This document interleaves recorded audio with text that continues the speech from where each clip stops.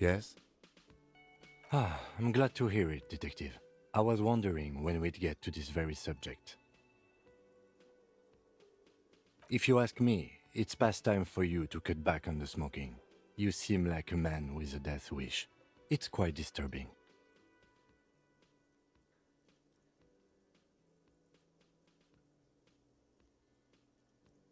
The lieutenant's quizzical expression. So, what are we talking about then? Why are you pronouncing it like that gentleman from the Institute of Price Stabilité? You know what? Forget it. What specifically are you trying to assign responsibility for?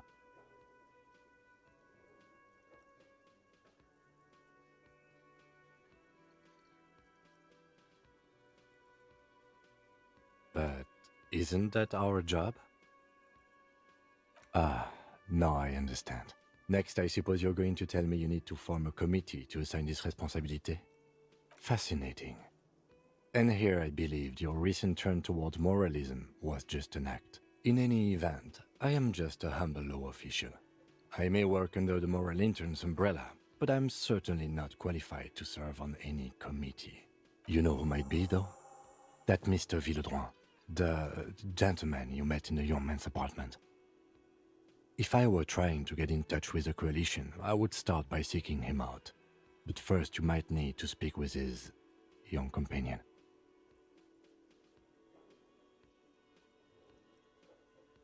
Now, was there anything else?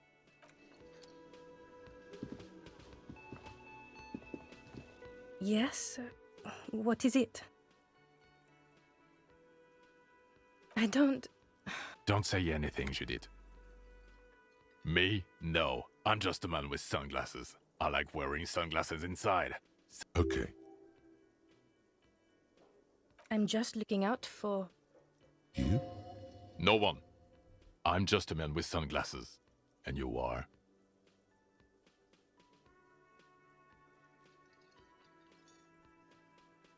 I just want to do my job, that's all.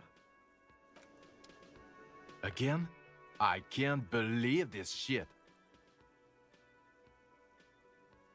No. 'Cause it's not my job. Why don't you go and fucking do yours and solve this damn hanging?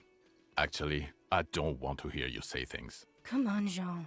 Okay, say things. I want to hear you say things. Suddenly, out of nowhere, case-related things start popping up in your head. So, do you know who hanged him? Yeah, I can see that. I don't know. Why are you? It's like you felt it would be intellectually stimulating and would lead somewhere. A custom even? Strange.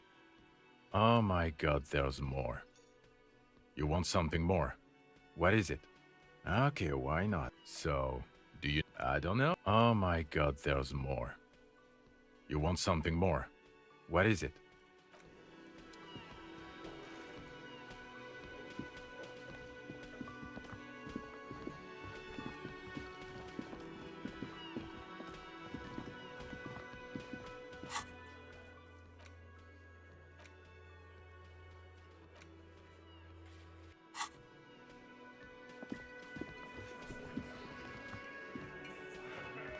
It's you again. What is it?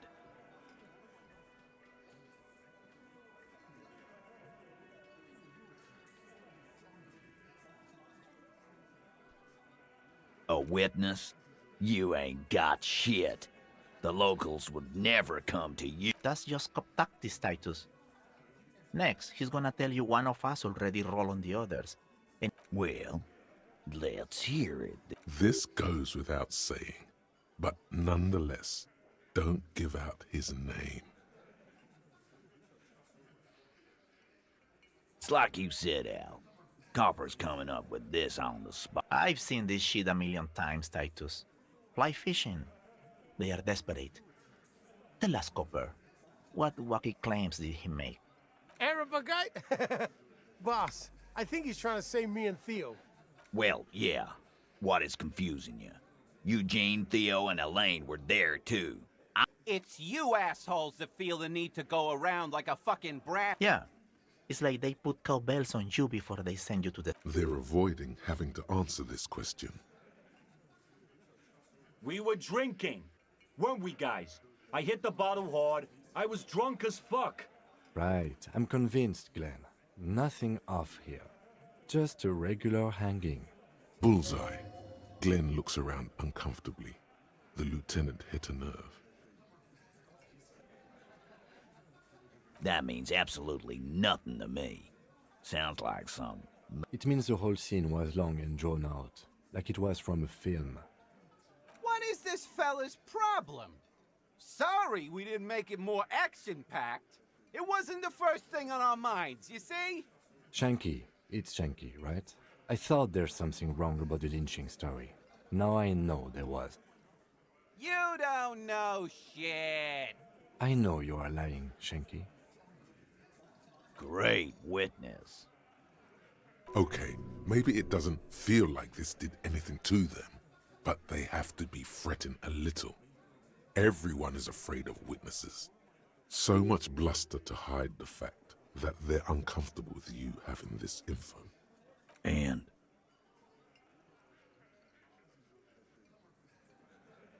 that fucking fucker.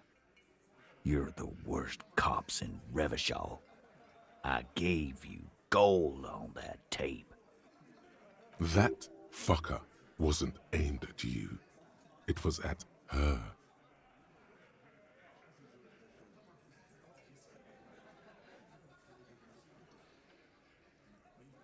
Dark.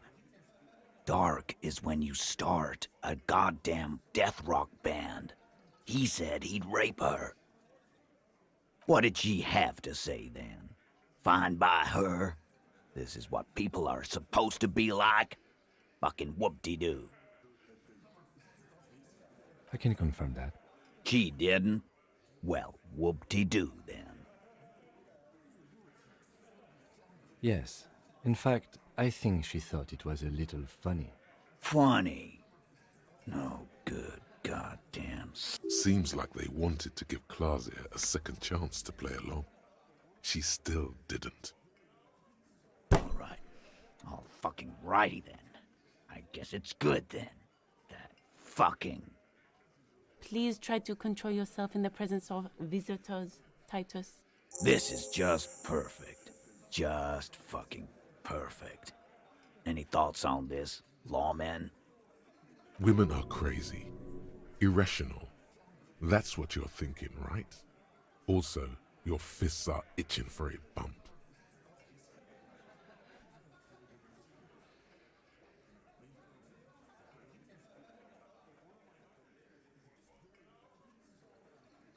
Nah, I know her. She's just a girl. In over her head.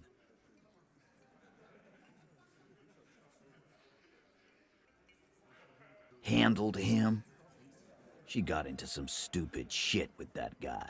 Yes, yes, we heard all about it, and the fact still stands. You were more disturbed by the tape than her. I ask for your opinion, not a bedtime story. Tell it to your grandma. But she didn't. She knows she can't lie to us, unlike you. Fantastic. So now, you remember how to do your job. I'm so sick of this piss. Yeah, guys. We should get a party going tonight. Why? Maybe not then. Success. They admitted to unlawful collaboration to derail the investigation.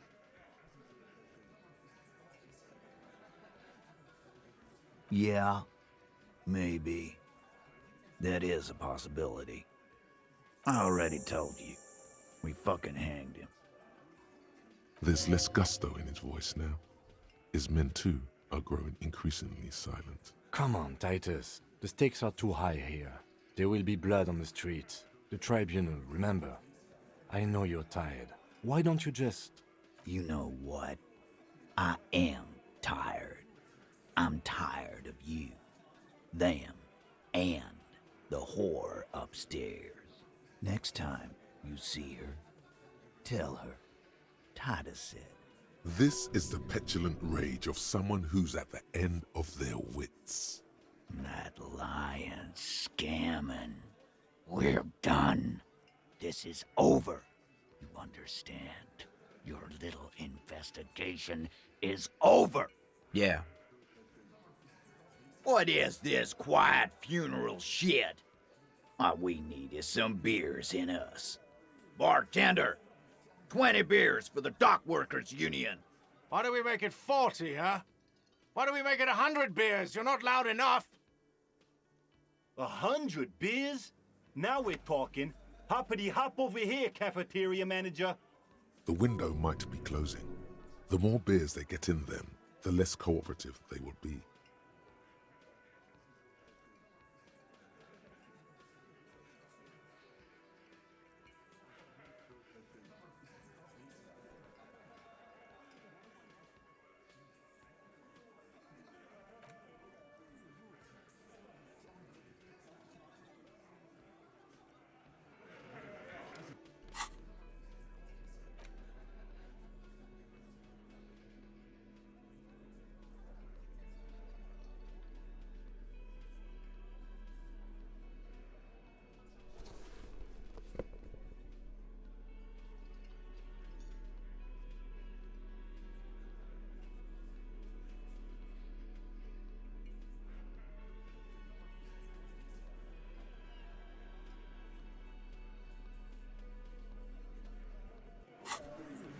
It's you again. What is it?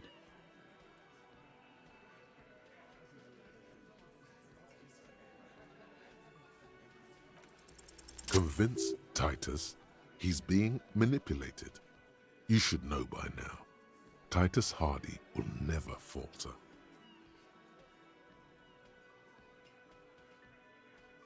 Fat Angus, the powerful guy, Mr. All Muscle. The time has come. Put him in the pressure cooker. Just remember, it's about more than Glasia. It's about these men and Martinez, their district, their responsibility. Huh? He'll get it. Go on. Got it. Kill you because they don't like you. All because...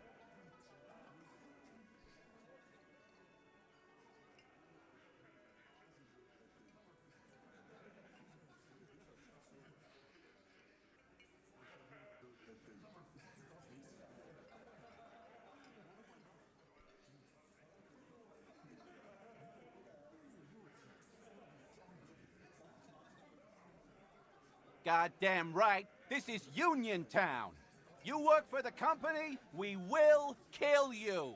Fuck, Dennis. We don't kill you if you work for the company. Half the harbor works for the company. work for the wrong company, and they execute you.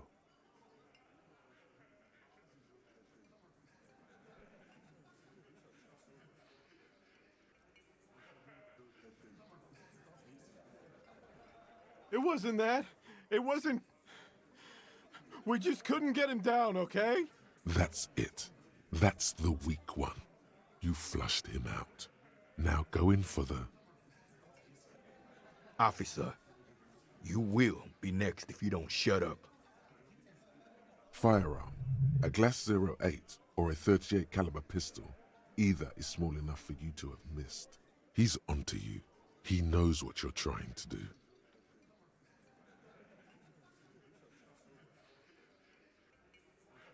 The lieutenant has put down his notebook. His hand is resting on his holster. He gives you an imperceptible nod. What? What does that mean? We didn't kill him. We didn't even hang him. He was dead when... Shut up, Angus! Fatty! Say one more thing to the cops and I'll... Dennis, stand down, or I'll beat your head in. Theo, take your hand off the belt. This isn't 31. I've got this under control.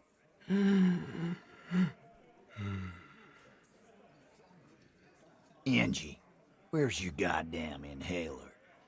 You sound like you're dying. I left it home. I can't get it. I'm too fucked. I'm sorry.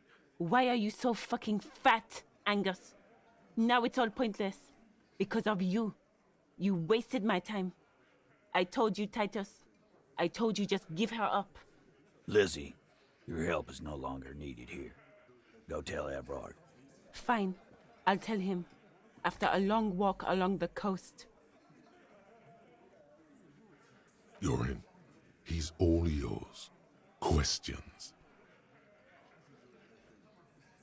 The lieutenant gives a smile only you can see. Me too. He nods. You hanged the corpse to cover up the real cause of death. What was it? We're not sure. Probably a bullet. The wound was difficult to see. So there was a wound. You should try looking for it one more time. 'Cause the girls asked us to. They were in some shit.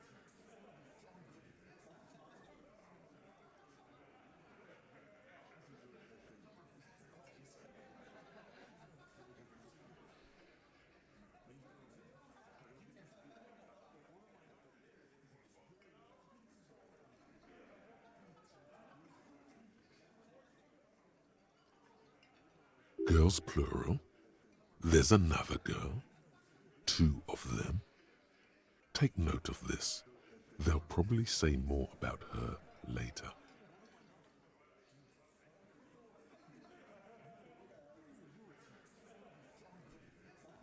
Did she kill him? Cop, I have no idea. The girl says she didn't. Classier came down. She seemed really out of it. Drugged up, even more than usual. Bug-eyed and gurning, you know? Not in a fun way. It looked like she'd redosed after something went down. I've seen that look before. She was scared. I knew someone had died.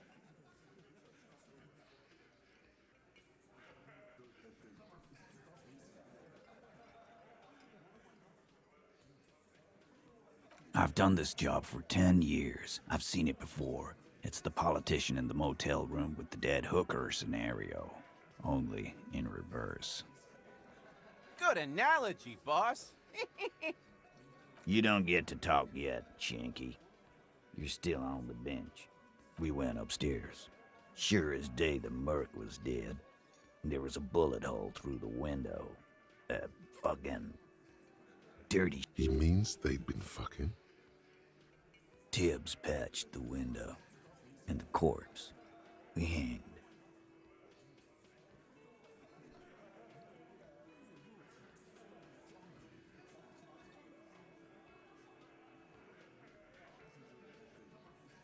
Nah, he's my brother. He's in the window replacement business.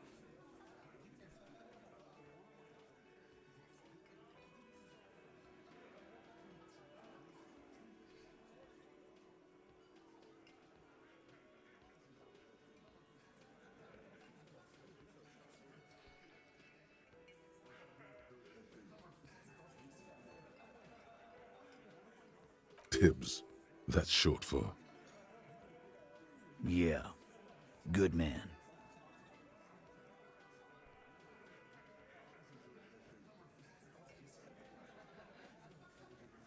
Bet their father's named Atticus Hardy. Lucretia Hardy would be their sister. Anyway.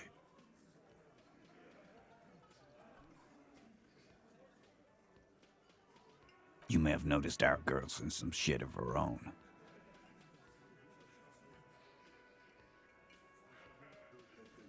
They can't show up on police radar kind. There are people after her. From the old world. Where she came from.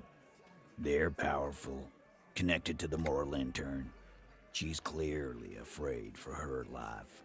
Says if she showed up in your systems, she'd be ghosted away. That's all he knows. That's all she's told him.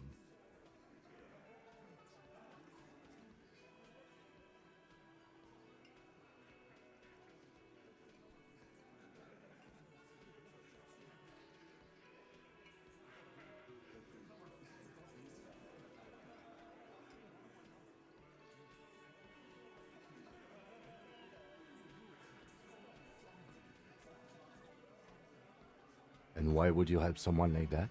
By taking on a murder? Why would I? I guess we abide all sorts of runaways and losers here. It's a Martinez thing. Not yet. Just some ideas. She says the shot came from outside. I'm thinking someone's past caught up with them. Either hers or his. Hers, you mean? I mean the people after Klausya. Maybe the shot missed. Maybe it was meant for her. I like that. Been thinking the same thing myself.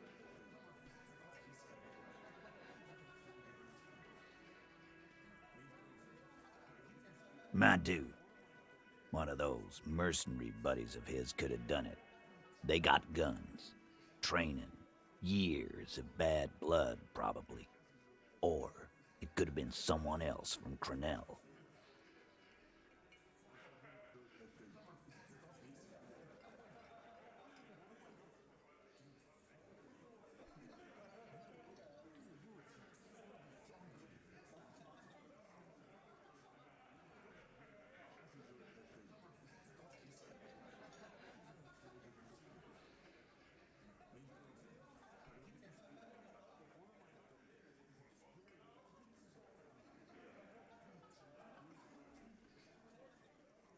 Tell you what I'd do.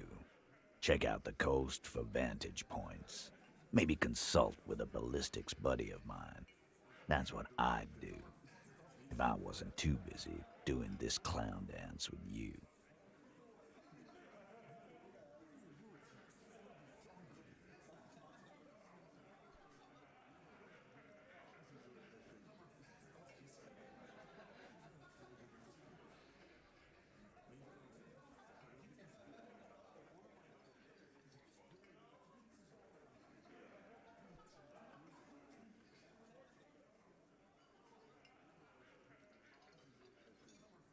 These theories, not bad. Don't buy either one, but still, this guy's not as dumb as he looks.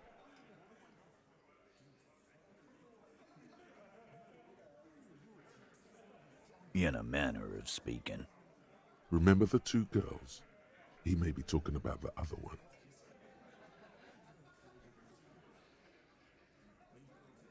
That's right. It was her idea to hang him. I liked it for political reasons. It sent a good message.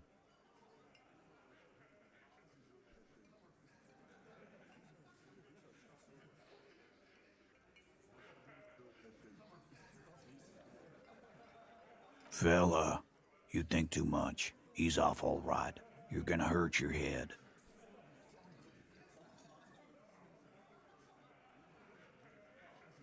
That woman is just affiliated with the Hardy Boys. You don't know her, anyway.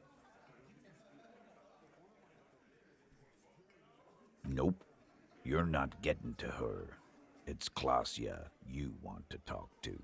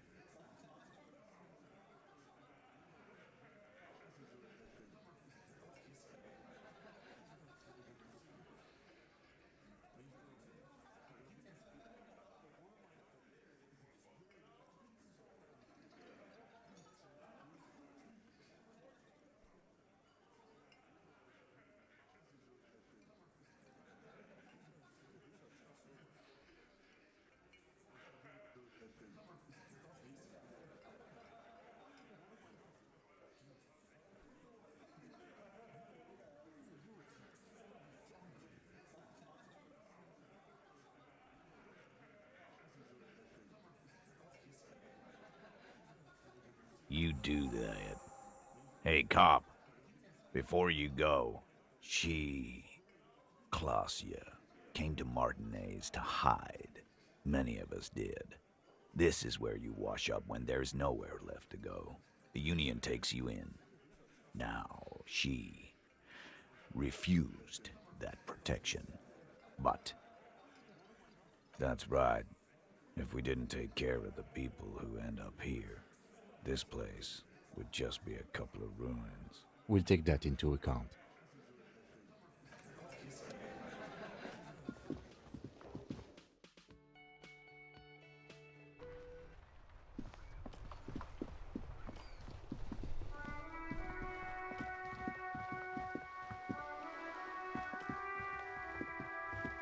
Hello again, sir.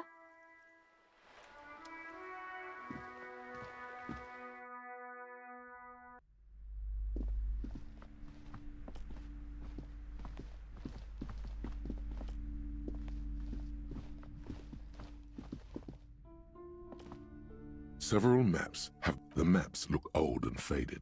Your eye catches a map of this large map displays archipelagos. You see a constellation of small dots on the light blue emptiness of the Insulindic Ocean.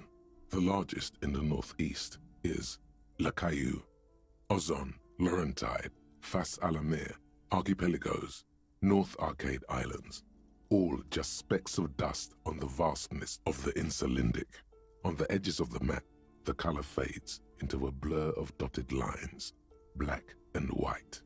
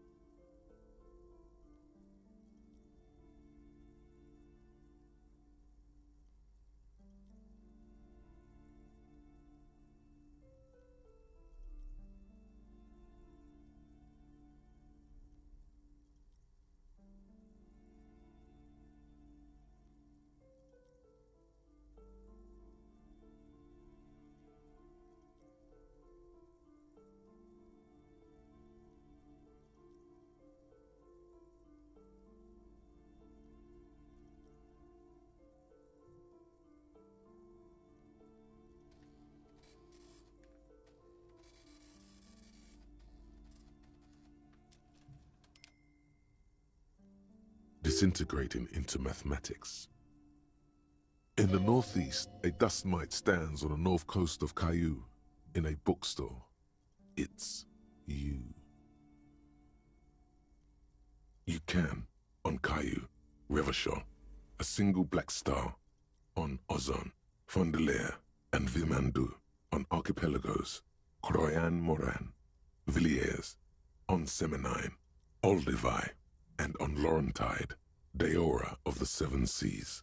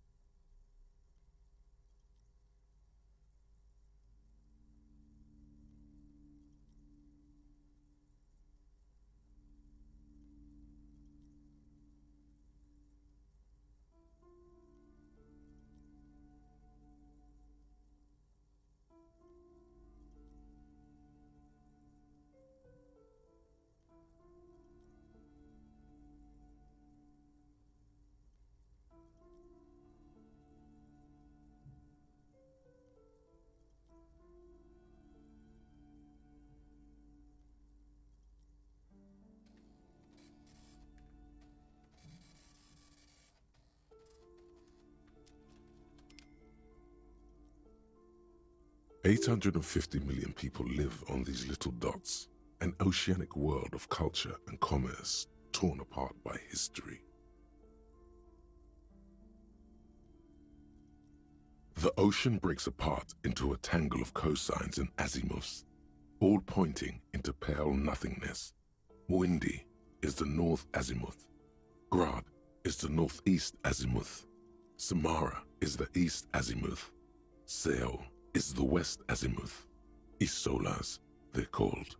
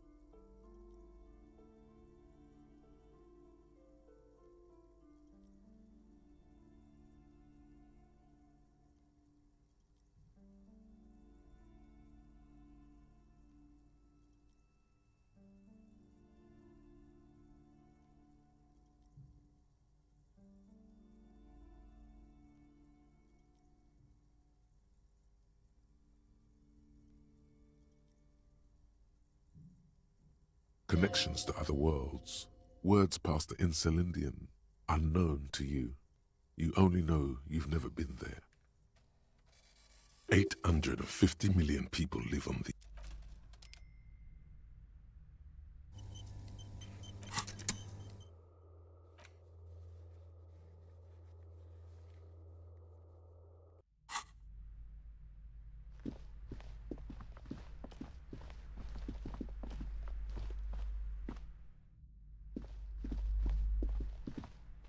The display rack is brimming with worn paperback. Rows and rows of Heimdall men blur your vision. You make out some titles. Man from Heimdall and the Mammoth Riders. The display rack before you is burdened under piles of Man from Heimdall novels. A twinge at the back of your head makes you flinch. Your eye starts twitching. Your hand reaches toward a book with glossy cover art of the very muscular Man from Heimdall in chains, kneeling in front of a staircase leading to a throne.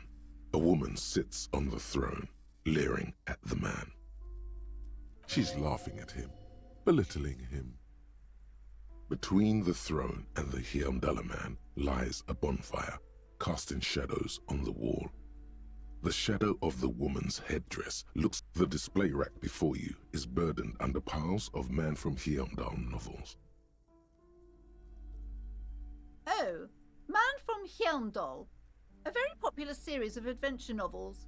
Blood and violence, scantily clad women, epic narratives, all those mystical things he encounters. They're bound to grab those with what does it matter? They're all the same. However, the customer is always right, they say. If you're a novice of the series, I'd recommend Heimdall Man, the Man from Heimdall. It's supposed to be a good introduction to the series.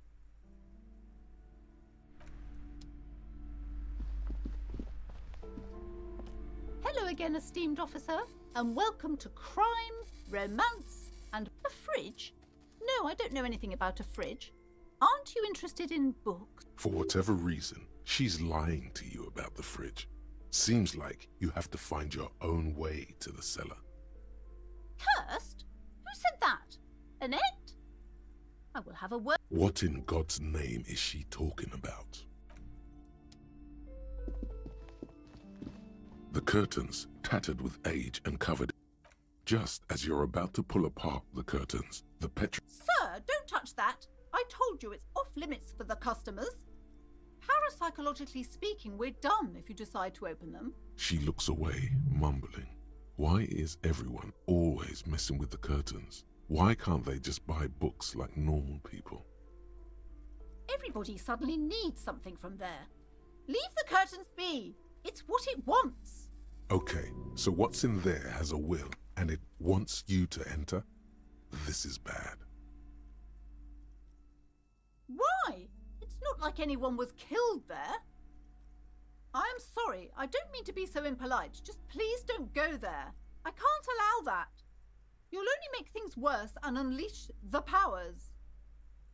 No! Please just talk to me, officer. Come here and let's talk this through before you decide to do anything extreme. Talking is always good. Go see what she has to say. Lies. Rip them open, we say. There is something mysterious about the curtains.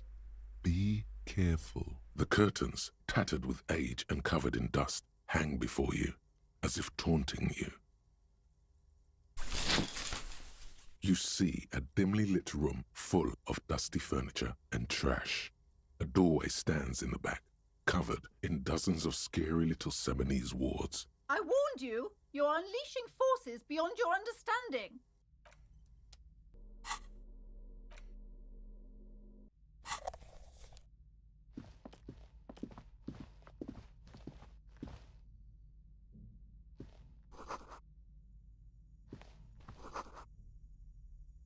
A heavy door with a missing handle stands before you, covered in dozens, if not hundreds, of Seminese trinkets and charms. What if you just break it down? That's right. Take in your surroundings. You need to have a solid ground and a proper posture if you... The room is dimly lit and littered with old barbershop rubbish. But the path to the door, it's made of a solid block of wood, but it has stood there for ages. The hinges are old and coated with a calm, only an echo. No one is there.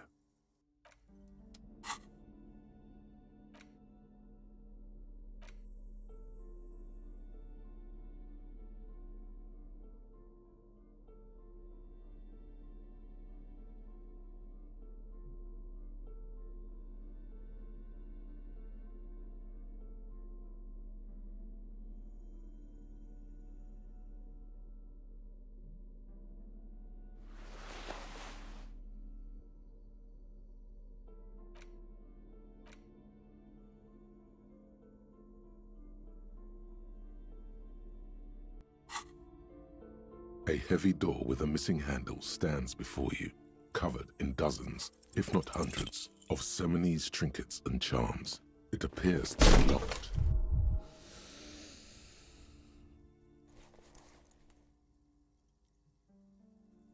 Ow, shoot.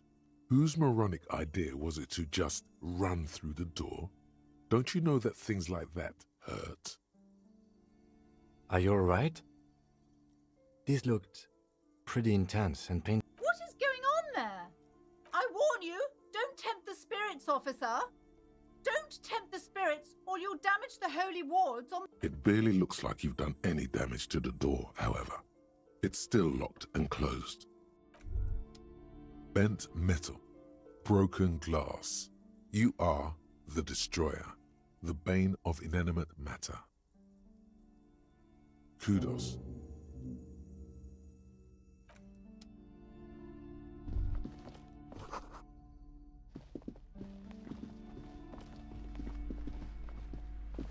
You've hurt yourself now. I told you not to mess around back there. What are you even trying to accomplish, you fool? You're only making things worse. Stop it. Be compelled to look at the books. Go to them.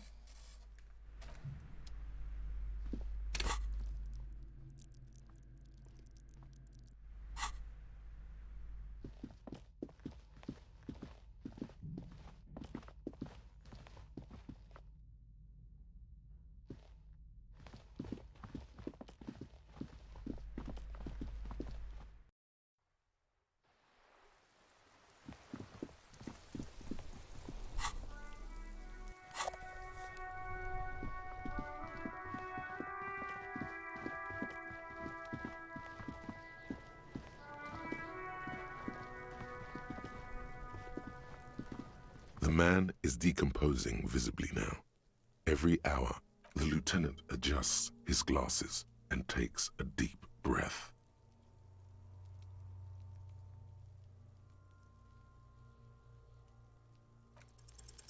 Your arms reach out and your eyes close. as if by their own volition. It's dark all around. You feel cold, slippery flesh, first with your fingertips, then under the palm of your hand.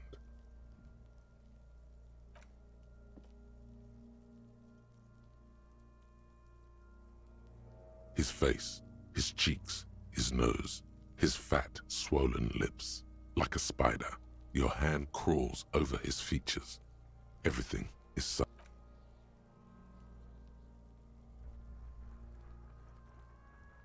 The oral cavity is cold and moist. A ball-like tongue attaches itself to the base of the mouth. You're on the right track.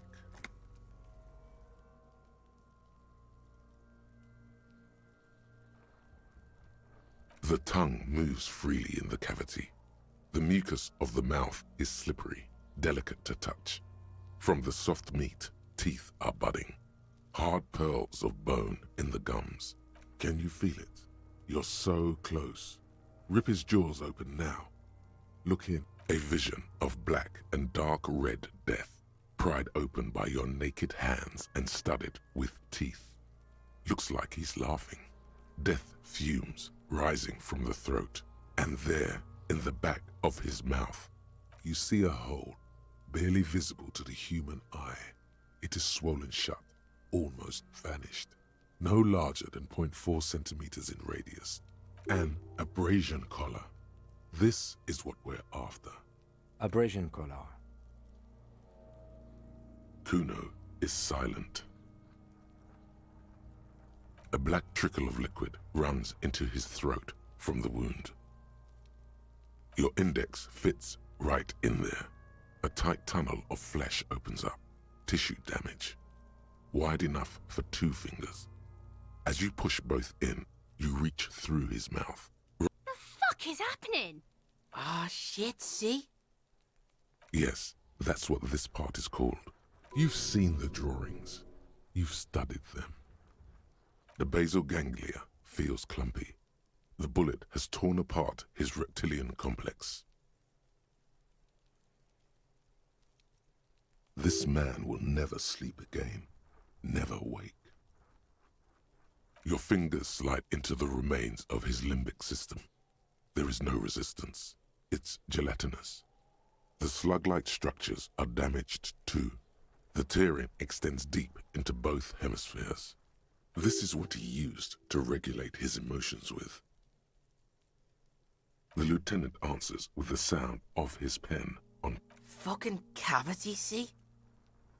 Your fingers are all the way in now, reaching toward the inside of his skull. The cavity goes further, but the entry wound isn't wide enough for the rest of your hand to follow.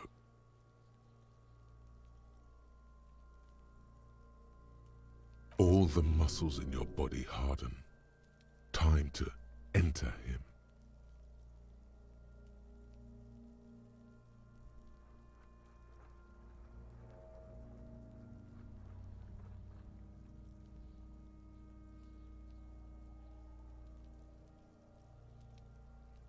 The cartilage gives in with a crack, like some fruit. Just like that, your hand is in his head.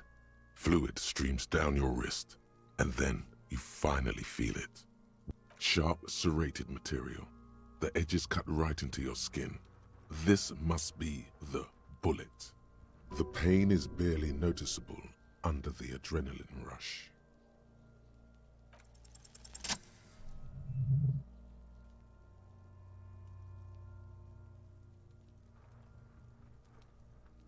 You pick the sharp metal bullet between your index and middle finger.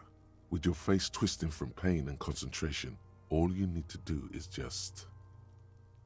My pig's fucking got it? What? What is it? The inside of the head feels cold and smooth, like a glove. Sweat dripping down your brow.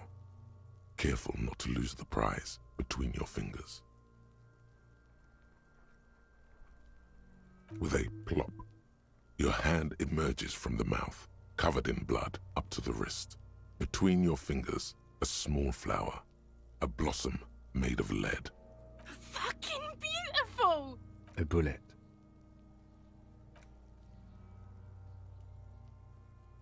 The bullet falls in the bag, leaving a smattering of blood on the plastic. A non-caliber. Rifled. Some kind of brittle alloy. Fractured on impact. Of course, you've earned it. We need to add an item to the injury list. Injury number 4. Oval entry wound with an abrasion color. High velocity. Temporary cavity in brain tissue. Small exit wound on the occiput. How does that sound?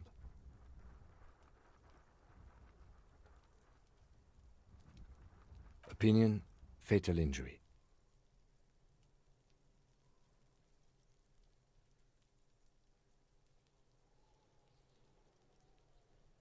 And one last thing. We should amend injury number 3, ligament mark. Treatment. It's obvious the Hardy Boys tampered with it. I had my doubts. There were no signs of a struggle on his hands. No claw marks on his neck. But still. His brow furrows, while his eyes glaze over. The lieutenant looks regretful for not figuring this out before. Yes, we should take a closer look at it. This little thing could reveal much about the weapon that shot it. Oh, you really do. I am glad to hear you say that. Your room in the Whirling in Rags should come with a bathroom. Be sure to make use of it in the evening. We bag the corpse and carry him to the holding pen of my kinema.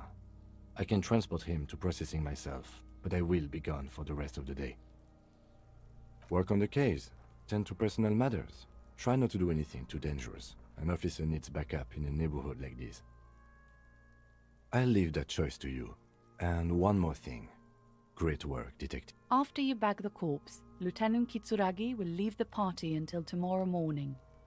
You can do side tasks, and even the main case, but it might be more difficult. Plan his exit accordingly.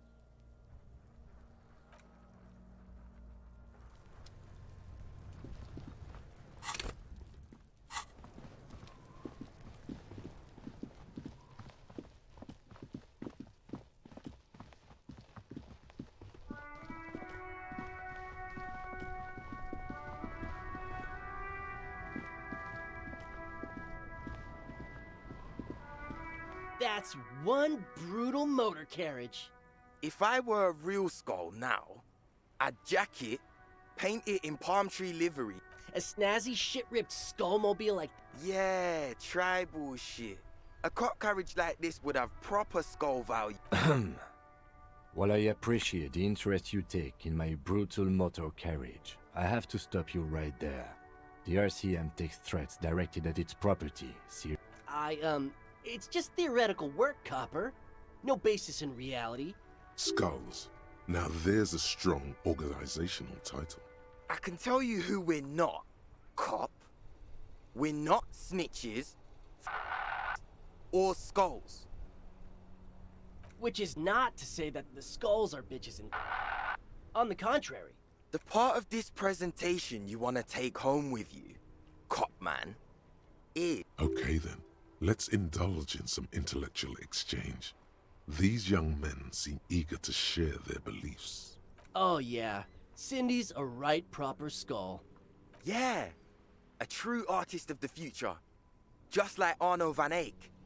By the way, if you see Cindy, give her our regards. For all their nihilistic posturing, these young men are not lacking in youthful ideas. The lieutenant on your left is unusually lenient toward them. Oh man, yeah. We're not fucking kids, man. Be wary of the abyss. It's a threat. An impotent threat of violence.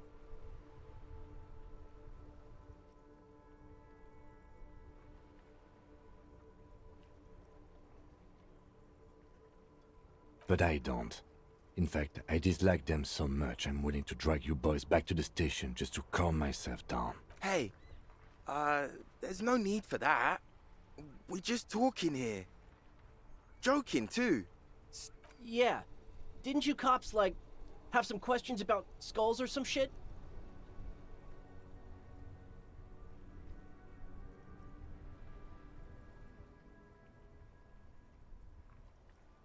We're not franchise skulls. Well, not yet.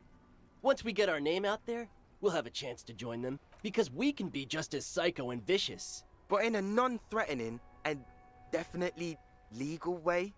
Right on, fuck. So what's happening now? The Union does their share of policing in Martinez, at least where gangs are concerned. That's why there isn't much organized crime around here.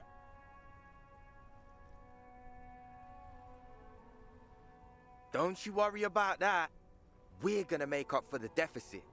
Yeah, we are. Mm-hmm.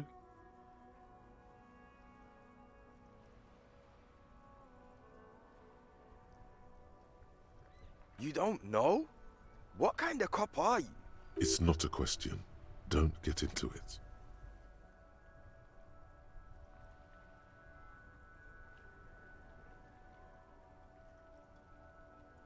The Skulls are the most vicious gang of the Besmertnay.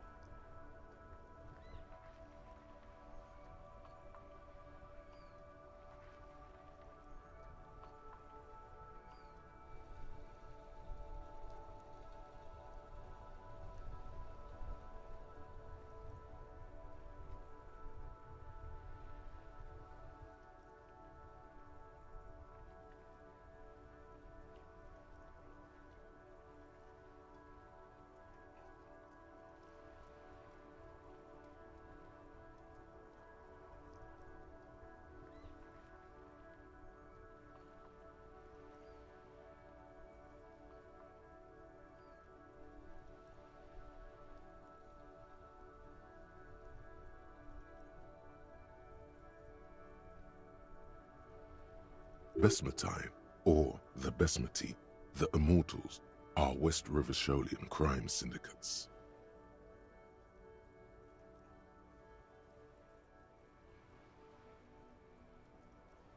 The nastiest bunch of psychos ever.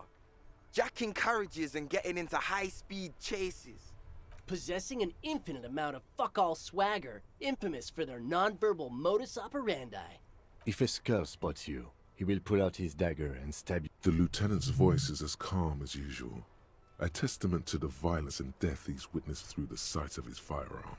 They usually occupy the burnt-out quarter in Jamrock, or you can find them loitering around a brightly painted bottom-lighted vehicle. I can't wait to become a skull. Bottom lights are wretched aggressive. What about them?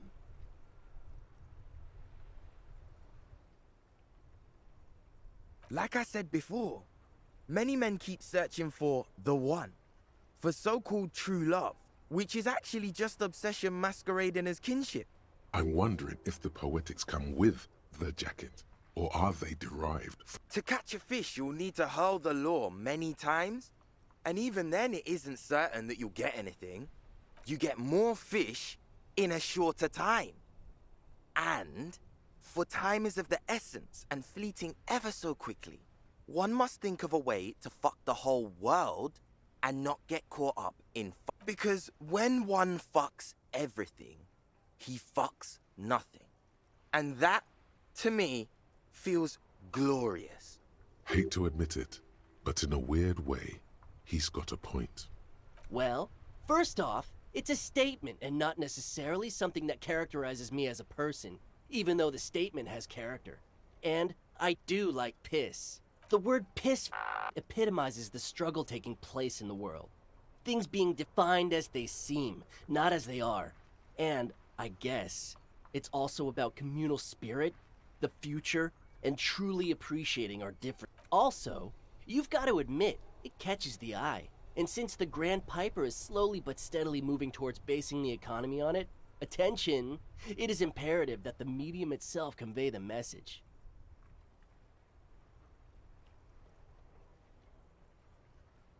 What I mean by this is, we are all pissed, and that the world is inherently meaningless. It seems that the young man has a certain expertise in at least one field.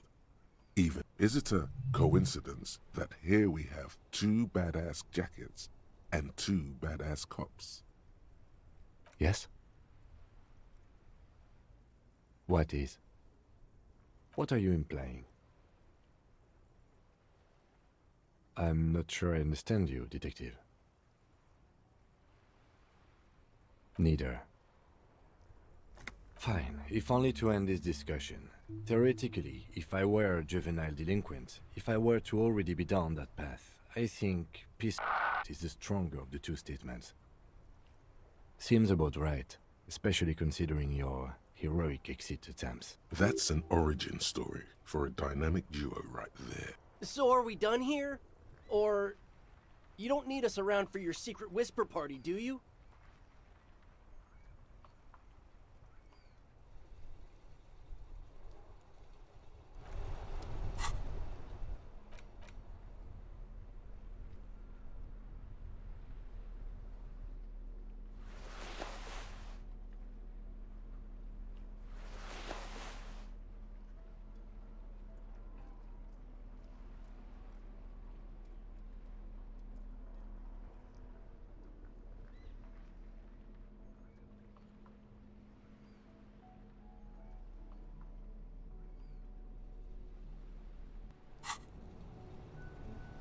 That ride is fuck. Hey, piss. Look who it is. Shrunken. No, no, no. Don't ask anything. Be subtle and scary. The boys dream about being skulls. Suggest they're massive skulls. Come on. What? No. Skulls don't have kings. I think. And we're not even in yet. Yeah, man, keep your voice down. Skulls don't take it lightly when folks pretend to be them. Prospect must be a hierarchical term. Probably in the lower end.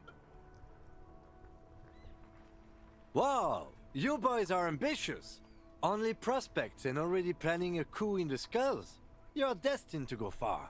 He gets it. Passive-aggressive flattery. Shut the fuck up. Are you trying to get us killed? Now bring it to the jackets and, yes, start shouting. Please be quiet. What? What do you want? The jackets?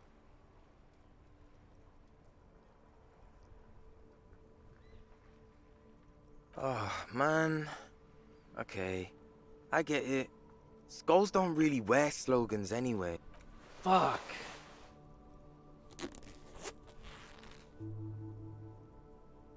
The lieutenant watches the boys take their jackets off with mild amusement.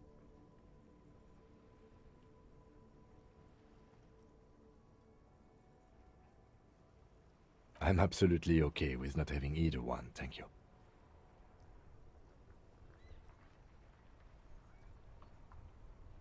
This case doesn't require us to go undercover or raise hell. In fact, Cold-hearted cop. The jackets are meant to complete each other. If a man was standing alone on a street corner with piss written on his back. I don't know, Eric. It's cold out. Yeah, let's get out of here. The cops fucked us.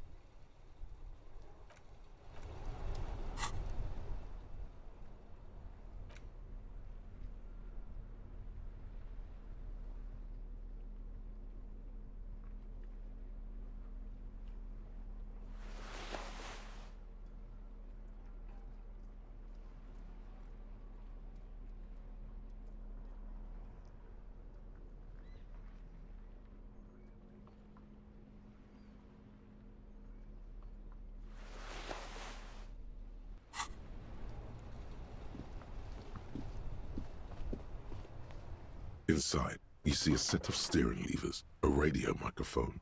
This is Precinct 57. How may I assist you?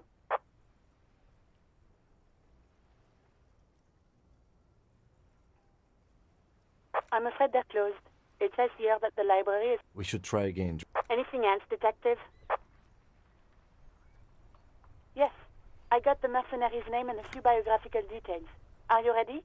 The lieutenant leans in to listen, notebook in hand. That suit of armor was issued to an Oranese citizen named Ellis Kortenaer. That's E-L-L-I-S Kortenaer. exact date of birth unknown. He was signed into the Lelystad County Neonatal Care Unit on 28th of February, '09.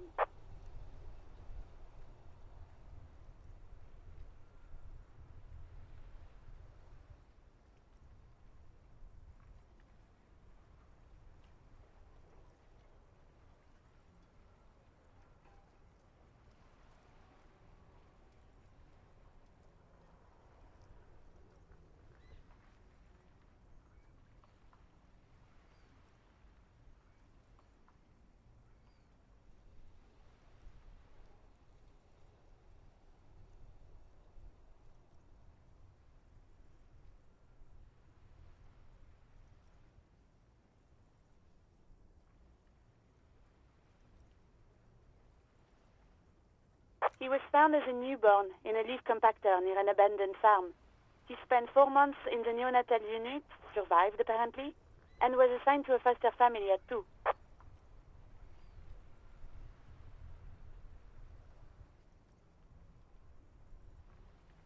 This is what the ICP knows about him. He was raised by foster parents, entered the Eastbrand Military Academy in Vredefort at 17, then served in the Oranese forces till he was honorably discharged in 41, just a year before the Seminese conflict.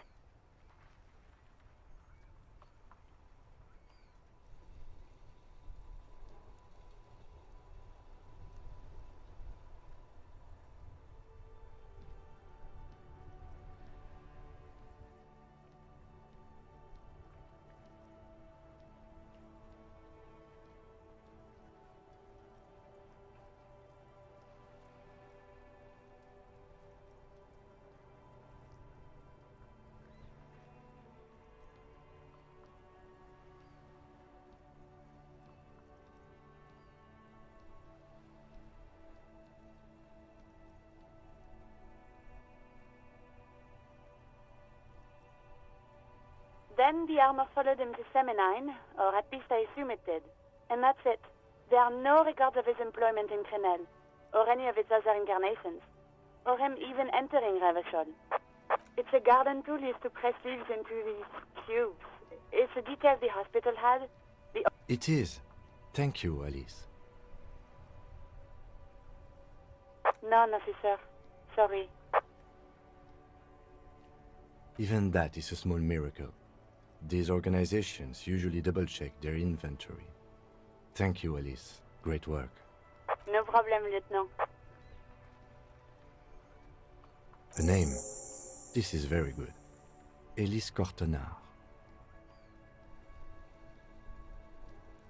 I'm glad the inquiry was helpful to your investigation, officer. Hold on, officer. I've got Central Jamrock Public Library on the line, and I've already introduced you to their librarian. Connecting the call in 2, 1. Yes, this is Central Jamrock Public Library here. How can I help you, officer? Billy Majon, you said.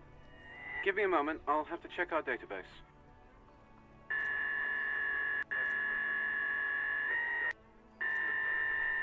Yes, hello, are you still there? I found Billy Majon's home address, is that alright? No phone number, unfortunately. They're too poor to have a phone line. Here we go, sir. Rue de Saint-Ghislain, 33B, apartment number 20. It's in Martinez, I believe. Cape Side Apartments, it says. That's all.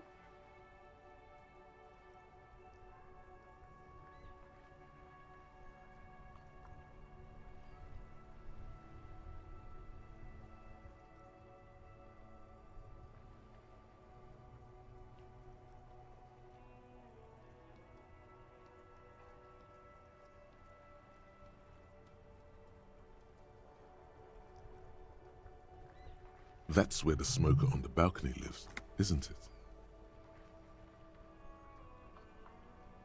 It says here that they returned their last book just a few days ago, but I wasn't at work that day. Marie? Marie? Do you remember a reader named Billy Majon?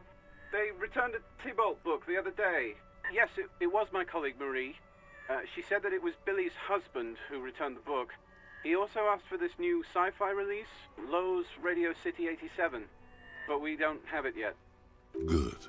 You have a name now.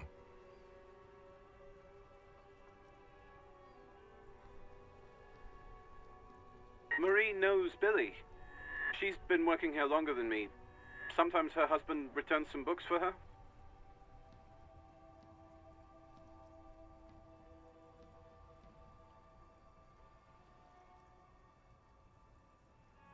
Sorry, no. Marie only knows him by sight. Marie! She said it was an older man, and that she's pretty sure he'd had a... 1 second. Sorry, Marie wasn't really paying any attention to that. Happy we could help. Goodbye, officer. Anything else you need from me? 57th, over and out. In the cabin, you see a set of steering levers, a radio. This is precinct. Just a moment. 10-4, come in, officer. Over.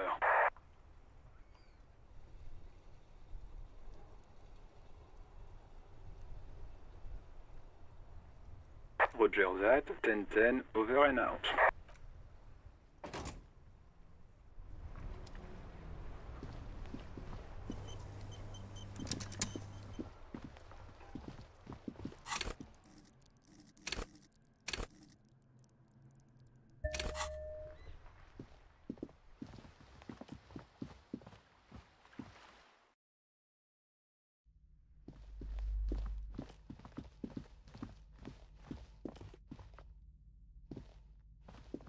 A heavy door with a missing handle stands before you, covered in dozens, if not hundreds, of Seminese trinkets and charms.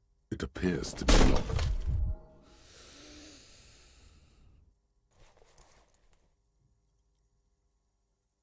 You smash into the wood and see a small crack appear on the doorframe. It's going to take one more try to break through to the... You're not thinking of trying again, are you?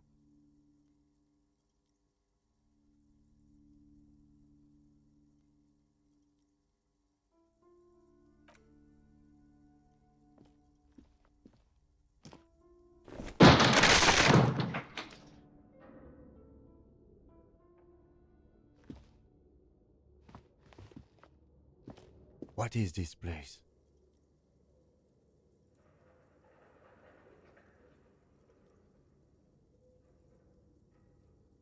Yes, but no one's been here in ages.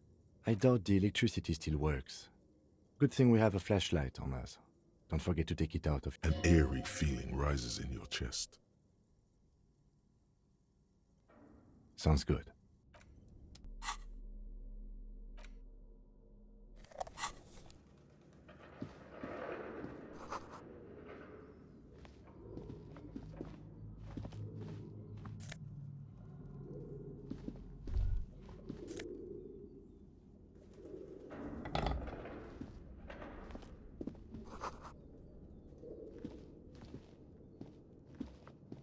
A barbell lies on the floor. It's 60 kilograms. Your triceps hum at the sight of these. There are no collars on the... Why does it feel so familiar?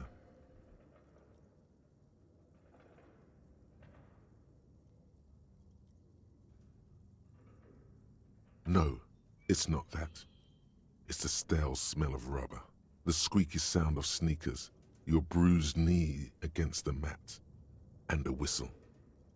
Then it's just a memory. You're right. The weight may fall off. Better not touch it then. No one does until they get smashed under the barbell.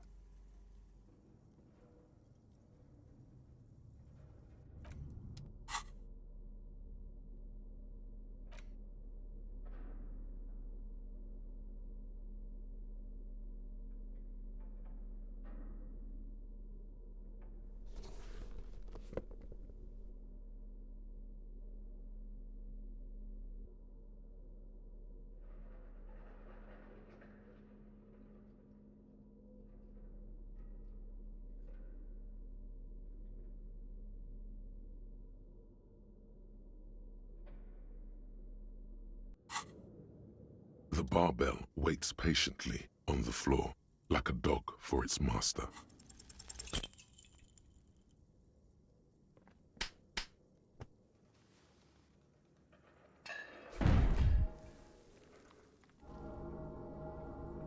You manage to hoist it off the ground.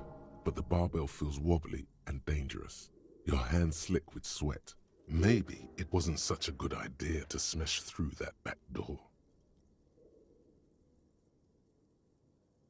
Weightlifting was never my favorite either. At the station gym, I mean. I prefer running. It clears your head.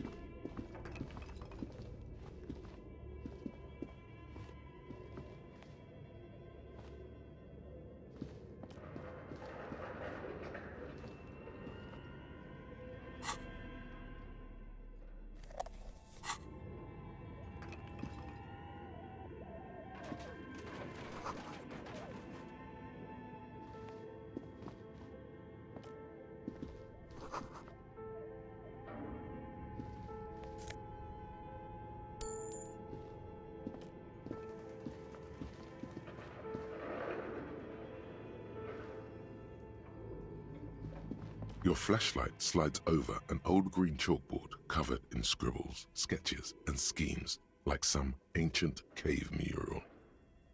Some of the writing has faded with age, but you can still make out sections here and there.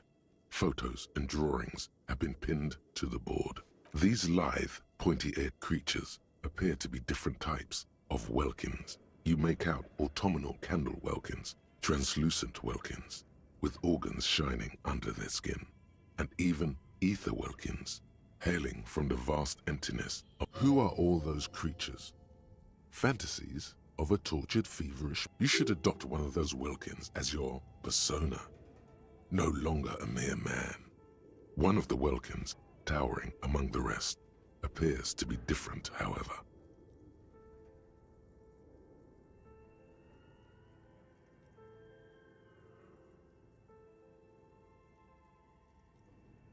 It's Vara Hamira, a high Welkin, his face white and scarred like cracked marble. This is clearly a Welkin supremacist. The note says, all non-Welkin races will be purged. The Haldor, the Twarg, the humans, and even headless men, all of them, purged. Imagine a world... An inordinate amount of time has gone into drawing these little Welkin creatures. This looks like concept art for a project. It's not really real. Political commentary. That one has a great beard, too. Some people really like building a world, I think, even if it's just for a game. Just look at those details. So much effort. And for what? All gone. The photo collage depicts barren, icy landscapes wrapped in perpetual night. Entire oceans have been frozen from shore to shore. There are pictures of settlements on dried-up riverbeds, abandoned in a storm. Animal corpses in the dark, carcasses and bones.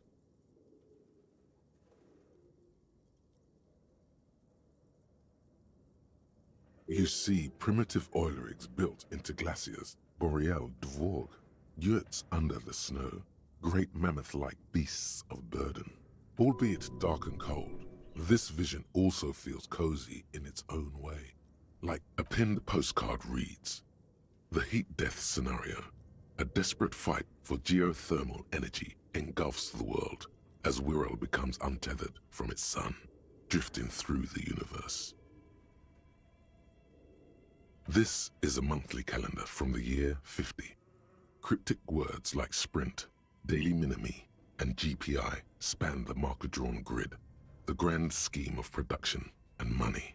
Mini-Me stands for a mini-meeting. It's part of a bigger framework for managing work called RUN. Station 41 tried to implement it a few years. As time goes on, the numbers in the boxes grow rarer and rarer. The board becomes an empty snowfield. Looks like they didn't make it. A note in the bottom left corner of the chalkboard says, "See the prod schedule filament for details." The handwriting is only partly legible, but you can still make out 3 slogans: "Call in, tune out," "Wirral untethered," and "Heat death of the universe."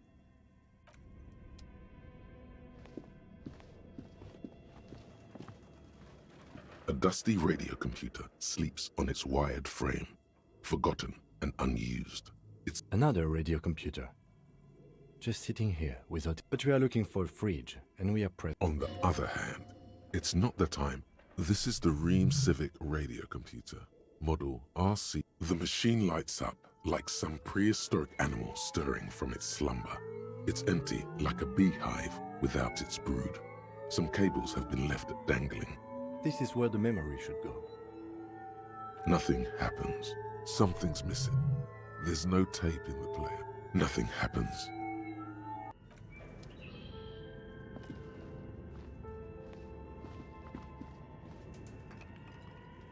This old fireplace is covered in lines drawn in blue and red marker, the mesh spreading over the stone like blood vessels on alabaster skin. It looks ghostly and strangely ancient. The whole thing resembles Kadran mosaic tiles. Very pedantic. History classes, students with their textbooks open, studying the roots of our civilization. Those aquarelle blue tiles looked beautiful in the sun. Radio frequencies, it seems.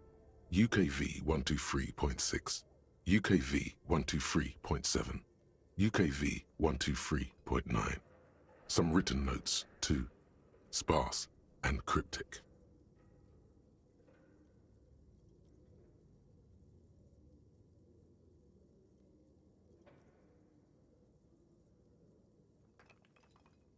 Unclear.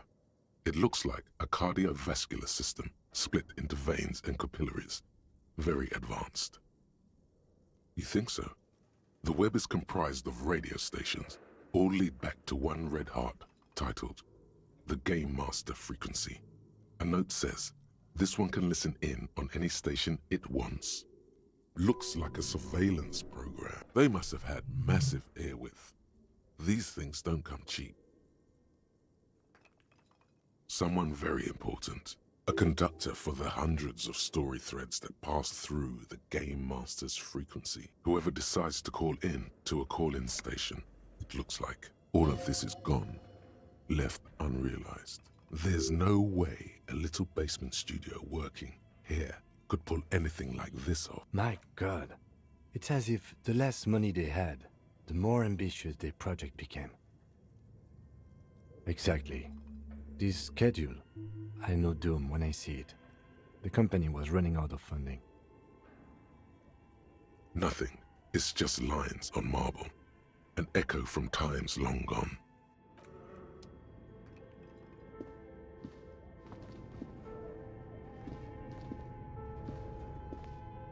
Okay. What do you think is going on with that computer, chalkboard, and fireplace? Yes, I got that. What I meant was, what were they trying to achieve with... What were their ambitions? Because this here looks rather advanced. He has respect and curiosity for this failed endeavor. This is way above your tiny little policeman head.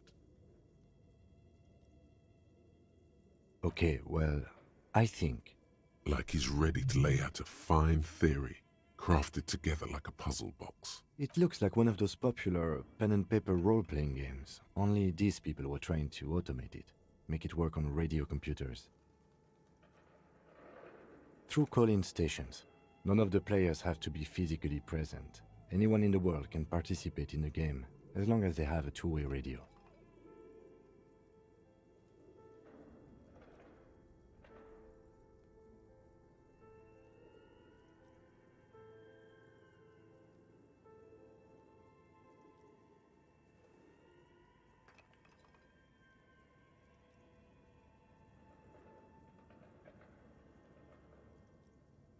Then there's the Game Master frequency that listens in on the smaller call-in stations. I think that was supposed to coordinate the story. His fascination has swept aside other concerns for the moment. Coordinating so many games would take a whole switchboard of people. Not to my knowledge. They make automated games in Graz, Messina, Königstein. You know. Not in Revachol West, among the ruins. But I don't think anyone has attempted to create an interisolary game before. We just don't have the technology. Indeed, those Welkins are a dead giveaway. Role-playing people love that stuff. The world looks like a modified version of the WeWorld board game, with hit death thrown in. Super cool.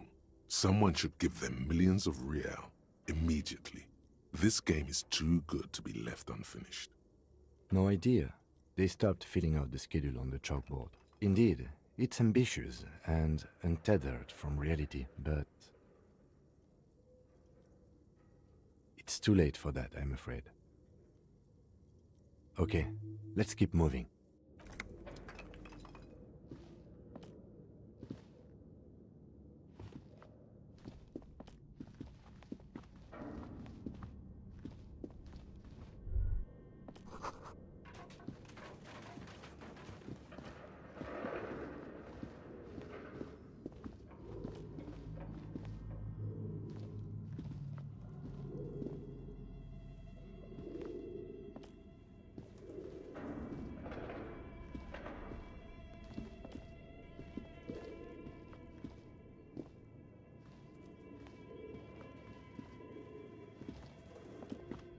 An iron safety curtain curves before your eyes, folded like a bellows.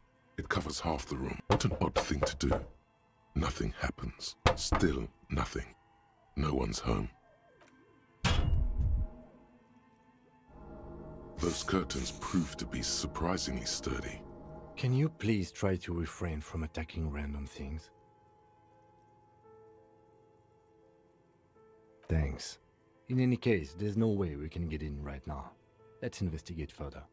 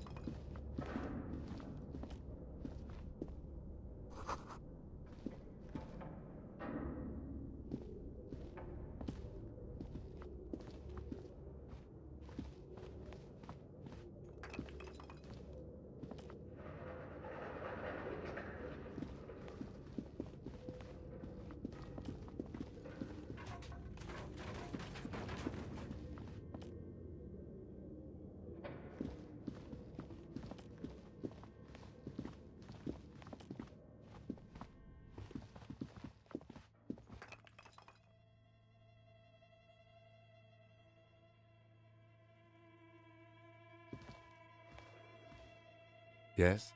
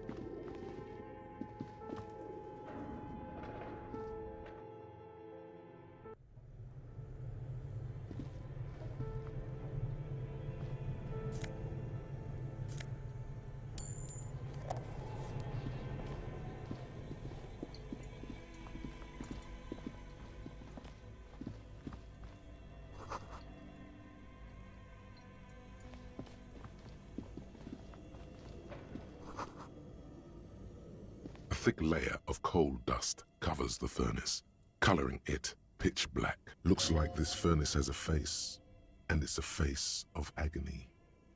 Looks like it. Looks like an old central furnace used to heat. No one has used it in ages. No signs of any recent fire. Only dead rats. It's dark and grimy here. In the darkness you can hear chatter is coming. What are you doing?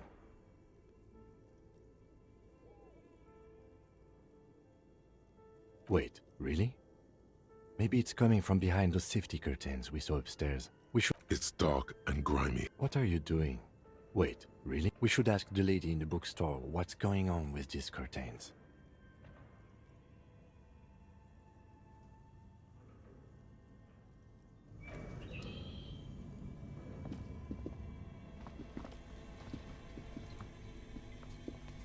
You see a terrifying ice bear with This ice bear is a hype. The bear looks oddly realistic.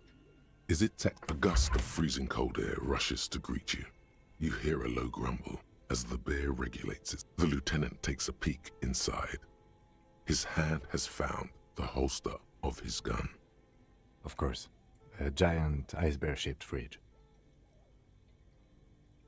Just what we were looking for. Let's see what's inside. The shelves are empty.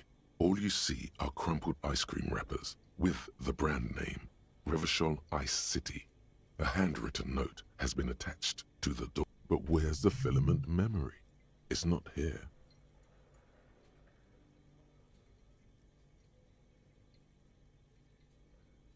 Someone must have taken it. What does the note say? You pocket the note and the little fridge magnets keeping it on the door. A friendly cartoon bear smiles back at you from a glossy cellophane wrapper. It's certainly an eccentric choice, but it is capacious and cold enough, too. Your visual confirms you could fit 2 more bodies in the ice bear. Shall we go and get the body, then? I'll take the head. The 2 of you. The body is heavier than you expected and stinkier. It takes half an hour to get it down to the basement.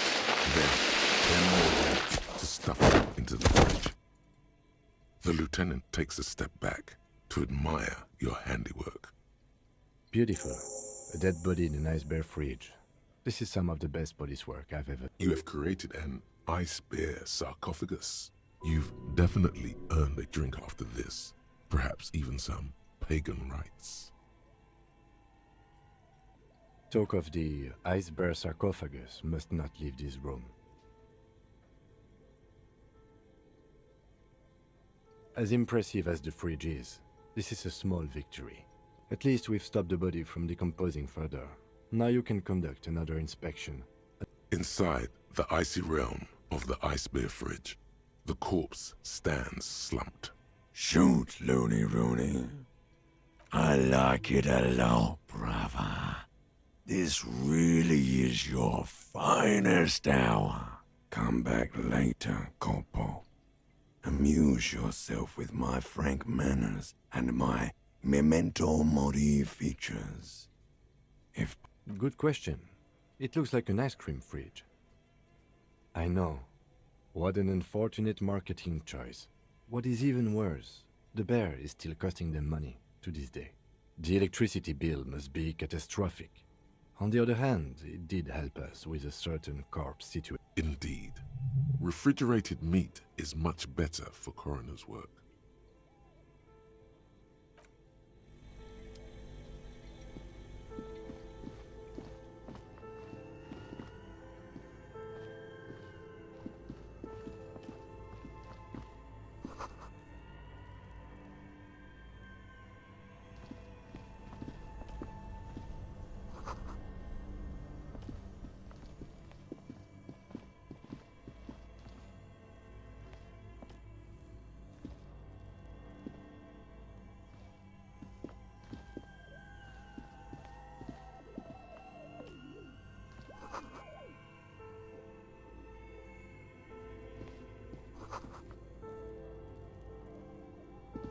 A few bricks have fallen off, revealing a compartment behind the wall. It's too dark to see in. Seems like an old bunker from the revolutionary period. Look at all those rifles. Must be an old weapons cache. There is, yes. And there also appears to be something inside the hole. Interesting. Your hand reaches deep into darkness and spiderwebs. Rummaging around, you find rusty rifles hidden away. Most of them are rusty and inoperable, like the rest, but one catches your eye. a bolt-action model with a fine wood stock. That's a rare sight. Seems to no longer be functional, but still a beautiful thing in its own way. It means there are firearms, albeit inoperable, still lying around in Martinez. It's an interesting coincidence, I would say. He likes this find.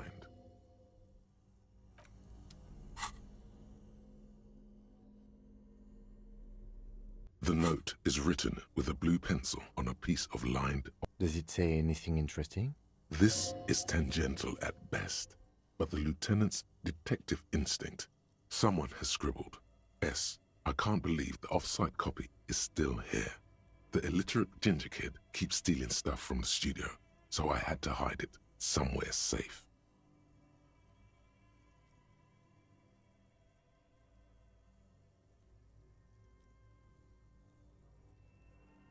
You'll find the filament memory with the off-site copy in the frozen ice cream maker. Please take it home, ASAP. It's important. I'd do it myself if I lived in a civilized place with a freezer. Take care, Sully Soif.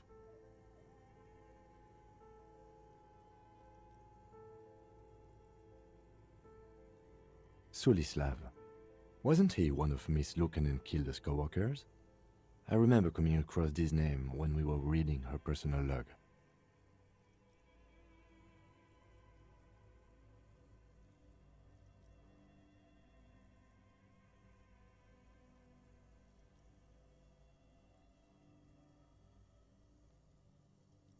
It belongs inside a radio computer, storing its memory. It's like a tape. You listen to disco tapes, right? It's like one of your disco tapes. Really? You don't have a single guess? Oh, I'm sure that child would love to get his hands on a filament memory. Even if he doesn't know what to do with it, he'd probably try to pawn it for speed, based on our encounter. I don't know. I assume it's somewhere close to the iceberg fridge. Didn't you see one right next to the breaker box?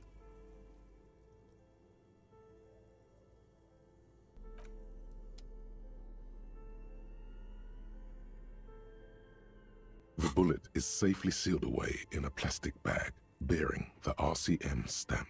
Beside his orderly handwriting, the bullet looks especially sad, like a tiny... What? Well, if I was the bullet, which I'm not, I would say, find the weapon that shot me. If we find who owns it, we will have likely found who used it, possibly to kill our victim. In conclusion, the more we know about this bullet of yours, the better. The squashed bullet has some sharp edges where the jacket has split open. It feels cold, even through the bag. You wouldn't ordinarily have cause to handle jacketed bullets. The citizens' militia uses cast bullets only. Little pebbles of metal loaded from the muzzle, usually in a cartridge.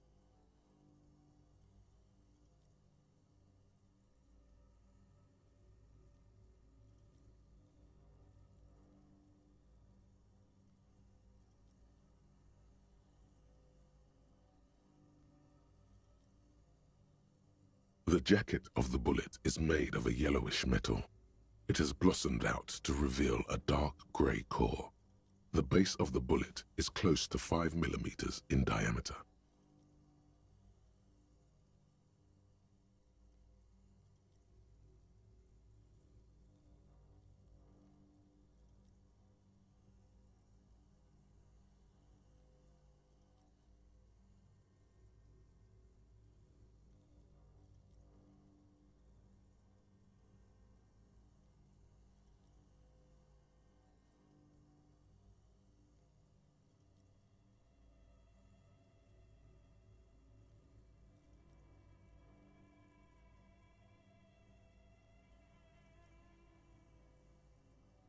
You can just about make out a few striations near the base of the bullet.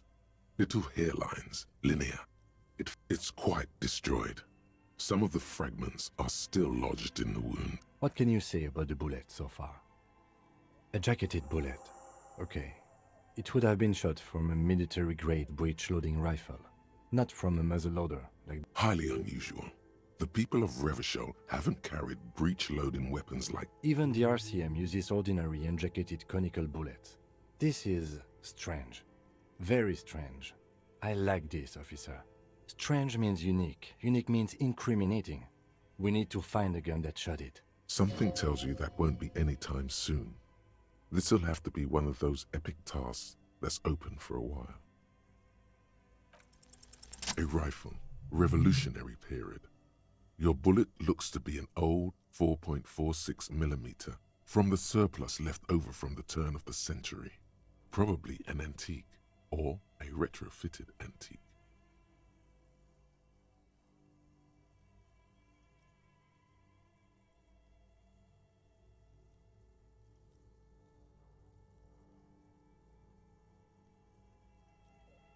The 4.46 caliber was widely used with the Belmargrave rifle, a Revacholian manufacturer.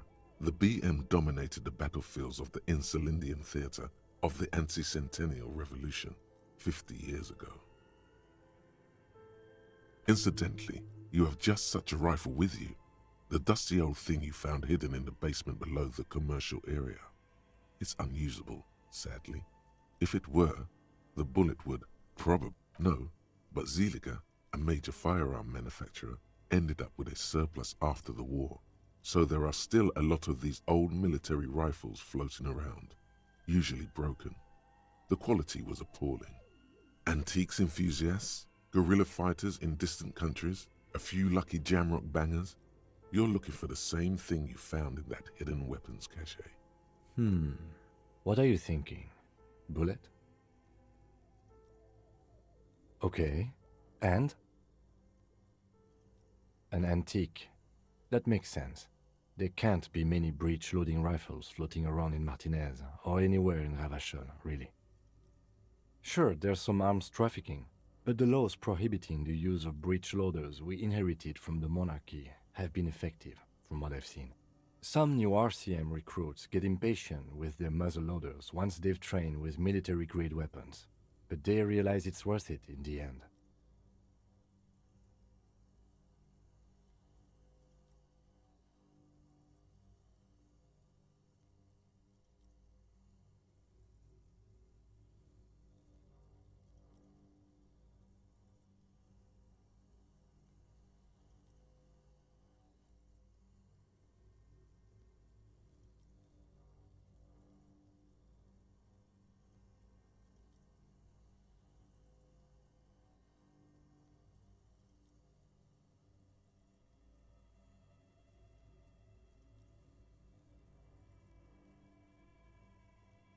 Prohibiting peacetime law enforcement to front-loaded rifles is a policy enforced by the Moralist International in all the nations of the Real Belt.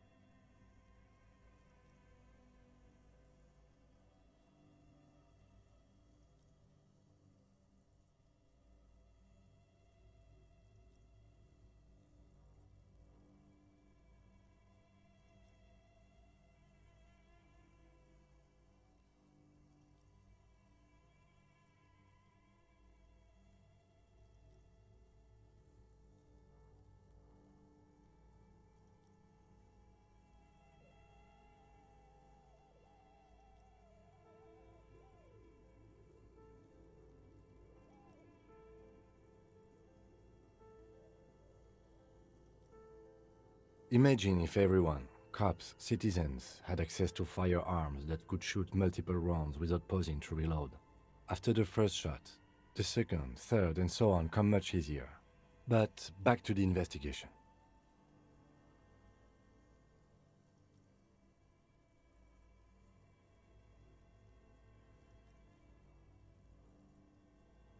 Mysterious? Okay. Either way, we'll know when we find the gun.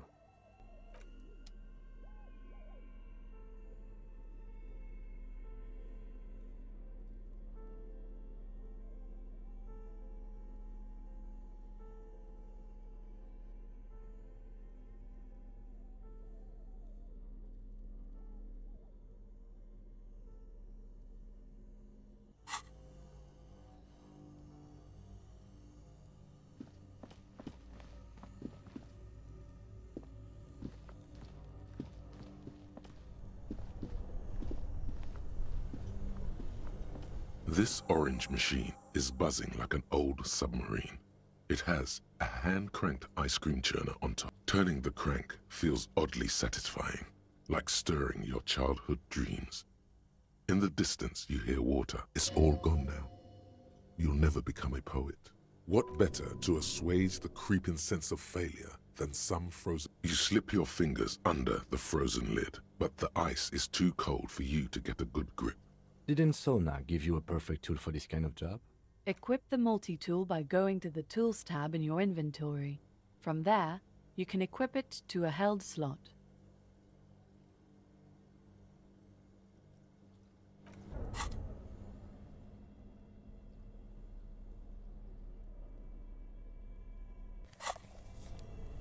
This orange machine, you slip your fingers... Didn't Sona give you... Equip the multi-tool.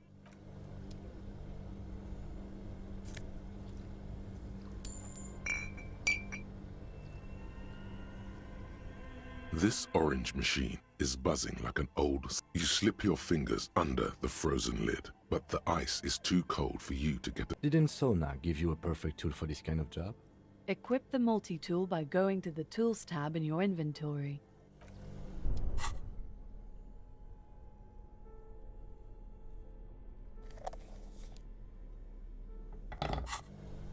This orange machine is buzzing like an old submarine.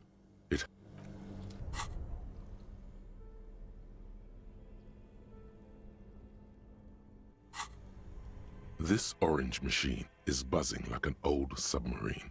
It has a hand-cranked ice cream churner on top and an electric freezer that appears to be frozen shut. Ice squeaks beneath your Kvalsund multi-tool, but your unplugging the ice cream maker will allow it to defrost.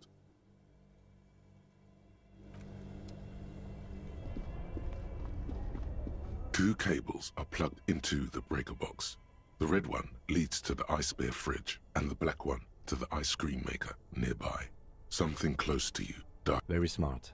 Opening the lid should be much easier after the ice cream maker has defrosted.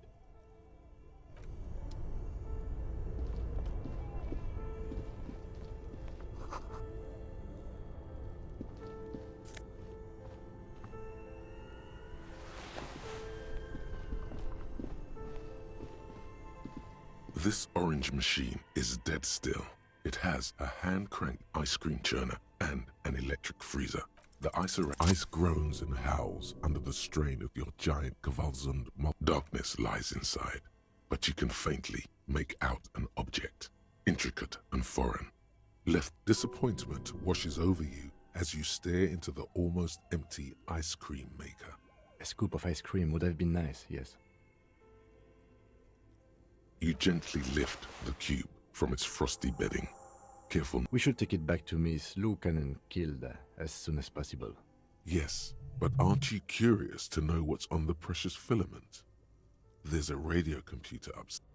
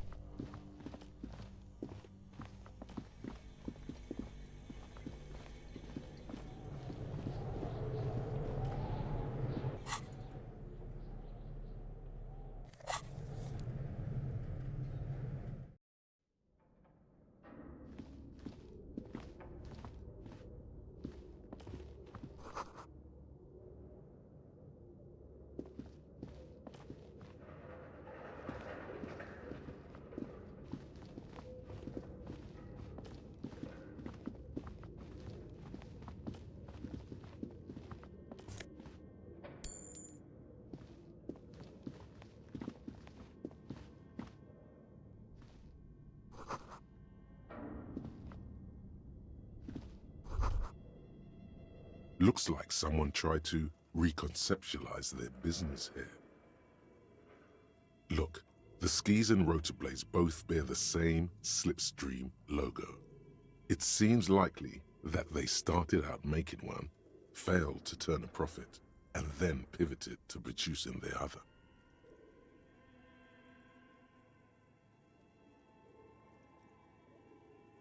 That's a good question.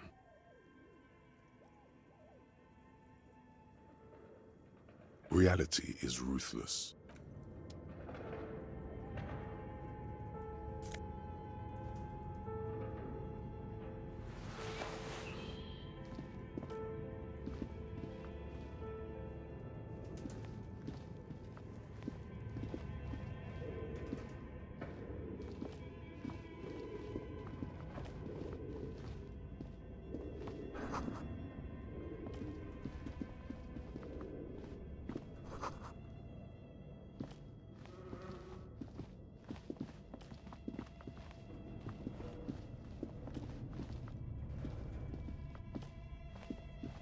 Tiles on the cube are still smoldering, casting the framework in a soft glow.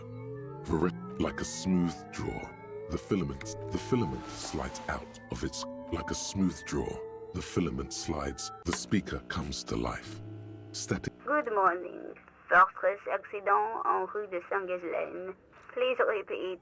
Is this the production schedule? Good. Please repeat the password.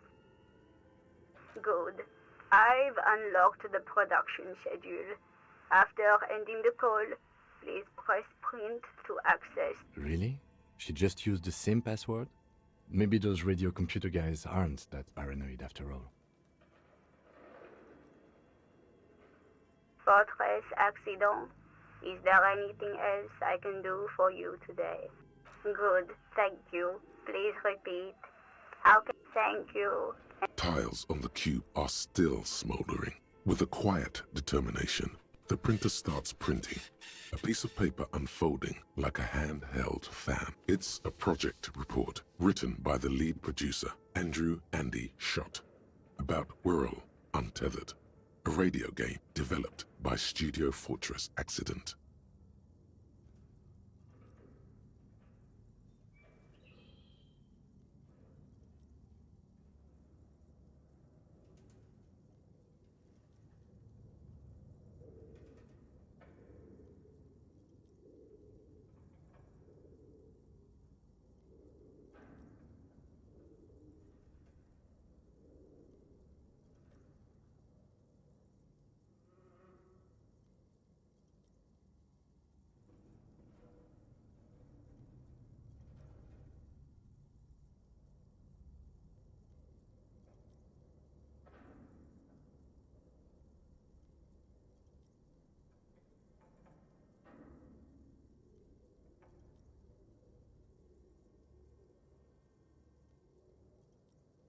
The first few pages give an overview of the capital and workforce, while the rest of it seems to be a production schedule.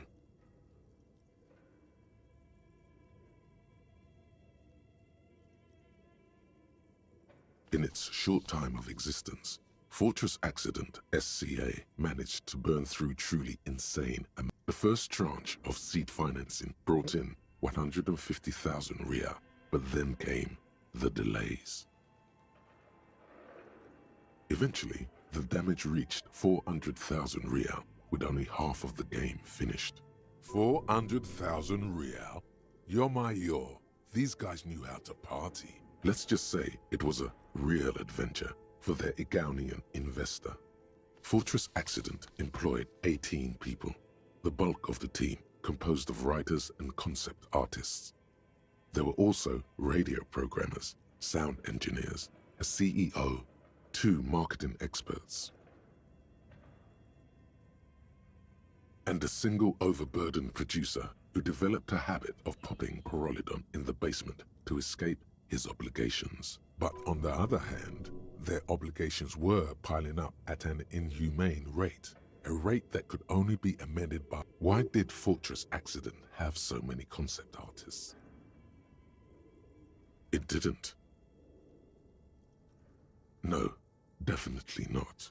A few more producers could have come in handy though, especially when dealing with writers, some of whom routinely skip to work because of mental health issues and extremely unprofessional sleep schedules.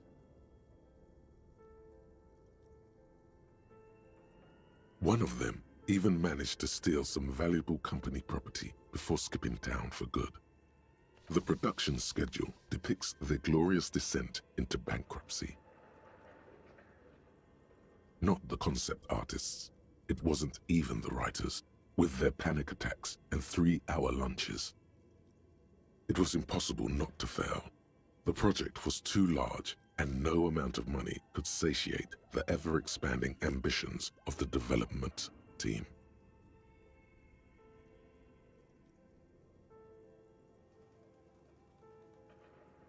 They tried to make a 4 million real game with 400,000 in their bank account.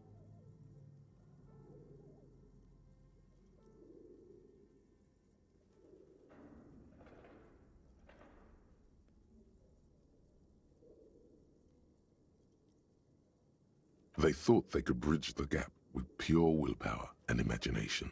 They couldn't.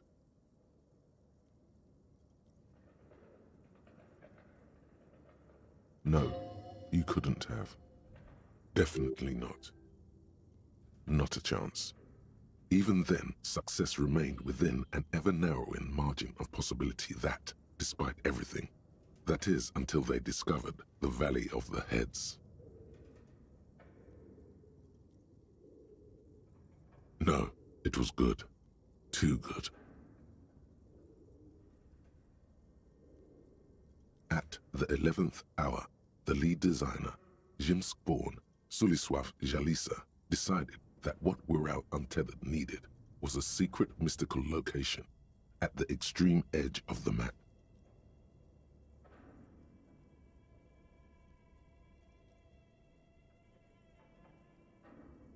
This place was to be the Valley of the Heads, where the heads of all the headless constructs could be found. The player would have been able to choose a head for their headless party member, and each head would have been voiced on air by a professional actor.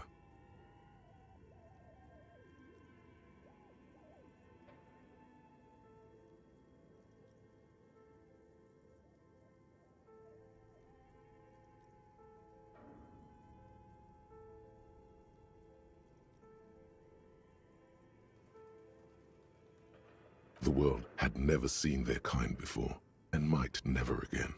So many. The last count, there were approximately 10,000 heads for 10,000 headless men, all of which could be endlessly recombined. Do you really want to know? There seems to be a calculation here, but it may take a while.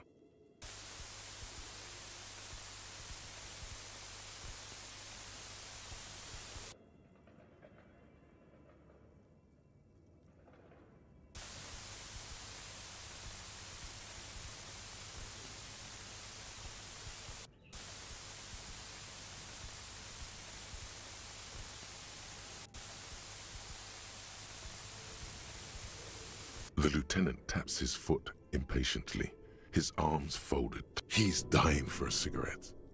Come to think of it.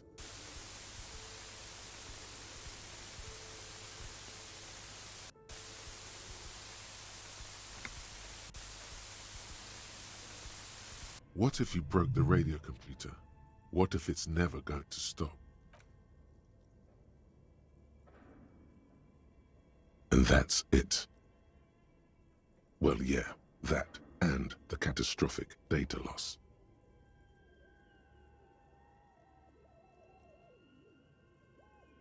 On the nature of the data loss, there's ominously little information in the production log. It comes at the very end, where things get fuzzy and dark, where tables and numbers seem to vanish into an eerie nothingness, before the Egonian investors pulled the plug.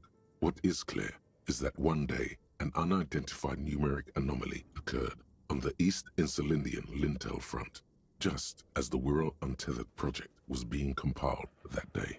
Something spooky happened with the machines, and the game was lost. The team spent weeks on the phone with Lintel, the service provider, but despite their diagnostics, they could never produce a satisfactory explanation or pay for the loss.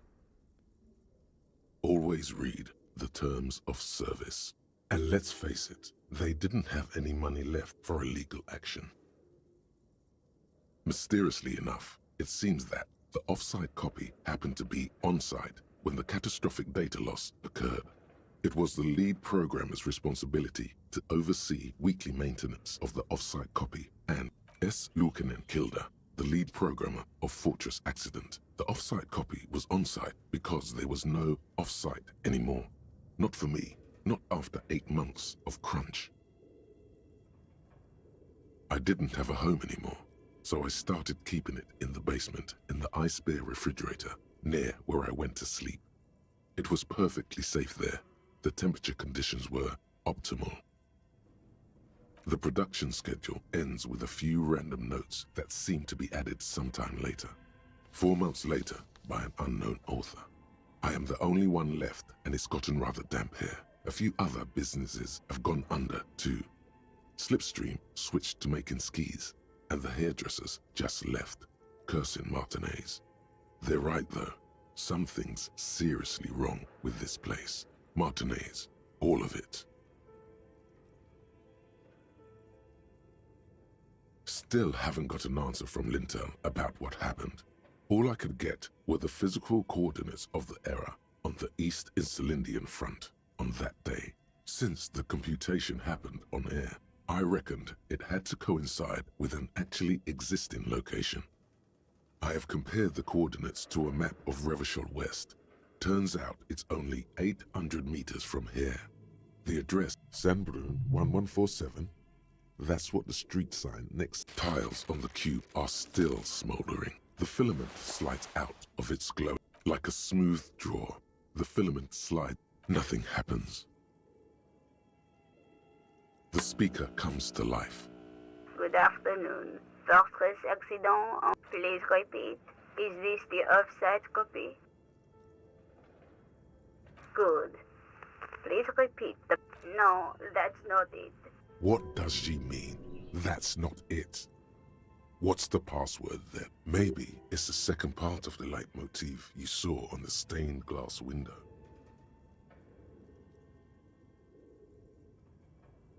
Good. I've unlocked the offsite copy. After ending the call, please press print to access the filement. Ka-ching. Fortress accident.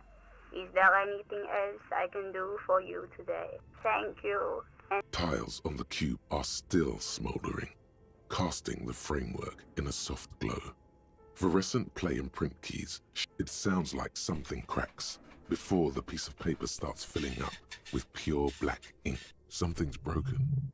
Machines aren't supposed to behave like this. The paper is soaked with ink. Its monochrome darkness spanning from margin to margin. It's not possible to make out any information. Odd. Something is obviously broken here. Tiles on the cube are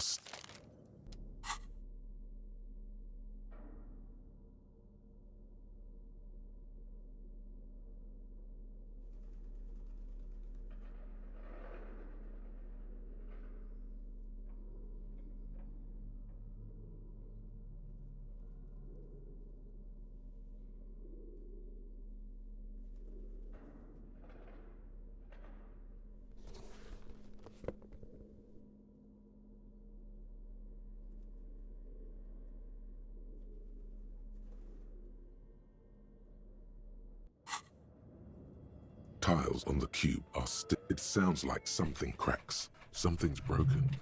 Machines aren't supposed to behave like this. The paper is soaked with ink.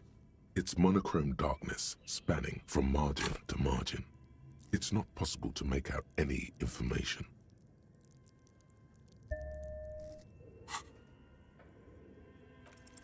A single speck of white shines out from the shade. For some reason, the printer decided to spare this one tiny dot of paper. Looks like gibberish. Better get running again. This must be the information Sorna is looking for. She knows how to make sense of it. Tiles on the cube are still smoldering. Cast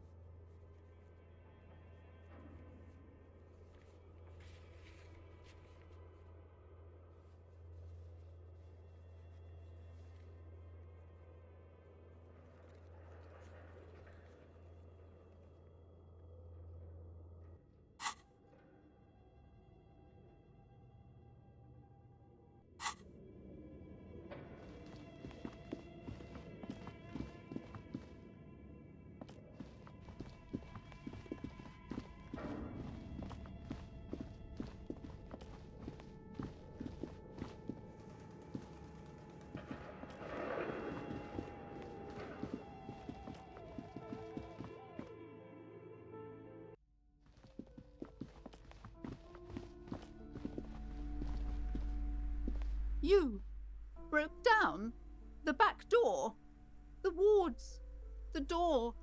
It's all gone now. I suppose it's all over now. Just a door? This place is cursed, Detective. They don't call it. I hope you're happy now. Happy that you've ruined everything. Host Almighty, she prays. Guard me and my honest business venture from the curse that lurks behind. Of course you didn't. You're nothing but a policeman. All right. You know what? I'm willing to let you investigate the doomed commercial area. But before we go on, tell me, did you encounter the malignant entity? You did? Then it has to be true. I've suspected that this woman-shaped energy must be connected to the curse Yes, I've heard that. It's enormous. She has barricaded herself behind some metal security, some unnatural magic, I assume. You should go find the entity and ask what happened to all the companies in the building. If you're really interested in cracking this mystery, then we should go back to the furnace. Maybe you could yell into it or something. Okay, but please, only a few questions. You wouldn't want to disturb the spirit. The curse is so much worse than you could imagine. It's the curse of financial distress, of ruin and bankruptcy. It's not just that, officer. We're dealing with something supernatural here. It's the cacodemons feeding off bad business practices and disappointing income statements. There's something wrong with this building, I can tell you. Ever since I arrived, I've sensed an eerie, lingering presence. The woman before you.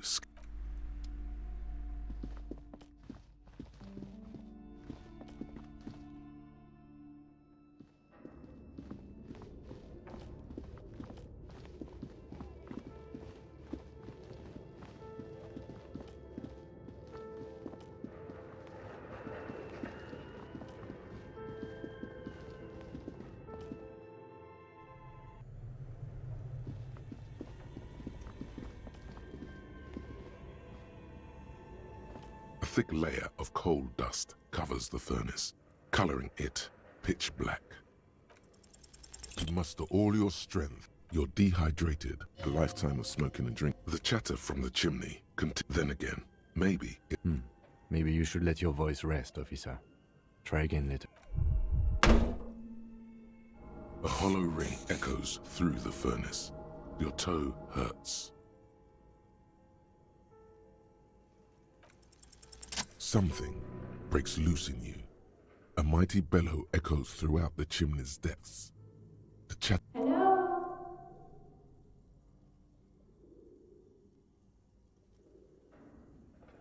Hello? Did you say anything? I can't hear you. Please come upstairs.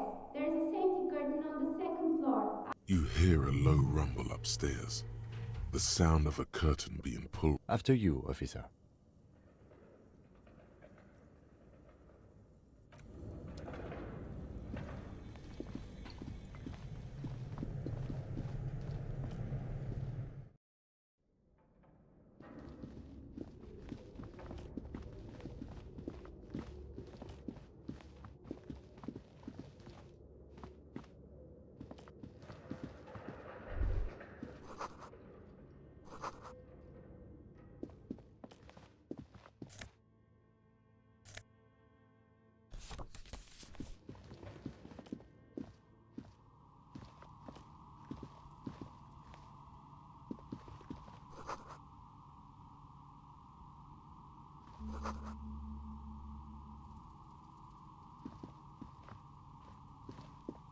Hello, I'm Nia.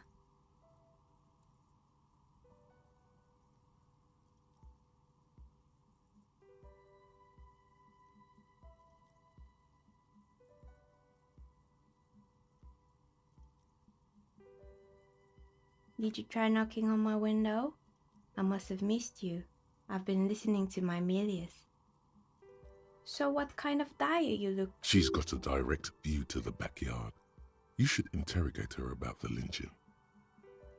Yes, Amelia is like a call-in station. You need a two-way radio to access one. That's why I have these.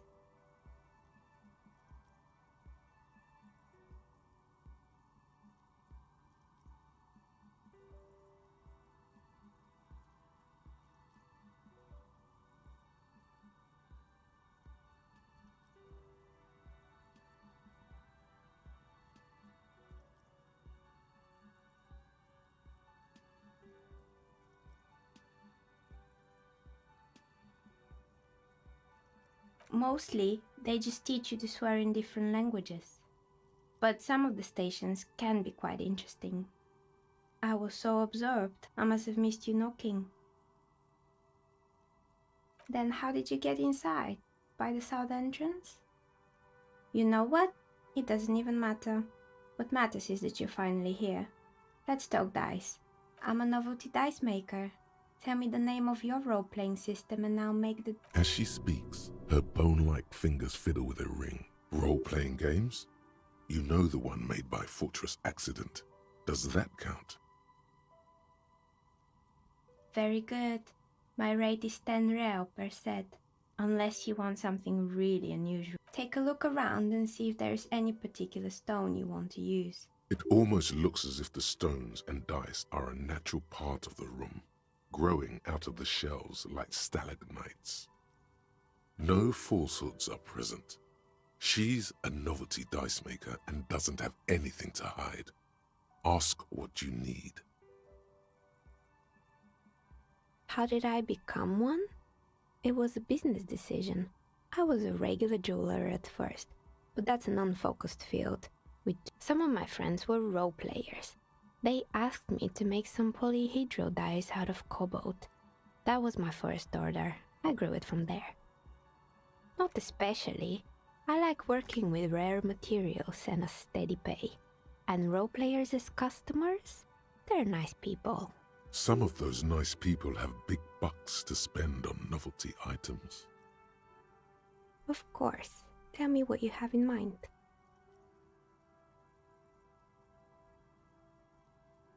Ah, yes. Fortress Accident. It's too bad they never finished their game. The Wiro Untethered die is a variation of a standard role-playing die. Only, instead of plants, it uses motifs of ice and death. Ice, death, loss. Sounds like you. I'm thinking something made from alligator jawbone, cast in black resin. The reptile bone is as white as ice and dead as, well, death. For 7 real, I could have it ready in 8 hours. It's an icositetrahedron, a 24-sided die that can produce results for 2-sided, 3-sided, 4-sided, 6-sided, and 12-sided die with a single roll. Loving it. So nifty. Untreated bone is porous and prone to chipping. Cast it in something hard like resin though, and voila, it's perfect. Great, see you in 8 hours then. Was there anything else? Nothing really. I didn't know him. The lieutenant looks at his notebook, then the woman under the large window. Your window looks directly onto the courtyard. You're saying you didn't see or hear anything unusual last Sunday evening? I'm sorry, detective, but as you know, I usually have my headphones on when I'm working. It shuts out most of the daily ruckus behind my window. Well, there's always something going on in the Whirling's backyard. During daytime, there are usually those kids, and lately I've been seeing a lot of drunk workers hanging about. Must be because of the strike. She's heard of the murder, but did not see it, sire. But I never saw anyone during that fateful Sunday night, I'm afraid. I might have, but in this case, all I would have seen is my own reflection staring back from the darkness. It's light here, but dark in the yard at night. It's really hard to make anything out in the yard when it's dark outside. Besides, I rarely get up to look out the window when I'm in the zone. It's an odd profession, making dice for people, but I like it, and I prefer doing this to sitting at home. She nods. Anything else, officer? We're inside the chimney of an old central furnace. It's strange, I know. But when I arrived here, all the other rooms were taken, so I had to build myself a makeshift home. Besides, I don't really have to pay any rent here, so that's a plus. Creative. I've heard the stories, but I don't think those stories are true.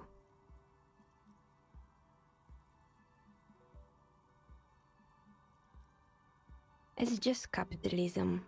We only hear about tales of success, so it's often surprising to realize how many ventures actually fail. Plaisance, the bookshop lady? I've heard that her business is doing rather well. Have the energies spared her somehow?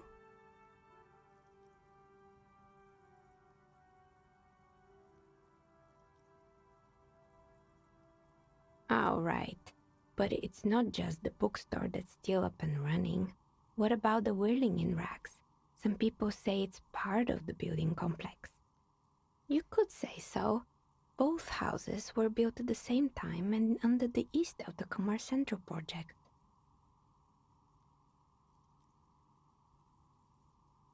And then there is me. I've been here for 14 years, selling novelty dice to role-playing enthusiasts. Not exactly a million-real business idea, yet somehow I've survived despite the talk of malicious energies. It's because she's in cahoots with the demons. Maybe it's just because she's so talented that she's been able to woo the curse.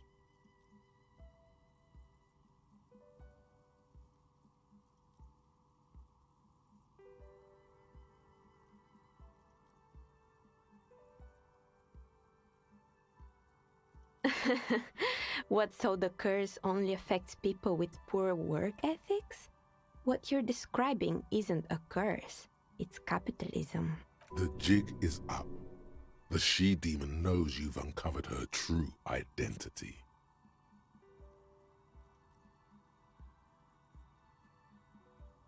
Exactly. Truth is always so disappointingly mundane, but I'm glad we got this sorted out. That's all she has to say on the subject. She's been thorough and truthful, as far as we can see. More or less. Are you interested in anyone specific? Oh, quite a lot of them spring to mind. Yes, I think it was called Androgynous Orlando or something similar. They weren't a big hit around here. Turns out that working class men... You wouldn't like it either. The others would laugh at you. A bit of experimenting every now and then isn't bad. I guess it just wasn't the time yet. It wasn't merely a gym, it was Artemitep's Boxing Club, a community project created to steer at-risk youth away from drugs and crime. A kind man from Zemsk. I heard he had some trouble with the law when he was younger, and that's why he wanted to start the gym, as his way of giving back.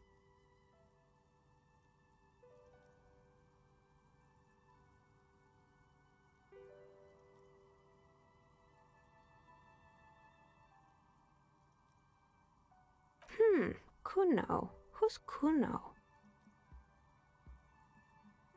Oh yes, you mean the kid with the sailor's mouth. Yes, I've heard him yelling profanities in the backyard. I think it would take more than a gym to help that kid. It didn't. If anything, it made the youth situation in Martinez even worse. At some point, someone started a rumor that the punching bag downstairs was... You should have known it. It's not really full of that. No one would store their drugs like that. Eventually, the coalition took away the funding and the club went bankrupt. This was a few years ago. It's gotten much more peaceful around... Oh, this one's a mess.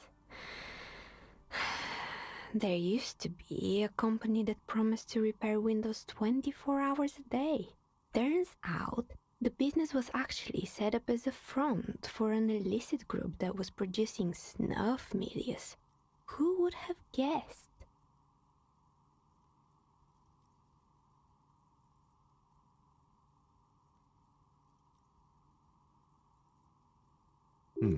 What's the snuff milia? Trust me, you don't want to know. And they never cleaned up the debris either. Now it's just littering the hallway and I have no idea how to get rid of it on my own. It's a sub-Rosa radio station that broadcasts real murders with real victims. Some people pay good money to get off on it.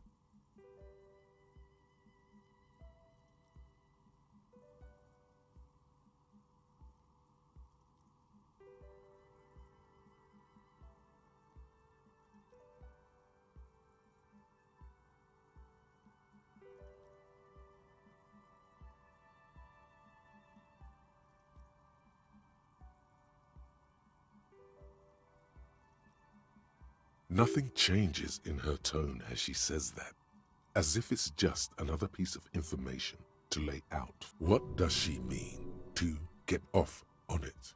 Don't worry, the ICP has a separate division that deals exclusively with unlicensed sub-roses. This isn't our problem. Good luck with that. It's not easy catching those perpetrators. You mean Mr. Fabron, the taxidermist? No, he mostly just did drugs. But what drugs exactly? Anything else? There used to be a fashion atelier here, but I have forgotten the head designer's name. They were doing well for a couple of years, until the insect rights activists. The atelier produced a certain collection that used chitin among the materials. Apparently chitin is made in the Occident, where it's extracted from beetle wings. And you know how all kinds of political movements are big in the Occident. The activists shut down the biggest chitin supplier, which of course caused the price to skyrocket. And, naturally, all the most fashionable tastemakers refused to be seen in chitin from then on. The atelier went bankrupt before they could finish the collection.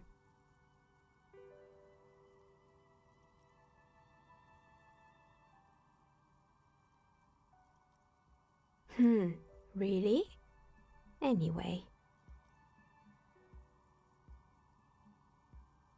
They were made by a company called Slipstream. After they pivoted from making rotor blades to skis, their chief executive took off on a vacation with all their money. Honestly, I think it's quite funny. I think he's still sending out holiday transmissions from Tulula or Tiumotiri or Hashtkor or wherever he is. Sure, it's illegal, but it's not exactly anything extraordinary in business. Besides, Slipstream is history now. All their remaining assets got seized by the bailiffs in 47. They were just the props. Why return them? Maybe you could make a sword out of one. No, wait, forget it. Fortress Accident, the radio game studio. They were an interesting bunch. We talked about role-playing systems every now and then. Once, I even saw two of them getting... That's understandable. Fantasies are serious things. They certainly took their work very seriously, even if they seemed to be chronically liberal with their schedules. The usual, they ran out of money and couldn't get the project done on time. Well, I did hear them talking at times. They seemed to believe they were historical individuals on some... She sounds almost mocking when she says that. Yes, but when the money started to run out, they just began to complain a lot about capitalism. You know, how the markets are rigged to keep out new business. In the end, they just didn't get it done. They didn't have enough willpower to produce something truly historic. Showing up to work on time is hard. No, scratch that. Showing up to work at all is difficult. And so is producing something extraordinary. Anything else? Oh boy, the fabled Revo Show ICT. You're in for a treat here.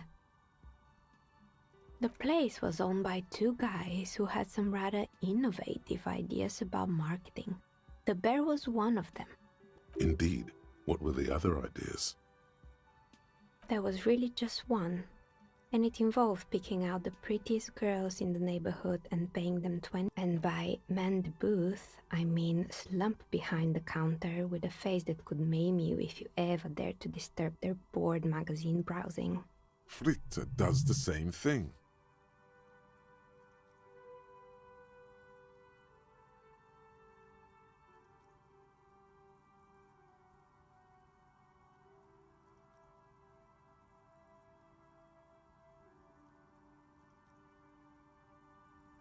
Employing silky teenage girls is a widespread practice, yes. Unfortunately, they always come in packs. I'm talking about acne-ridden girlfriends and gorilla-like boyfriends loitering near the shop. At least, and they already had the bear. The bear. Of course not. The bear was terrifying. No one wants ice cream guarded by a hostile apex predator. To make matters worse, the fridge didn't work too well either, and half the ice cream came out malformed and partially melted. Eventually, Ravishore Ice City lost the price war to its rival, Glace 5000. Glace 5000 sold caramel sundaes for only 5 cents a piece, out of regular fridges.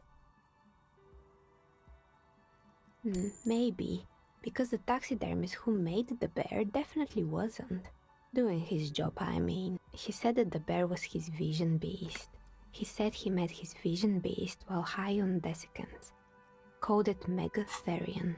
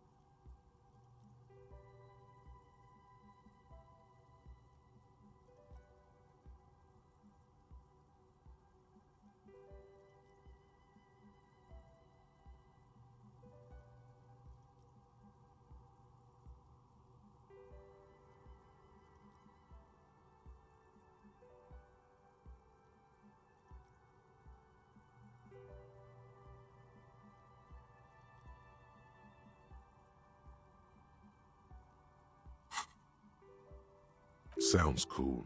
Scary, but cool.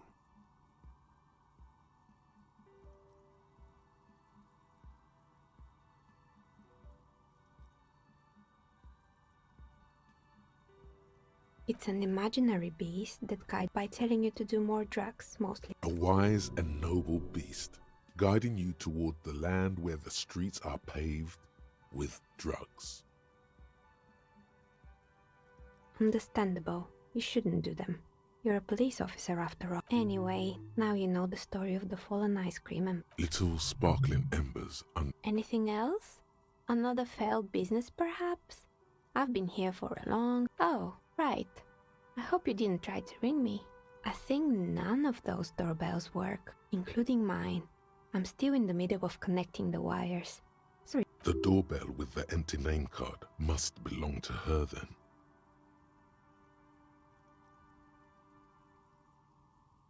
That's right. I haven't even written my name there. As I said, it's quite useless right now. It doesn't... Yes, I've heard it used to be a gaming arcade. This is an ancient failure. You know, this is something the cafeteria manager might want to know. My advice? Don't base your business on a fad. Hypnotism, floriography, trick-track, especially pinball.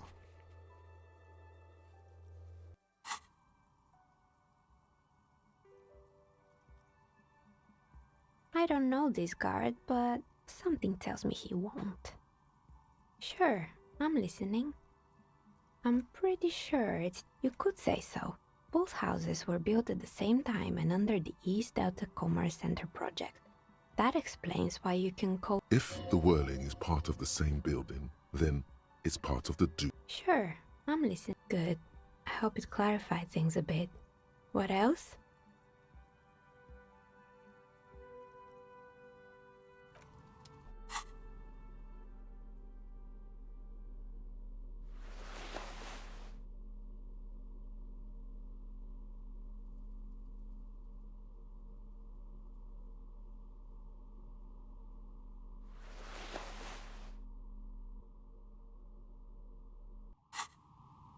Oh, it's you again.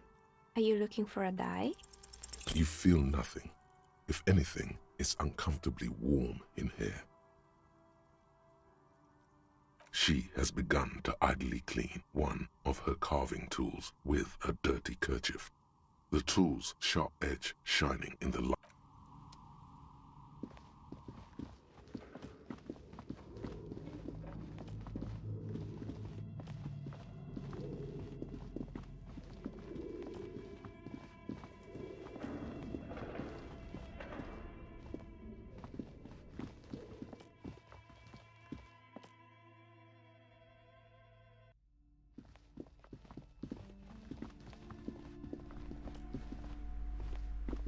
What have you found? And also, do buy the books. A novelty dice maker? Well, spit it out. Why does she need the dice? For some kind of sorcery? Sometimes they use the ankle bones of sheep. I don't understand. If it's not her... The narrative she's built herself, it does need tearing. Just don't say you don't have any answer yet. The uncertainty is killing her. To hell with it. Perchance you ought to just lie, sire.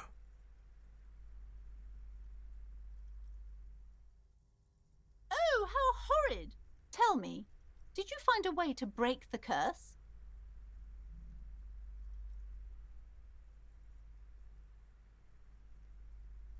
What does that mean?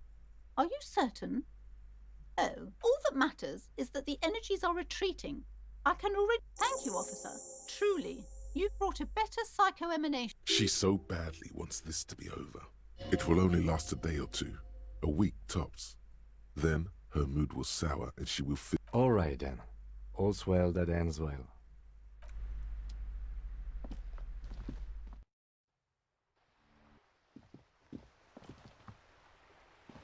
Hello, sir. How is the investigation going? Found any curses yet? Oh, that's great! I hope exciting adventures lie ahead.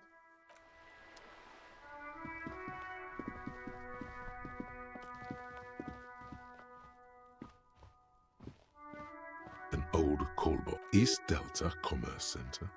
This must be the name of the doomed commercial area.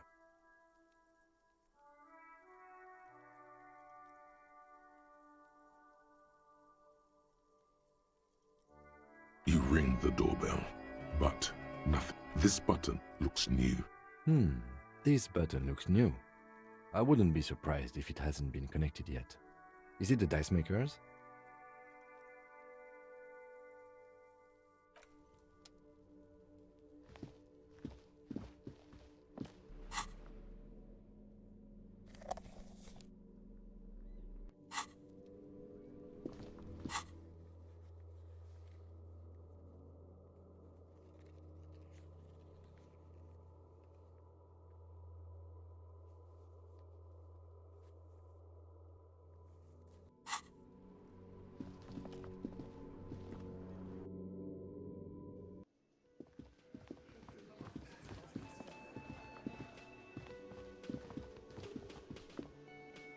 Hey, was there some... Well, well. Bringing him that new bird sure made a difference in his attitude. Another thing. Great. I love, though. What? Why would you say that? So he knows of the doomed commercial area and its address. He's thought about this. Everyone knows of it. I've been working here for a long time, and that intercom has never been used by the Whirling.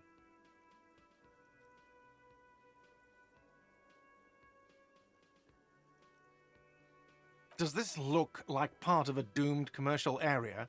This pre-revolutionary tilework? These high ceilings? The nice rooms? Well, most of the rooms. For 14 years, man. That's how long I've worked here. I've kept this place up through hail and through sleet. Fuck me, if some doom ghost, some real estate management company, they never come around here, just collect money from afar.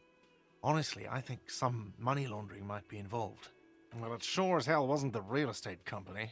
It was you? You look surprised. What? It's a great name, I know. Cafeteria managers come up with great names too. Hail, Holy Queen, by the Ateniers. Hail, Holy Queen of the Sea. You're whirling in rags, you're vast and you're sad. Good pick.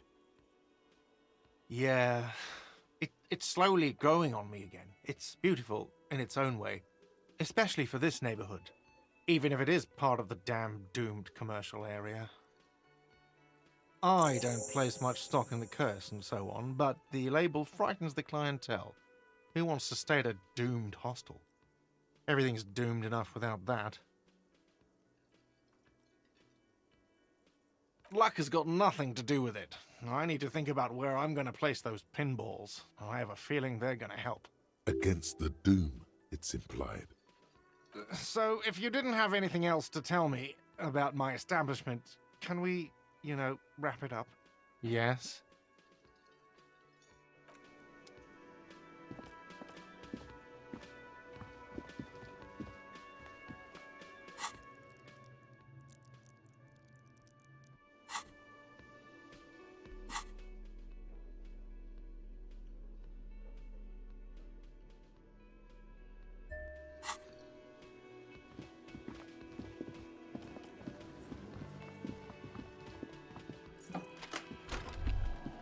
All these mesmerizing machines, just waiting to be plugged back in and played. Feels like it might jump back to life any moment, the lights illuminating the white-robed woman. Some kind of inane pinball theme, probably related to Messina during the DeLorean age. Diora was one of the 3 crown cities of the DeLorean era, on the Muindi Isola, the others being Ria Silvia and Advesperasket. This theme is all about early airships and beautiful, sad, pearl-laden women. It's quite nice, actually.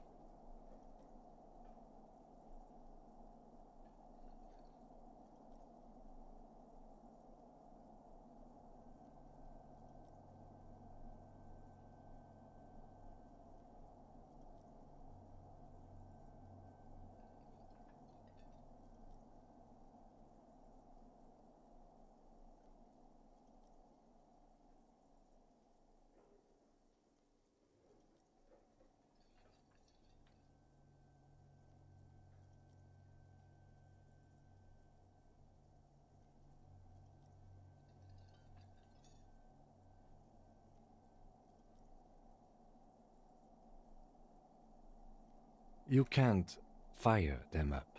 They are broken. Only that one machine in the main hall works. What a dumb name. Royalist Pinball. If they weren't broken, he would kick one of these machines about now. Kim, Pinball, Kitsuragi.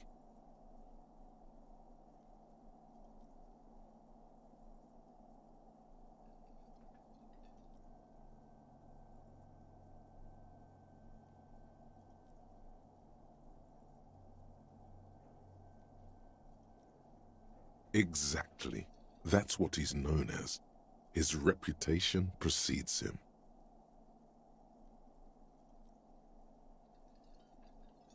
So now he remembers. Fine, I'm Kim Pinball Kitsuragi, aka the Kimball. You remembered. Congratulations.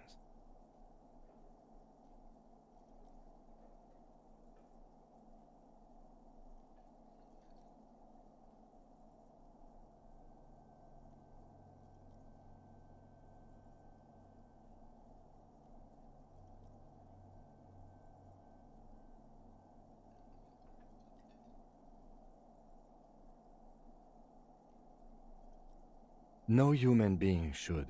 It is a game that requires no skill and a childlike affinity to flashing lights and to fantastique, science-fiction. It is lame.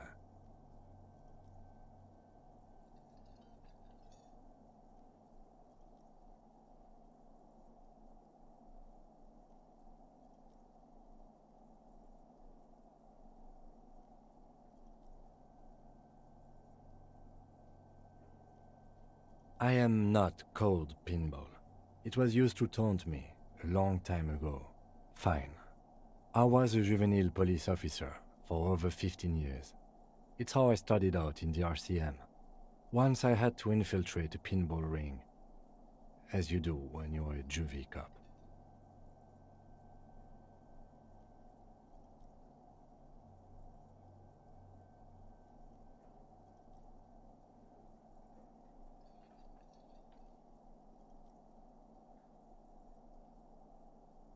It was not okay. I needed to become a pinball champion. I trained for 9 months. The job was successful and I was moved out of the juvenile wing to homicide. End of story. That time is over now. I was already a 38-year-old man. It was unbecoming, as was playing pinball.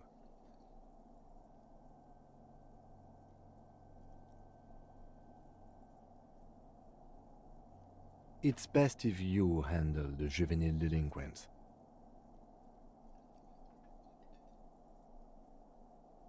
Lieutenant Kitsuragi is good too. Now, we really need to continue our sweep of what The machine is dead and silent.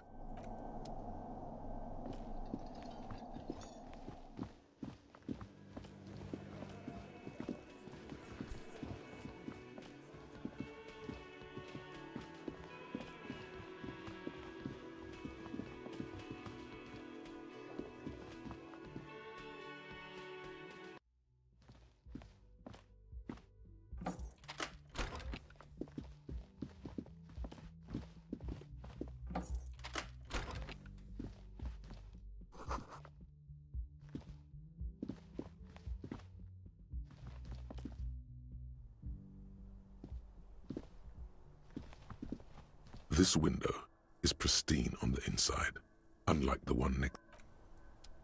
This window looks like it, yes.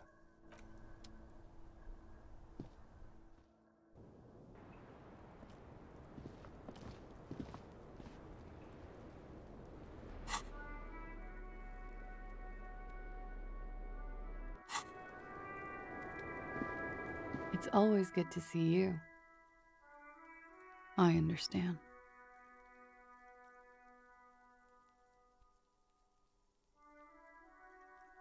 I'm sorry for wasting your time. I should have known that you'd... This is good. Clear the air first, between you two, then move on to questions. Is it? Something is off here. Shush, I can't hear what she's saying. Why did you waste our time then? Because of the Hardys. I couldn't just dispense with them. They were only trying to help me out of the shit I'd gotten into. You're right. There's more.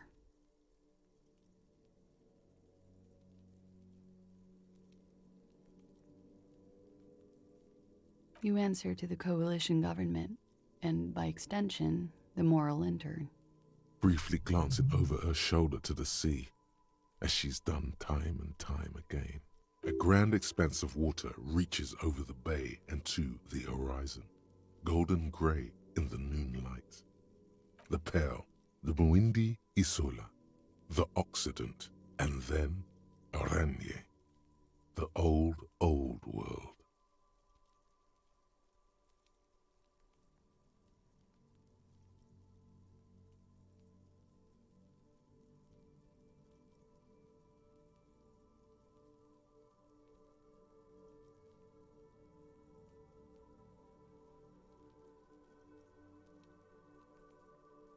You share a database with them.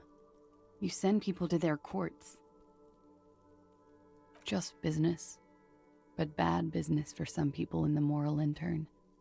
If I show up in your records, officer, they will find me. What happens if they do? They will kill me, sir. If you file my name, take me in for questioning, enter me into the moral intern mill, well, then I'm fucked. For nothing. This murder didn't have anything to do with me. Fucked? People after her? Moral intern people? This isn't Orionese lit. Actually, this murder did have a little to do with her.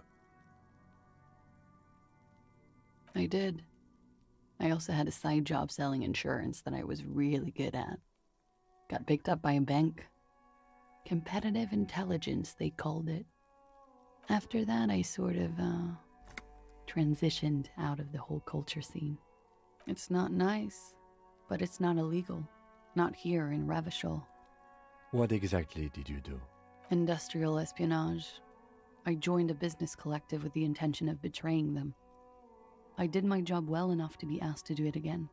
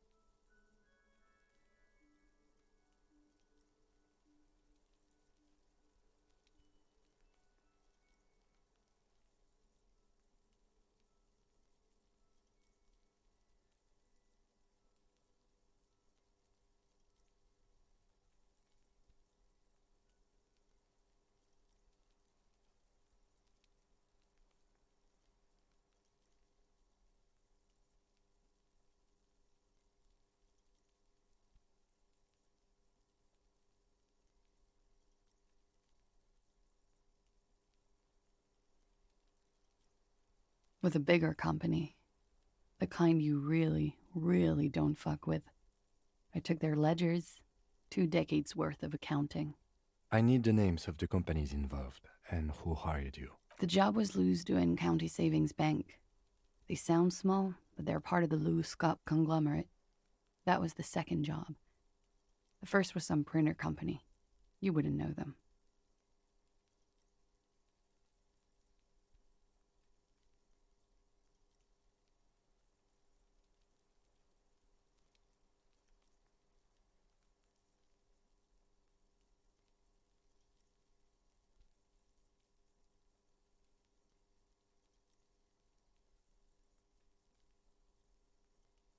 As to who hired me for the job, I don't know. But they're after me too, along with Lou Scott and their friends in the MI. Once you're done in the competitive intelligence circuit, you don't have allies. You're radioactive.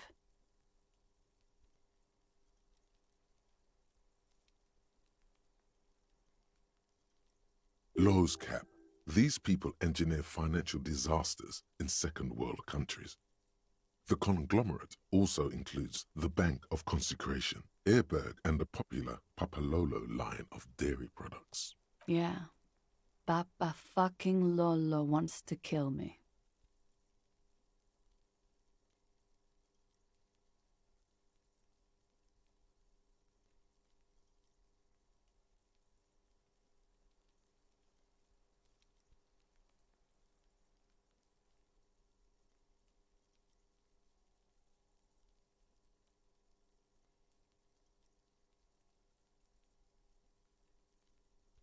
It is. Many people lost their jobs. Not just C-suite. Ordinary people. What I did to get to accounting...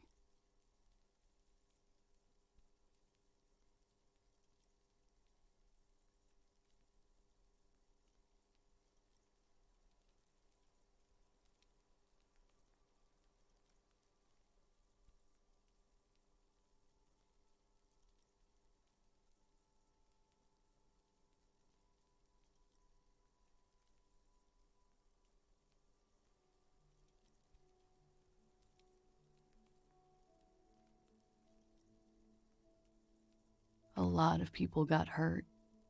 But that's just more of my shit you shouldn't have to deal with. You're solving a murder. We were there. Together. In bed, I mean. Okay. He was in a kneeling position. He had just entered me. I was on my back, looking at him. I heard the window behind me shatter, and I turned to look. There was a hole in the glass. I turned back to him. His eyes were looking through me, and his mouth was open, dumb. I could see. A great pain moves through her, a dark and indefinite wave. I knew he was dead, before he fell down on top of me. He was heavy. I pushed him off and he fell to the floor. There. He only had his boots on. I bit the pillow, not to scream, then ran downstairs.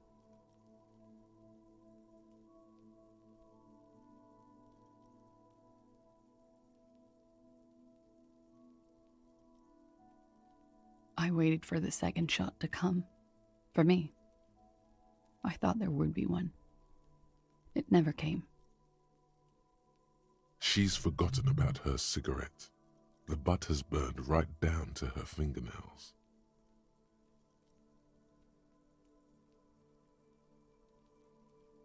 So am I. She throws it away and immediately proceeds to light another one. What time was this? When did it happen? It would help us if you... 11:30 to 12:15. I don't know the exact time. Around midnight.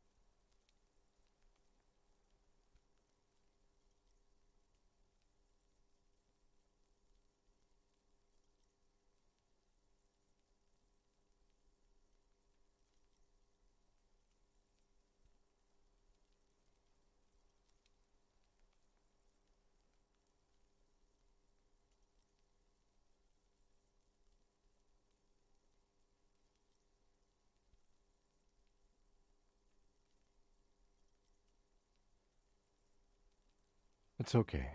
Were you inebriated? Not as much as usual. He'd done a line, plus other things. Wait. Titus said she was gurning her jaw off, much more than usual. Oh, yeah. I did one of his lines, just to clear my head. Good thinking. Clear your head. You should clear your head. Get into his mindset. Did you hear or see the shooter in the course of this? No. Nothing. I was trapped. I was stuck in my room downstairs. I got some clothes on and crawled back up, drew the blinds. Blood was coming from his mouth. Not a lot. Just a little. He was still on the floor, slouched. I couldn't be there with him anymore. So I ran down and out of my room, into the hallway, down the stairs. I knew there would be people there.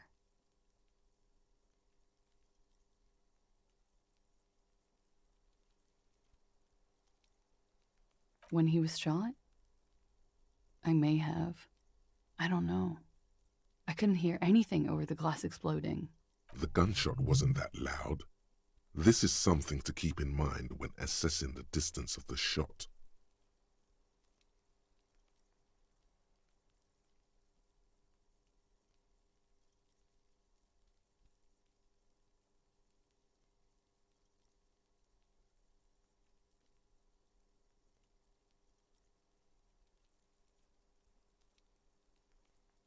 Sylvie was tending the bar.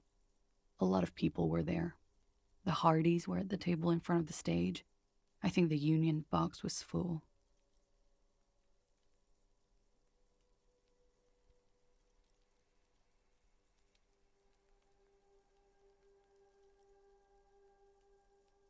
Ruby was there too. They were having such a good time. I sat down and they all welcomed me. I didn't even have to say anything. Ruby knew something was wrong. Ruby? Ruby. You know, the leader. The leader? Of what? The Hardy Boys. Well, nominally, yes. Ruby's the one they go to when things happen, like things they need taken care of. Would you say she is the 8th Hardy Boy? Why not? Well, Ruby said let's talk upstairs. I showed her the room. I've known these people since December. They know my situation, that I can't leave a paper trail. Ruby was the first one I told.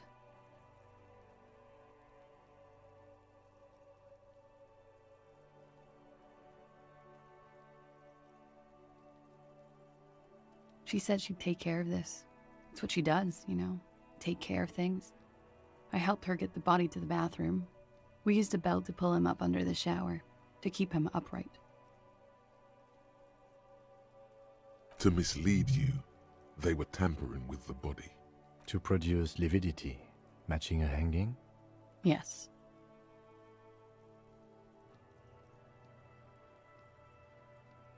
We completely missed the tampering. Looks like you got there in time. What was this, 20 minutes after death?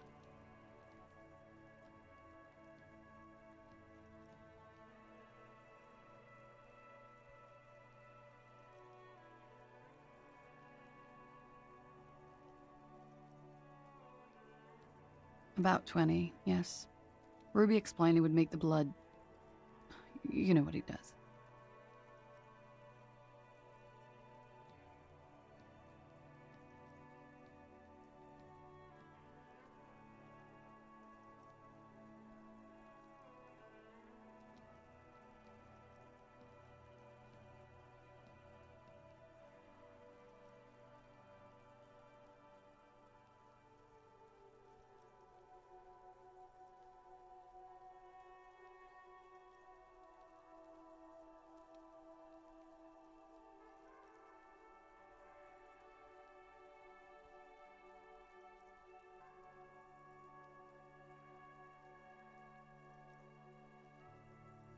Ruby went outside to talk to Titus and the boys. I was just looking at Lely in the bathroom. I had to put his clothes back on. His armor, too. It was tough, but I've seen him take it off and put it on many times. It took Ruby maybe half an hour to come back with Titus. I'd gotten him ready by then. They carried him out. I knew what they were going to do, make it look like a hanging. Ruby said they would. Ruby said to wait here. She also said I wouldn't see her for a while, that we should lay low or something. So I did. I don't know. I haven't seen her since. We will need to take this question to the Hardy Boys. Interesting. Why did this Ruby go through so much trouble to hide something someone else did? Look into this later. That's the first thing that went through my head when I heard the glass break. I thought they'd found me. They've killed him to punish me. All last week, I've tried not to talk to anyone or be seen with anyone, so they wouldn't be hurt. I've come to understand, however, this is paranoia. What happened didn't have anything to do with me. I just don't know. I don't know anything. We can't go after Loose Cap. Not yet. There are other, saner leads. I don't ask you to, Lieutenant. If there's one thing I know, it's that you'll get nothing from there. Because I'm an idiot. Which is an indicator of truth. Idiot. She's nothing of the sort. You have to understand. the people around here. No one was making the call, and he kept rotting. And then they picked his clothes off, and that little fucker threw stones at him. He kept throwing stones at him for 3 days. I could hear the thud, thud. So I called you. I hope with all my heart it's not the last thing I do in Ravishol. She definitely called the cops. That was task complete. It could not have been a lie. That is impossible. Last week, Angus and Titus's brother, I think he's called Tibbs, took care of it.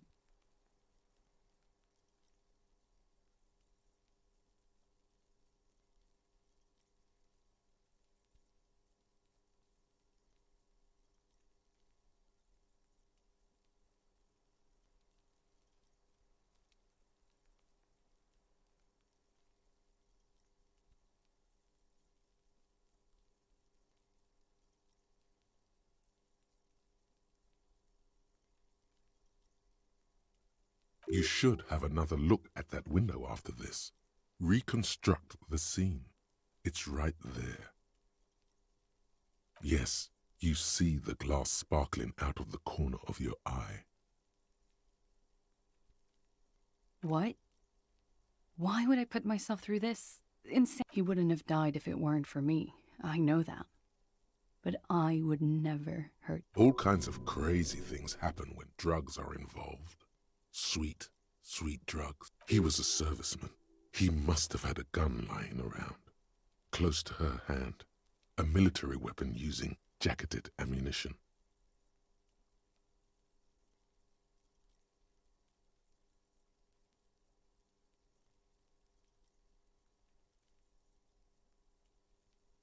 No, I specifically asked him not to carry firearms when he was with me.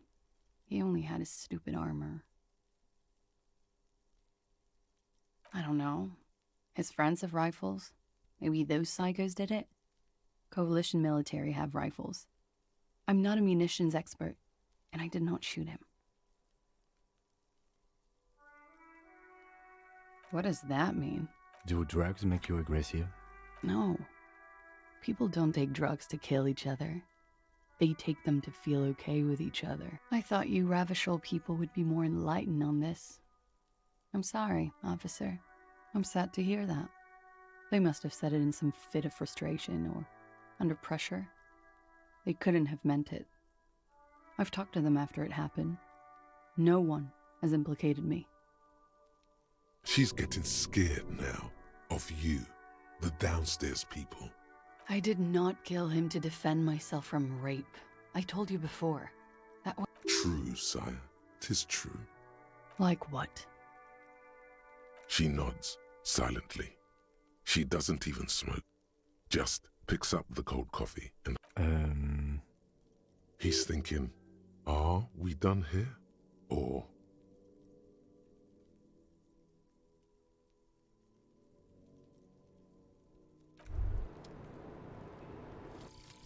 Date of birth generator. You were born in the year 07, in the last year of the commune of Revachol, right before it fell, in the old military hospital on the ground floor, where people usually came to die during a snowstorm. The revolution had about 1 year left to go, and the fires were still burning bright. There were explosions in the blizzard. This was 44 years ago. You are 44 years old. The bloating might never leave your face, but beneath it, you still have some years. You still have some hope.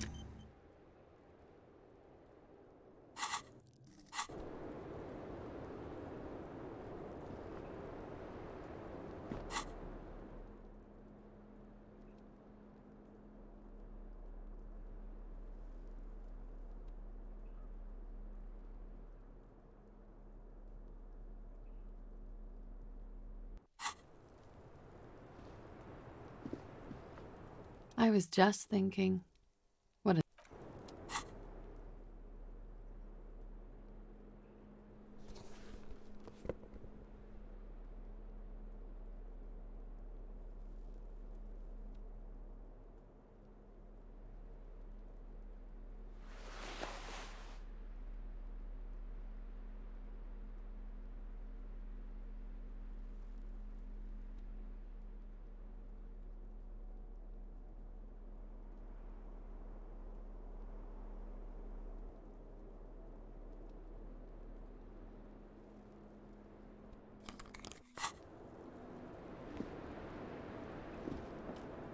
I was just thinking, what a nice day for questions pertaining to... Who?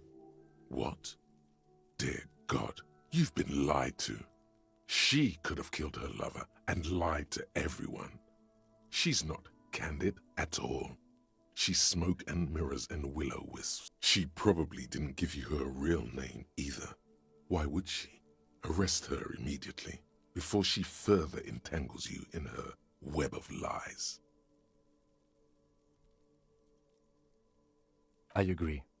You wouldn't give us your real name, not when people are after you. Okay. Okay, it's not. You log your work every week. It's all transmitted to Common, sir. I couldn't just beg you not to enter my name, so I lied.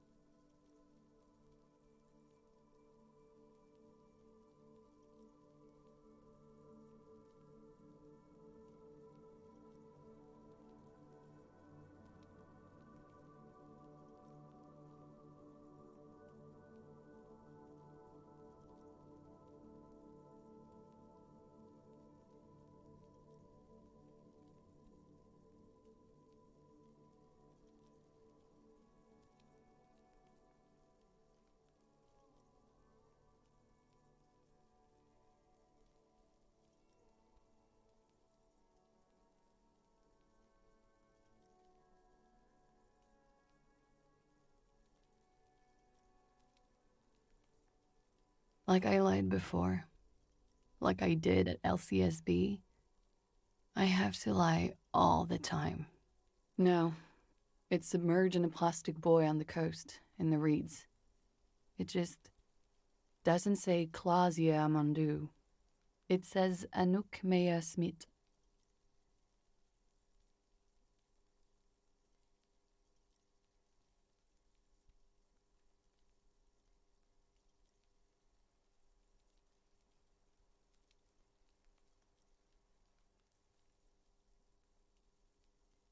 Falsified documents? Passport and visa. Given to me by my employer. I can't even use them. My employer probably leaked the name. Why would they do that? I didn't show up to a rendezvous. They don't take that lightly. I didn't show up because I was afraid they'd do something to me. The job was finished. I'm just a liability now.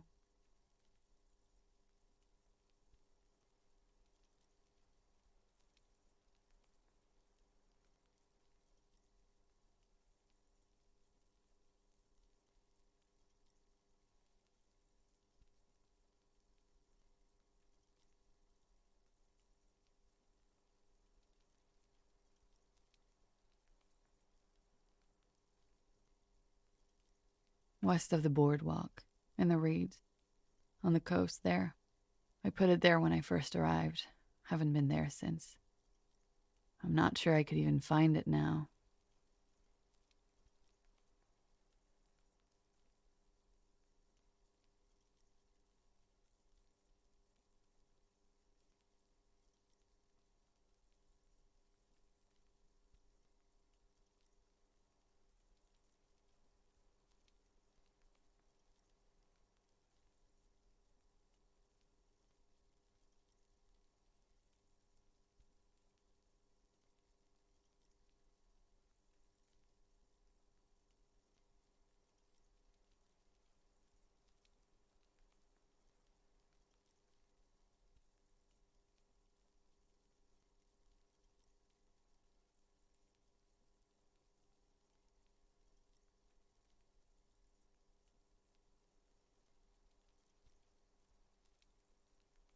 It's useless. The lieutenant makes a note of it. You're welcome to it. It's in the reeds northwest of here, past a broken sewage pipe, right near the waterline.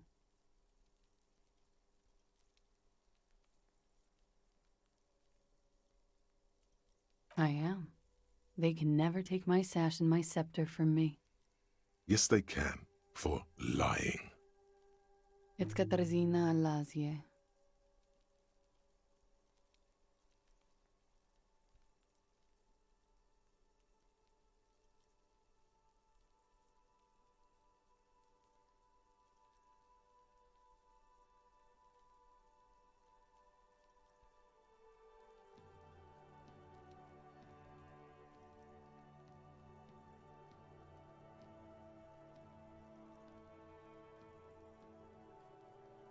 It's a Grad name, Jimsk or Yugo-Grad in origin, not Occidental at all. Smells of motor oil, tiger, economic desolation, and rock music-infused alcoholism. It also makes Klasia almost an allacronym for Katarzyna Elysium.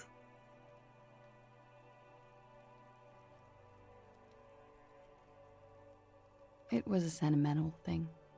I want it to be more me here, this time. A nickname? Who gave you this nickname, Klasia? A teenage boy. 1,000,000 years ago. My parents were Zhemsk immigrants, but I'm nationalized Oranese. All I remember is Oranje. Elysium is my father's name.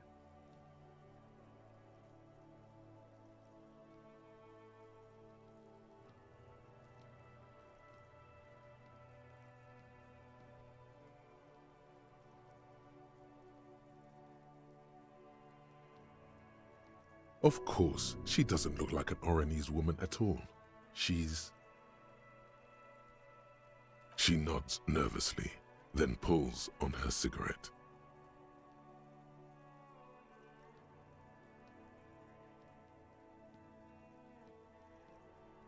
That's cool. She nods, her back straight, ready for whatever is next. There may be grounds here, at least for an extended detention. A little whimper. The young woman hears you. She's looking around.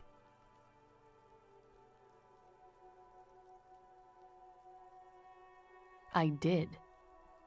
What is this? I called your desk or whatever it is. The numbers are all over town.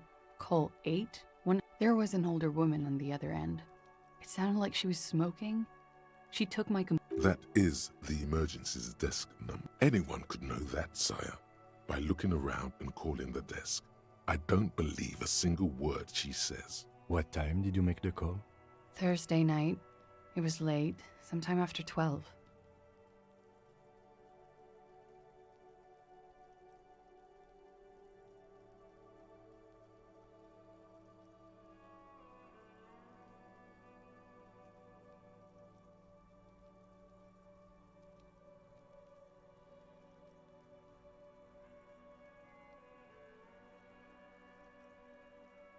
It checks out.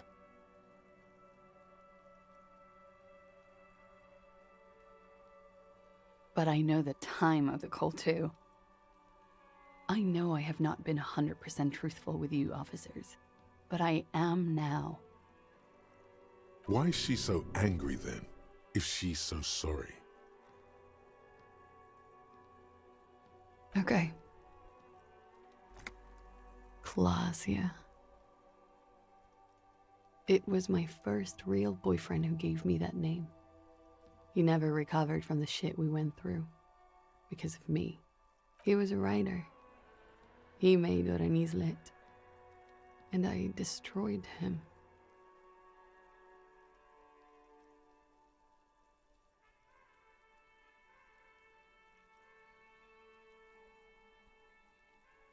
I know I'm shit. I know. But I haven't done anything. At least nothing illegal. She purposefully misrepresented information crucial to the fucking mind games. That's right, gang. Stern and merciless now. Stern and merciless as we reel her in.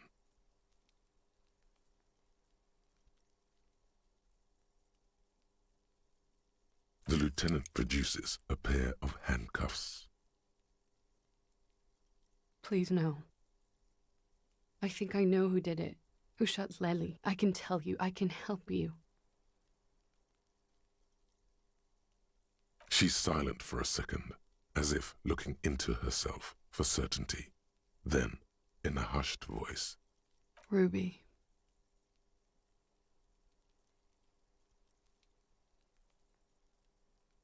She has this thing for me, ever since I met her and the boys downstairs. She's been pretty frank about what she wants. what she's saying is, sex? And more. I made the mistake of confiding in her. I told her I was on the run. She started protecting me. It became an unhealthy relationship. When I started spending time with Lely, she told me to end it. Said there would be shit if I didn't. I don't understand. What exactly in your relationship made you think she's romantically interested in you? She said she's in love with me. She even asked me to run away with her when I told her I'm a fugitive. She started developing notions about our relationship. And you led her on? A little. I was flattered, you know? But then I had to let her off, and it was not easy. I came to regret being friendly with her. We maybe kissed, nothing more. I know what it sounds like. That's why I didn't want to tell you before. But she knew what had happened when I came downstairs. Somehow, she knew Lely was dead. She wasn't surprised at all. When we came up here, she was calm as a stone, too. She cleaned it all up like she had a plan. This is a familiar theory. You had it too, remember? Could it be that Ruby was covering up after herself, the lynching? She came over one night, drunk, said she'd turn my life into a living hell. I've been threatened before, so I can tell when someone knows how to do it. And she's a pro. She must be, to keep the Hardys in line. I tried severing ties with her after that. I thought it had worked, but... Some of that fear is still with her. She exhales sharply. What are you talking about? She's afraid you'll arrest her.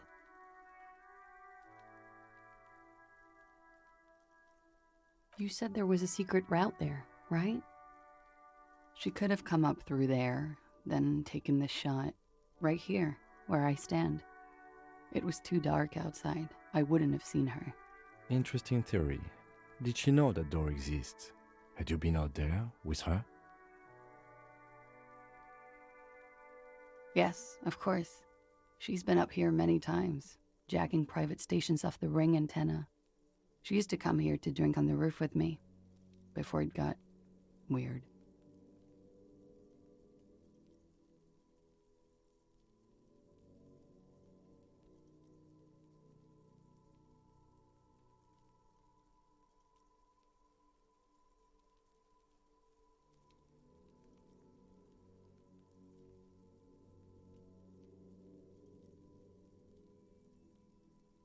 Okay, and what? Arrest the liar. Why? She told us some pretty interesting things there. Her. Stop letting her distract you.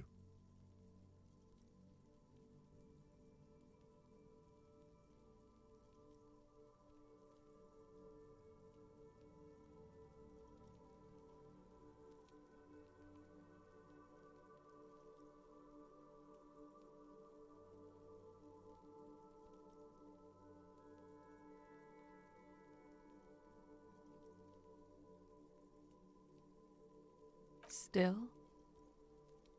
After all this, sir, please. It's a shitty world, and I know I'm shitty too. I know. But I don't deserve to be sent to the moral intern and ground into paste just because I disturbed the sanctity of accounting. That's some multinational. She's gearing up for a last stand.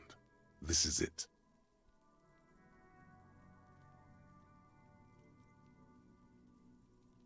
I don't know.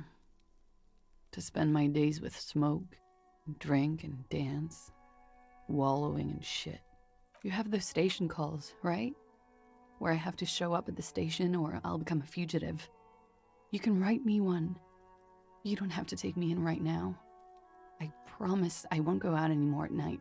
I'll be right here. I know you can do that. Just let me come in on my own. In 2 months, or maybe even 1 month. That's... You do have the form. By God, she's playing him too. Like a fiddle, sire. Who would have known?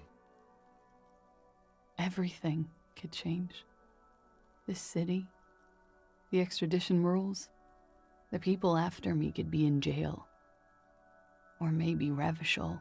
Maybe Revachol could be free. I could be tried in a free Revachol. An independent state that doesn't hand its detainees over to the moral intern. A free Revachol. There is a low, distant rumble on the motor tracks.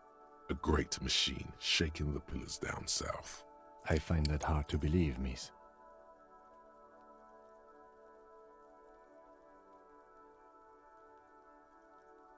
It's coming.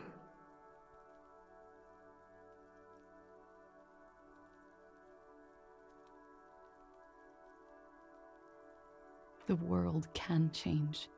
It's changed before. Her political overture has succeeded, we see. She looks at you in silence. Wait. If you arrest her, Kim will have to transport her. Shut up. He's making a decision, and it's his to make.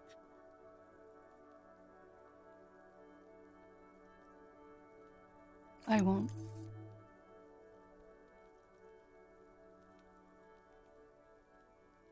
This may have been a grave mistake, sire. I promise I will be right here all the time, nights too.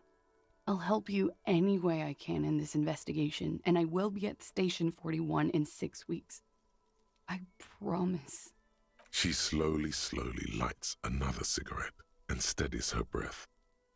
And you are. This is not the end of this.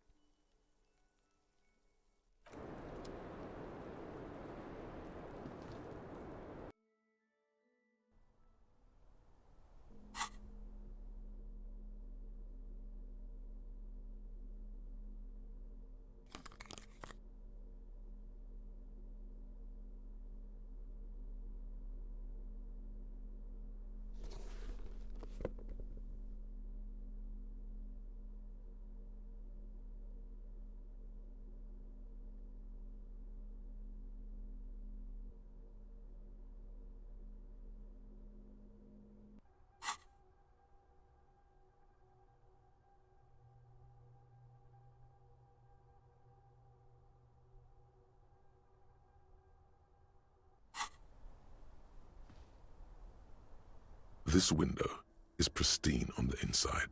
Unlike the one, golden light melts away into the blue, glassy darkness of your mind.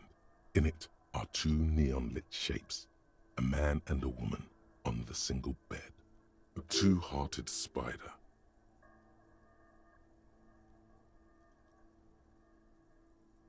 Like the witness said, the man is kneeling, the woman is on her back. It's the night of March 4th and a shot has just been fired.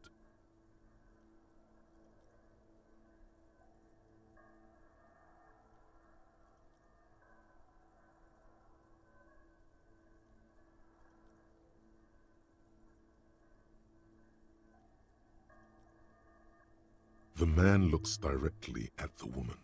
The shot's possible directions converge in his mouth, a ray cast from somewhere outside, entering his brain. From the roof outside, location A prime, the glass fractures around the bullet hole, shards face inwards like a corona behind the woman's back.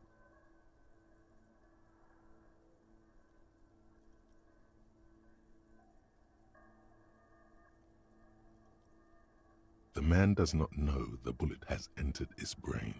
He never will. Death comes faster than the realization.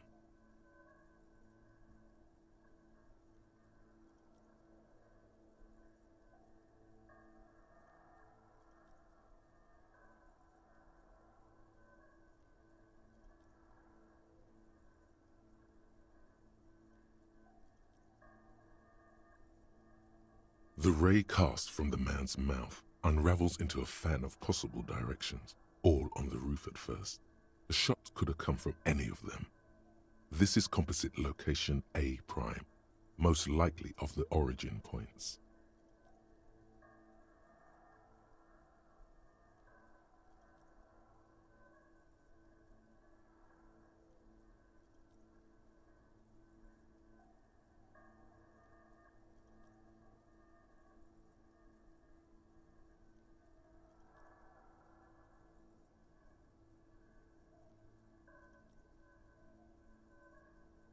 There could have been. Then the rain and slush and wind washed it away. This was more than a week ago. 72%, with an antique weapon that fires military-grade ammunition. A Belma-grave rifle, for example. This is a good short distance, but not too short. The perpetrator aimed with their back against the railing, or possibly kneeling for precision. This would explain why it only took them one shot. The lights were on in here. Outside it was dark. It was like shooting fish in an aquarium, a well-lit aquarium. The victim opened his mouth to let the bullet in. Neither of them would have seen anything outside, in the darkness, too busy with their own bodies. Point X would contradict the woman's testimony, rendering the entire proposition void. These figures would be wiped out, detective.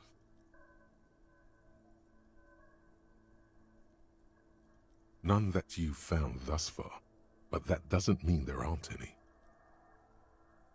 That's a 28%, yes. In this model, the shot could have come from a greater distance. Nothing excludes the possibility. Should we extrapolate to include every possible point of origin in Martinez? According to your map of the district, this shot could have come from a wide angle of locations, starting with the northern edge of the abandoned boardwalk, ending with an islet in the bay. Let B prime for boardwalk, B double prime for Land's End, and B triple prime for the islet, detective. There may be smaller points in between, but those are too fine to zoom in on.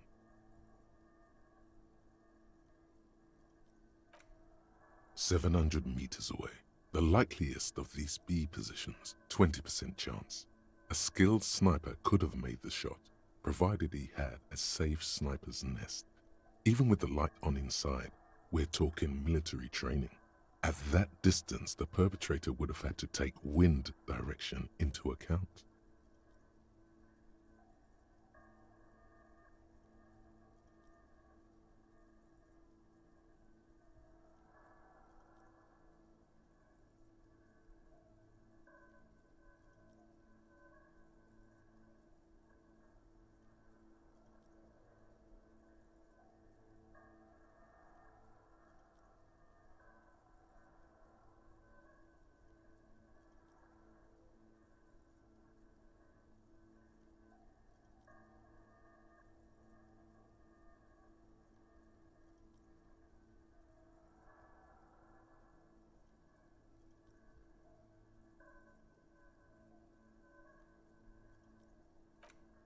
.2 kilometers away, the least likely of these positions, let's say 3%. A truly skilled sniper could have done it, possibly from a tent. No, too far-fetched.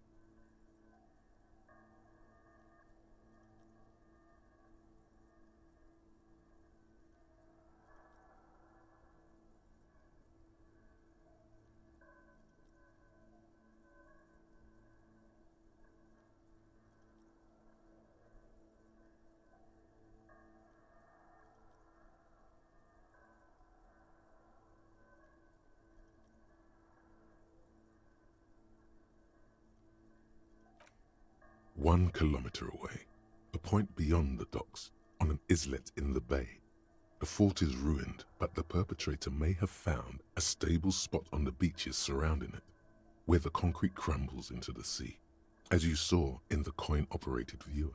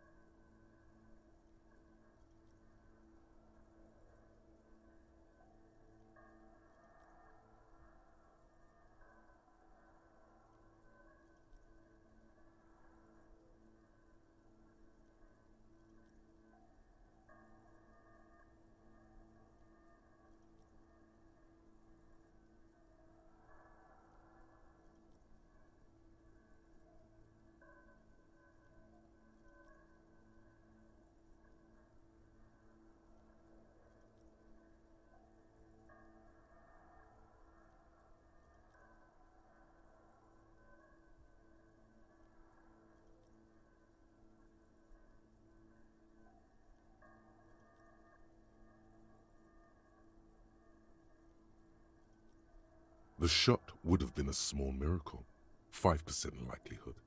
There is an extremely narrow field of view from the bay to the window, between Rue de Saint-Ghislain 10 and 33A. The angle would have been extreme, and access to the islets is questionable.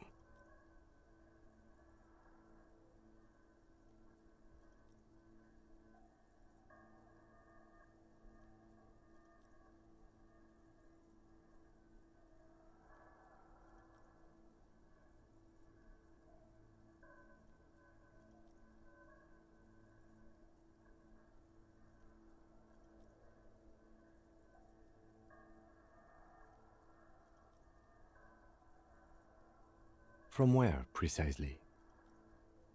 I see you have given this a lot of thought. Are those the locations you've singled out in addition to the roof? And what is the likelihood, in your opinion, that it came from a further distance? Okay, well, we should see if there is gunshot residue or sniper nests if we go down the coast. Rule these spots out one by one. It would be the diligent thing to do. Until then, personally, I'm going with the roof version. It fits the hidden path through the whirling. A simple hypothesis.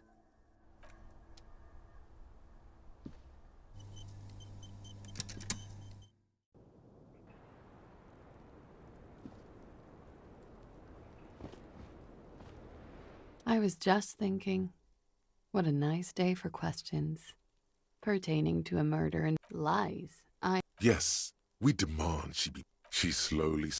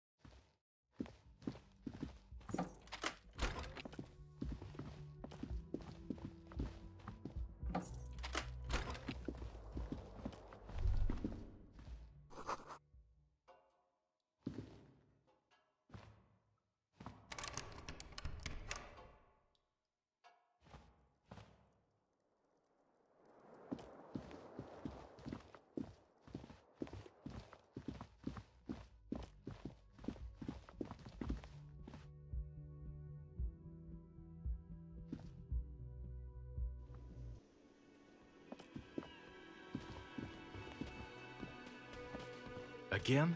I can't believe this shit.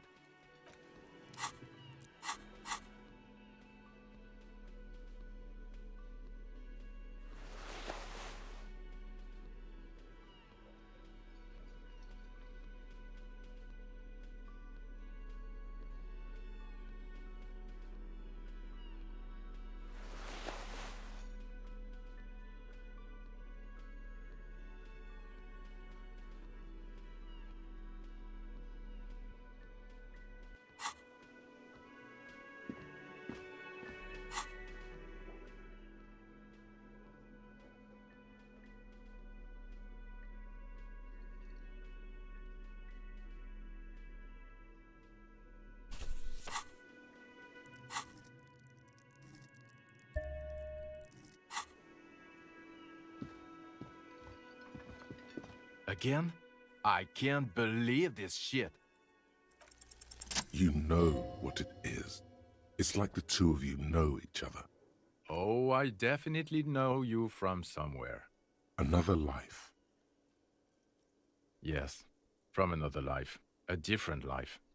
Maybe the life of a police officer belonging to the ranks of the... To what station do you think you would belong in this alternate and totally fictional reality?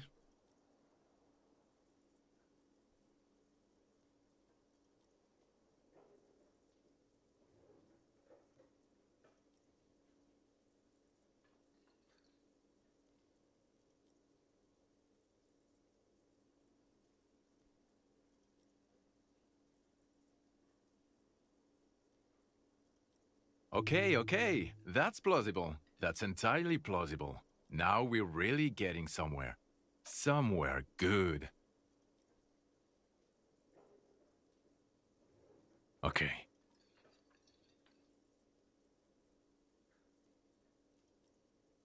Let's be crazy. Let's say you and I are partners. How's that for a thought experiment? Would you now, or would I be cramping your style? Never mind. Partner. Oh god, I'd hate for that to happen. You know what might help prevent that though? You doing your fucking job. Oh no. You see, I enjoy watching other better cops solve crimes. And let me tell you, it's been quite a privilege seeing you work. This isn't helping. You're not going to believe this, but... police officers. Yes, sir. Solving crimes, locking up bad guys, and get this, and not getting that drink on at 2 o'clock. Just some regular boring motherfuckers in suits and uniforms. Nothing spectacularly extravagant like you, the far-out son of Lang. Oh, it's you eccentric genius. I mean, with your unorthodox approach to police work, it has to be you. Not even a little bit. It's an urban myth about an officer who is so far undercover he can't remember who he is. As I said, just an urban myth. You are not the son of... Okay, yes, you get the joke. Leave it at that. Neither can I, partner. Okay, the man with the sunglasses and his hypothetical Station 41. Weird. There's something missing here.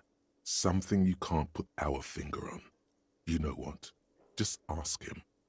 I know it sounds crazy, and you'll probably get laughed at. But still. Yes, just cross it off the list. It's probably not true, though. Again? I can't believe this shit. I'm going to say no. Just to see what you'll say to that. What'd you say? God fucking shit. Okay, I was clearly wrong. He is a firefighter, male nurse, animal control agent, something of that kind. Yes? What is it?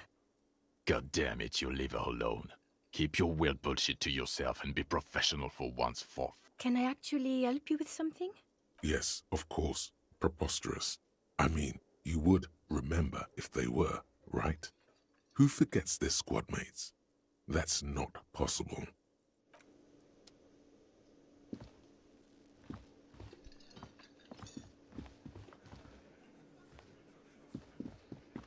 Hi, gendarme. Another rendezvous. I am. So are you. What brings you here?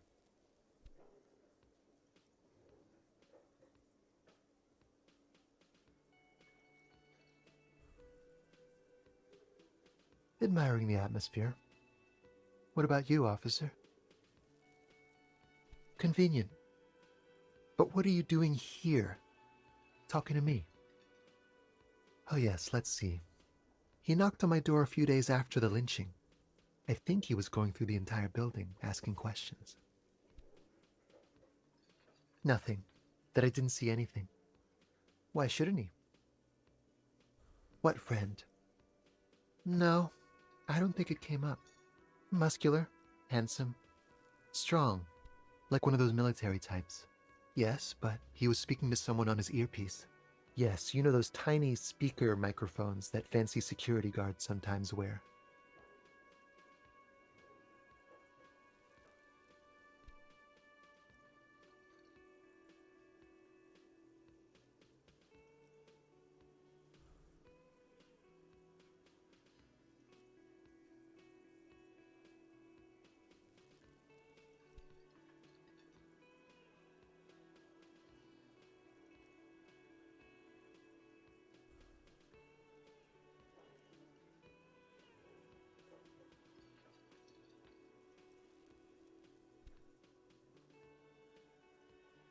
Just reporting back whatever I was telling him.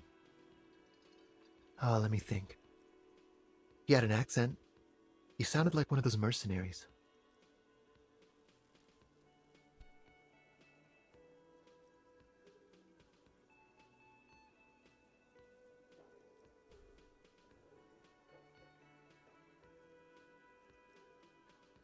He sounded vaguely Oranese.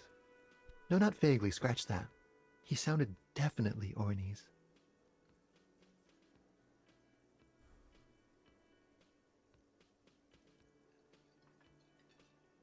Oh, let me think. He sounded vaguely... Sure. Anything else on your mind? You did? And how did you like him? Ah, shoot. Why not? Friends, I told you. Sunday friends. Friends? That he won't be there when times get tough. Like, it is. On Sundays. He has keys. And he likes the view. To the sea, I mean.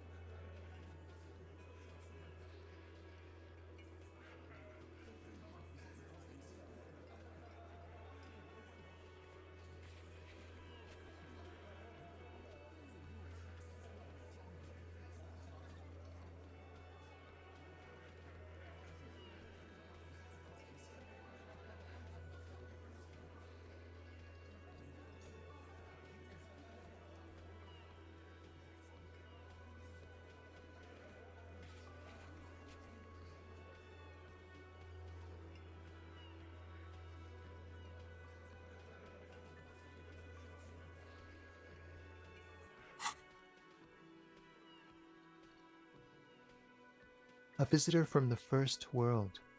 He's not like you and me, gendarme. He to his opportunities in Occident, sur la clé. Still, his coming and going brings some life to the village. Or is it just money? I don't know. Hmm? What about me, gendarme? Oh, a committee. And if I may ask, gendarme, what is this committee about? He's all bemused skepticism. He doesn't actually care what you want with his friend.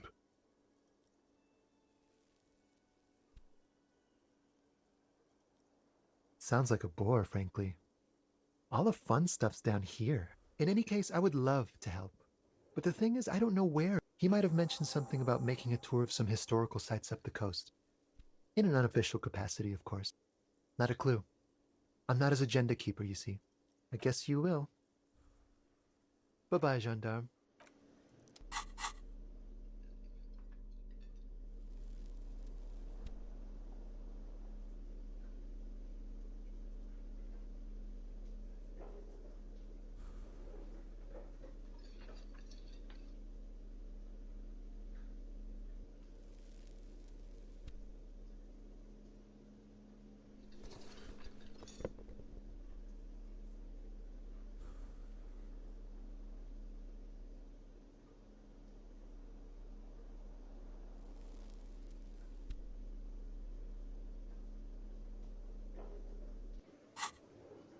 Hi again, gendarme.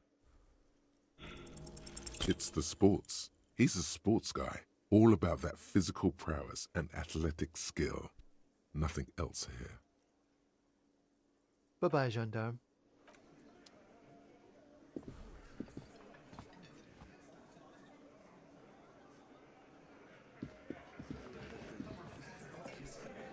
It's you again. What is it?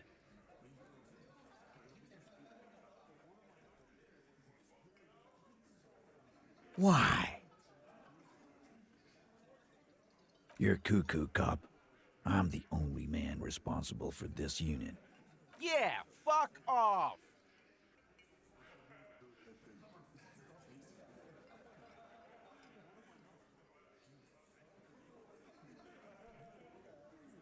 Sounds like you want to push this steaming pile of shit on anyone.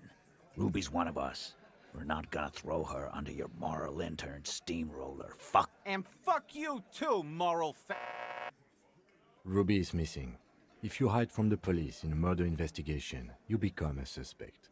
You know how it works, guys. That's nothing. That's just legalese. You don't even have a sound. I think we'll keep sticking around, Titus. You'll be surprised at how quickly a theory presents itself if you keep looking. A sudden flash of lightning in your neocortex. The hostel cafeteria is lit by its airy blaze. Floor plans, bullet trajectories, webs of human emotion, all channeled into a single thought. Because she was here, all night, with us. He's cobbling together shit so he can put her away. It's Cop 101. She was here all night? 11:30 to 12:15? She was here during all that time? Yeah, with us, drinking, near the stage there.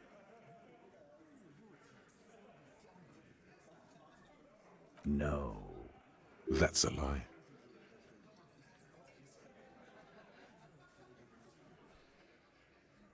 All right. She took a fucking leak, okay? For one moment. Maybe went out too. She has an operation to run from her lorry. We're not getting into what that operation is again, cop. And just 'cause she was gone for 5 minutes doesn't mean she magically got to the roof and shot him. All right, we're in. We got Ruby unaccounted for sometime during the window. This was crucial. Now let's place her on that roof.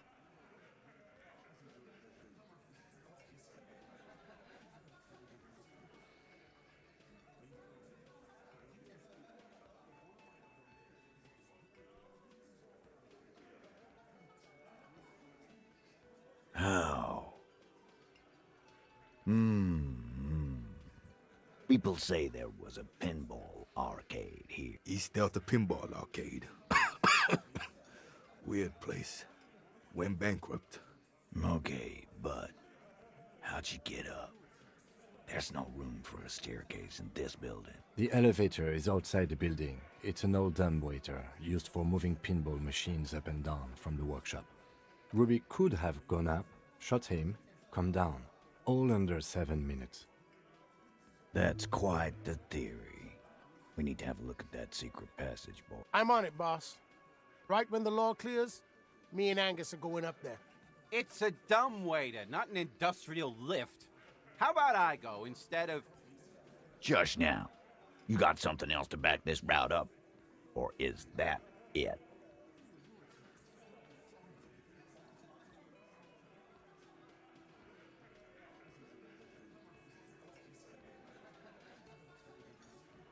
I don't like guessing, Carl. It opens the steel door in the kitchen, the one that leads upstairs to the roof. This key was right here, with you, all the time. Quit jumping to conclusions, Theo. You took that key. Did it look like it was recently put there? No, the ribbon was old. Faded. It had been there for 20 years at least.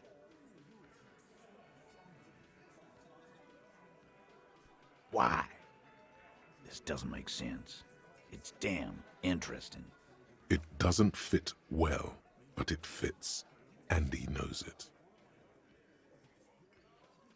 Footprints. Recent. The tracks were recent, but not worn down in the right foot like Ruby's. It's best to omit this pesky little polemic for now. Too confusing. That close, huh? How fortunate. I'll take a thorough look at those prints. My good news is, I'm still listening. Why not? You can't draw a straight line into Clausia's window from any of the surrounding buildings. Maybe from the coast. But like I said, I've been too busy dealing with you idiots. So no, I don't think it was a sniper. 72%. There's a percentage and all. Where'd you get it from? Your guy? Definitely lie. The truth is not credible. No, you can't. I know what you did here on the weekend. People talk. And what they say doesn't sound like a science cop. Those numbers were an ass pull, man. Yeah, and they don't put hair on the roof either. It's just mambo jumbo. He hasn't got shit.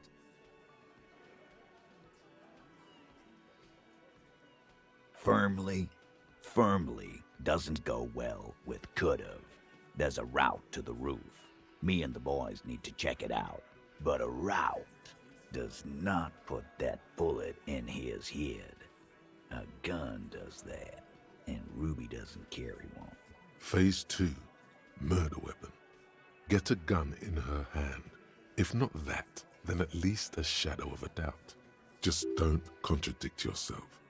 If it doesn't sound like Ruby did it, maybe keep it to yourself.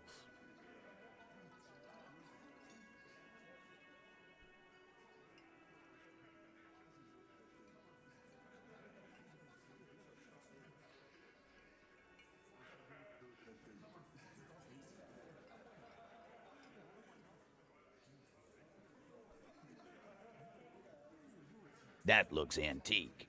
A Velma grave. It's inoperable. Where'd you get it? 20, maybe 30 rifles, Titus. Also broken, but still, there were too many. And there must be other caches too. God damn it. We need to close that dump down for good. Okay, I see your point. There are guns lying around. Damn it. I thought we'd found all the old spots. We just missed one. Ruby doesn't know this place, boss. Just these cops digging up shit.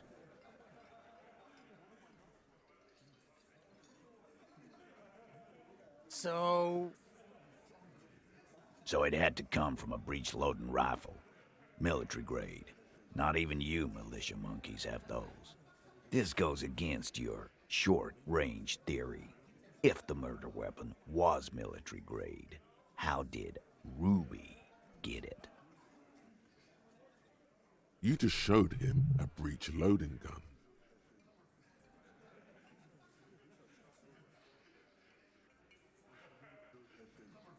A broken old broomstick is what you showed me. But point taken. Time to really close the deal. Show them the bullet. The blonde man looks at the mushroomed deathbringer in the evidence bag. Yeah, the bitch is jacketed all right. 4mm too. Whoa. Well, goddamn. It's not proof, but it's a possible murder weapon. Close to her. You have been thorough. I'll give you that.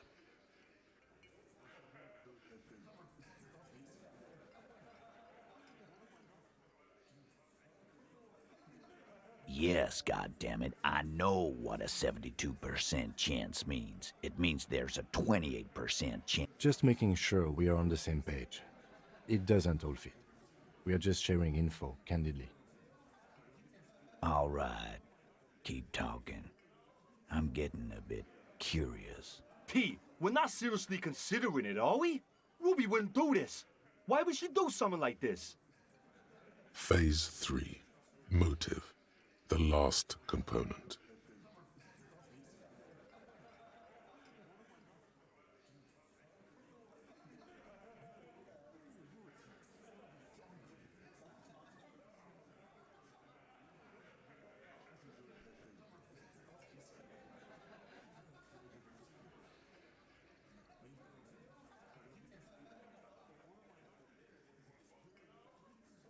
Yeah. Like what? A thing? You mean? Yeah, but They're both girls. Girls like girls too, Angus, sometimes. This is one of those times. She liked Glacier.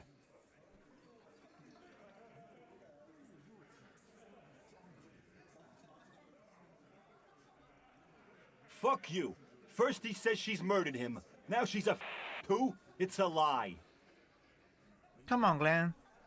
She likes Monica's titties more than you do. Everyone knows which way the wind blows there. I did. I knew it. That's why she didn't fuck me at Fatty's birthday party. She didn't fuck you, 'cause you're 40, and you still live with your mom, Dennis. Ruby then threatened her and told her to end her relationship with the deceased. This is some sordid shit. It's also the kind of garbage our Miss Aronier puts out to cover her own ass. That Ruby is queer as cabaret, now that I start thinking about it. And that's okay. Some are queerer than others. You can still be a Hardy. But if you bring your own personal shit into our outfit... If that's the case, then it's not right. But it's not... There are many pieces that fit together that way, Eugene. Face it.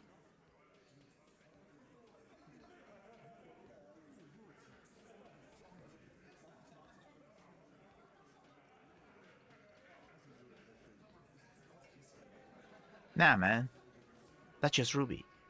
She's got shit under control. Plus, man, it's like female intuition, you know. Women talk to women. Which is sort of why we need someone on the team who they talk to. Not so useful. Fucking hell. Betrayal is not painless. Even the doubt of it hurts.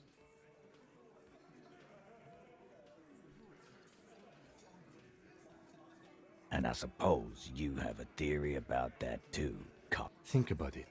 Why go through all that effort? It was her idea, wasn't it? The hanging. You went along, but she suggested it. She had, like, a fully formed plan and shit.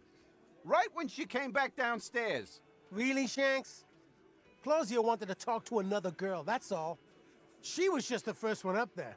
I could have come up with that plan if I'd have been first. Time for a logics demonstration.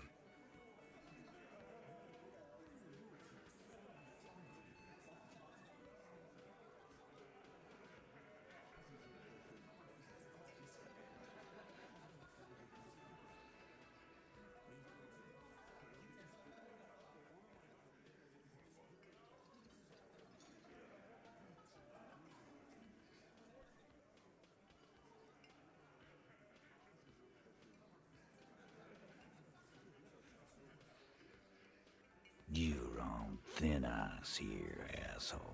It's a thought exercise, Titus. Think. You kill him. Get up there. Shoot him. Get down. Alone. I don't drag my men into If she used us, then that's a serious violation of the Hardy Code, boss. But she didn't. This is fucking stupid, Titus.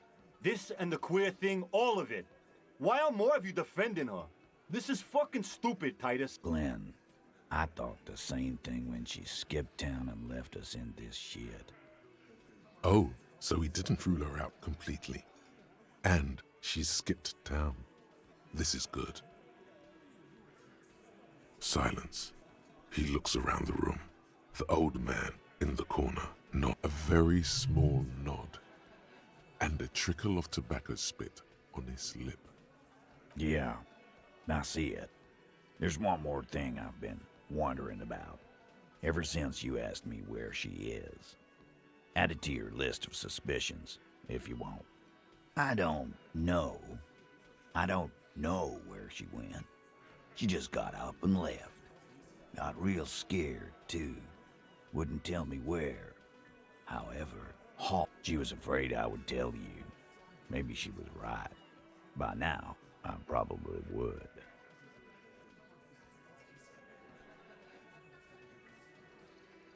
She knew there's evidence on her, and she knew we'd find it. This is typical suspect behavior, why fleeing is always incriminatory. Perhaps. Ask her if you find her. It won't be easy, though. She made sure of that. Friday afternoon, when you first arrived, I got word the RCM was in town. Then she came in to see me. Told me she was leaving. That's when we had our little conversation.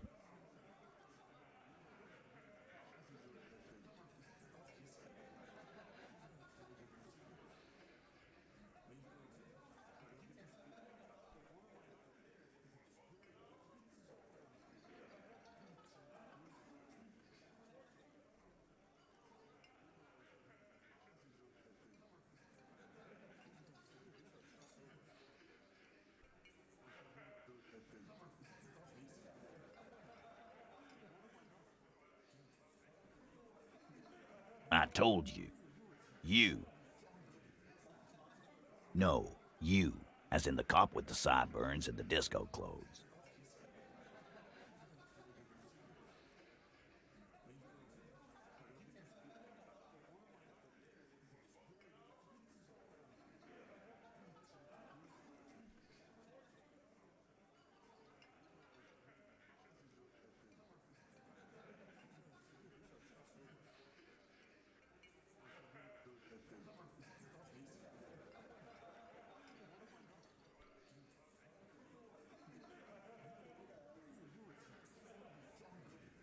Sure.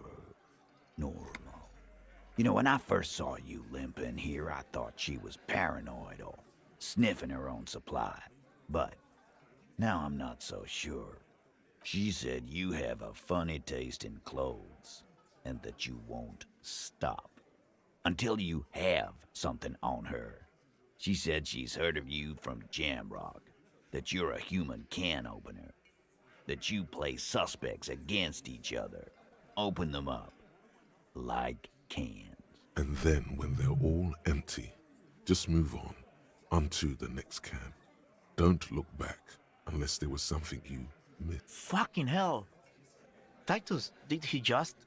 Open Angus up like a can? Yes, he did. Now, we can whine about it, whack him, or we can go on with our lives.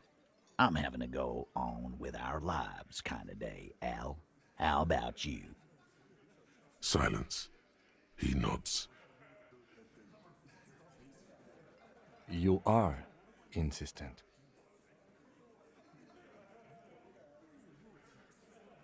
Yeah, there was something else. She wouldn't tell me, though. I could see she wanted to. It was burning on her lips. This cop, Titus, this cop, he... But she was too scared.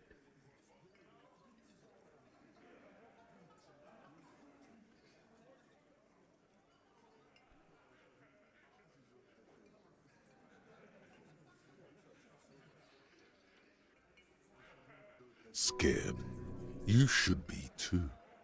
A strange fear creeps over you. Everard has a file on you, but that's bogus. What she knows comes from somewhere else, from Jamrock. It must be real stuff.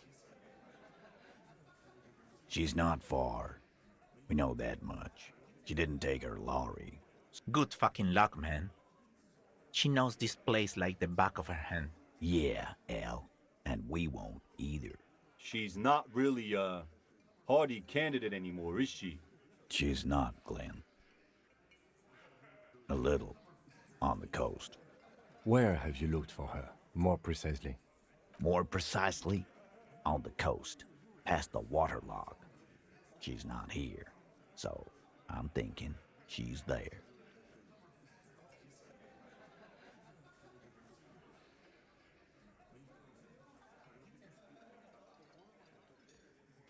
Sure, there's some shithouses there, a cinderblock town. Fisherfolk there refuse to unionize. I hear they have a shack where junkies sometimes crash. Time for you to step up. We will start there. One more question. What? Boyish. Hair's red. Dyed. She looks like a Lowry man.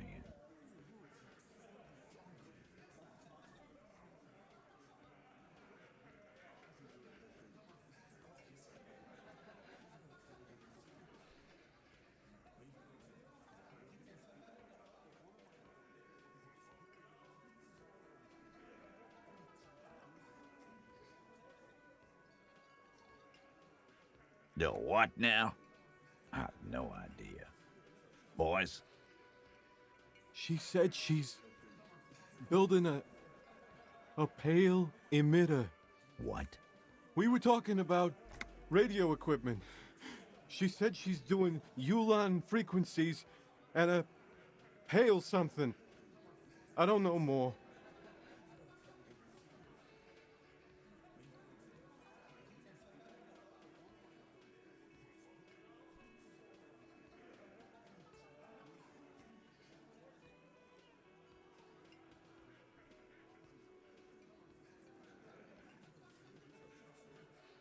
This guy barely understands what he's talking about.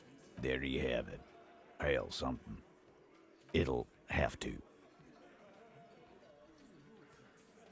His grip is firm and reassuring, like holding a piece of unpolished granite.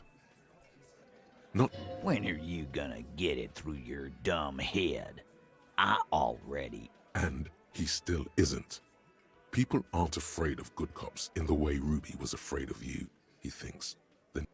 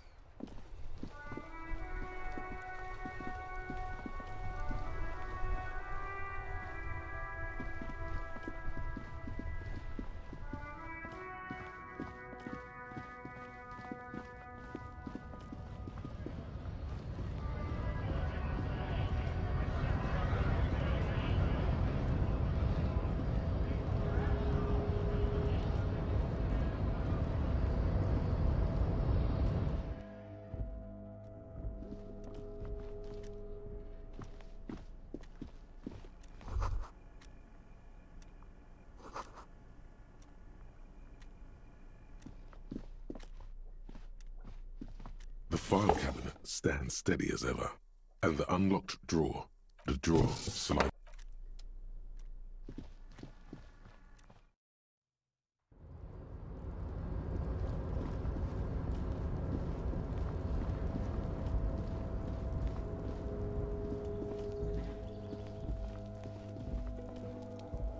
This is the night watchman's booth. The name on the door.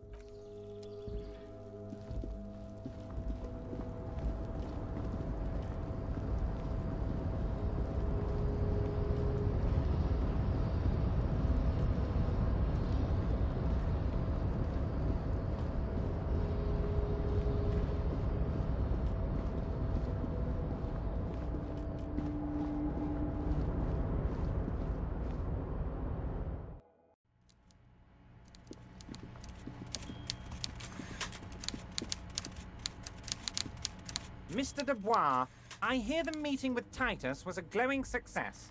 That's such a relief. Now, what can Everard Clare do for you today? The Golden Boy returns once more. Wonderful. Simply wonderful, Harry. My friend, the mailman, confirms the letter is on its way. You've done a great thing today. You've given the children of Martinez a bright future, and you've proven yourself someone I can trust. Someone I can really do. You're in my inner circle. You too, Mr. Kitsuragi. We can talk about anything. The strike, the murder, your lost gun, nothing is off the table. Judging from how happy he is, it looks like you did it. He doesn't appear to suspect trick. Well done, sire. By guile and deceit, you're in. You don't know his full plan. Perhaps he expected trickery. Perhaps the signatures weren't important. The point is, do not think you're ahead of him.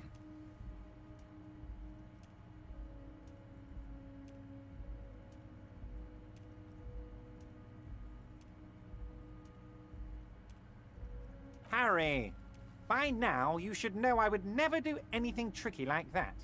However, if the construction noise and limited street access makes, well, let's just say there'll be freshly renovated buildings near the roundabout where those poor people can finally enjoy a significant uptick in quality of life. I'm talking real affordable workers' palaces. He proudly spreads his hands to demonstrate the size of the palaces. They're very large. So the village is doomed.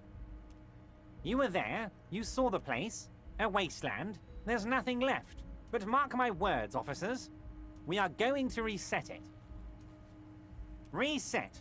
I have big plans for Martinez, and they do not include humans living in those pig sheds on the coast. That land will be used for municipal buildings and commerce. Harry, imagine a youth centre supermarket church complex, employing hundreds, no, thousands of people. The coast will be lit up with enterprise and life. All those ruins out there turned into low-income housing. Harry, enough is enough. We're taking this district back. The war was 50 years ago, for God's sake. It's time to move on.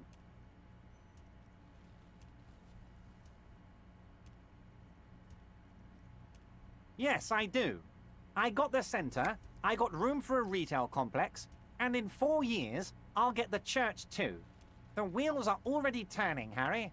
The wheels of progress. This post-war limbo, I won't stand for it. There are kids practically playing with their own feces out there. It cannot go on. The pain is true. He's seen kids do worse than that.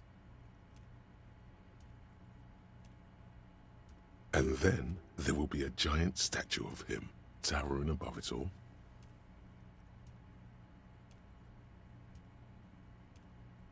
I'm not a symbolist, Harry. I'm a realist. My statue will be Martinez rebuilt. 5-story building complexes, kids off speed, and landowners in a zone hating me. That will be my statue. And yours. We're doing this together. Damn right I'm up to something, Harry. I'm gonna make the working man as rich as Joyce Messier. That's my job. Just like yours is to keep the peace. A true flash of anger in him, as he thinks of her.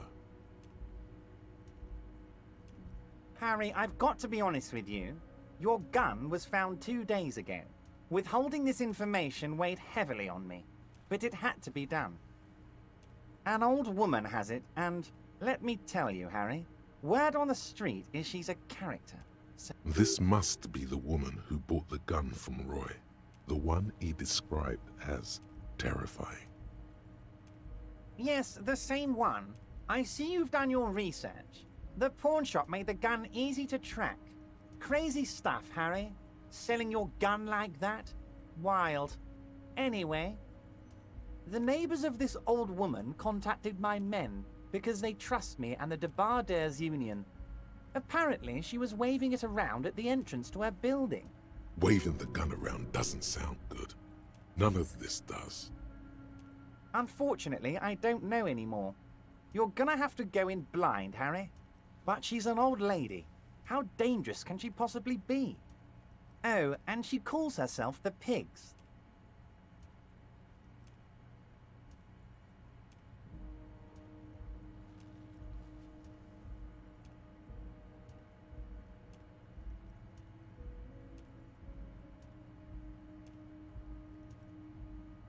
There it is again. The pigs. Like Roy said, not good at all. I, for one, find it refreshing. Finally, someone calls themselves a pig.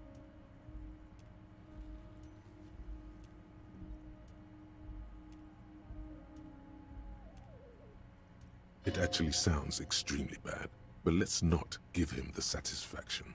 As I said, she's a character. I didn't have time for details.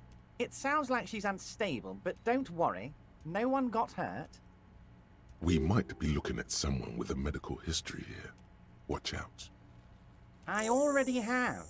Tonight, starting 10 o'clock, near the old fish market on the coast. The one on the boardwalk, a little past the fishing village. Be careful, Harry. I would never set you up for anything dangerous, but you did ask for this. Now, back to the fun stuff.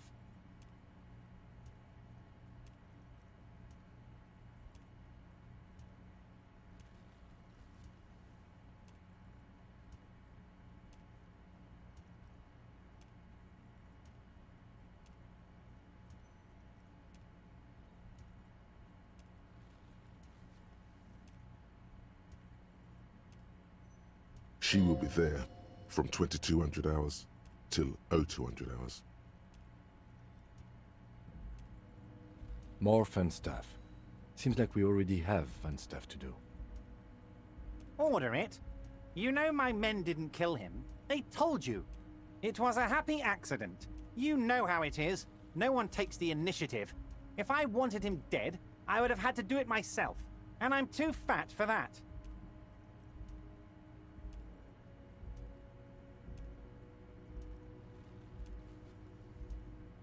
Glad you asked. I've got type 2 diabetes because sugar and fat was all my mother had to give me and my brother Edgar when we were kids.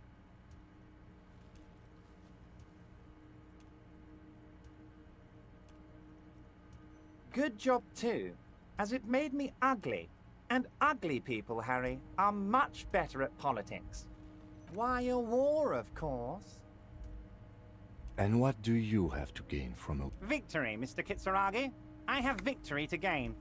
We are going to start a war with the Wild Pines group and win before they even realize there is a war. I have. It's a great story, Harry. Did you also know how the bee colony kills the giant hornet? They swarm and blanket it entirely until it suffers a massive heat stroke and dies. Harry, we outnumber them 1,500 to 1. And that's just Martinez. With all the unions in Revachol, and with public opinion on our side, we can hold off 2 men, or 15 men, or even 50 men. The more they send, the worse it's going to look for them. They made a huge mistake hiring those guys. No one likes foreign mercenaries. The leftists hate them, the fascists hate them, even the moralists think they're in bad taste. You're not an ultra-liberal, Harry. Get the fuck out of here. Don't be a retard. Harry, there is no strike, only war. Class war. Or, in business terms, a dawn raid. Or wait. Is that when you still pay them something? Because we won't do that. We're not gonna give nothing. We're gonna take Terminal B away from them. The roads, the gates, the containers, that big crane, even the damn coffee maker. We're gonna take all of it for the people, and fuck Wild Pines. The word fuck rings like a gunshot from his mouth. So that's why you haven't let Joyce in? Yes. It's also why I let that midget Gaumont go. He's too nice. I can't put him through this. Plus, he knows how to get in here. That woman can't tell her tits from her arsehole. She has no chance.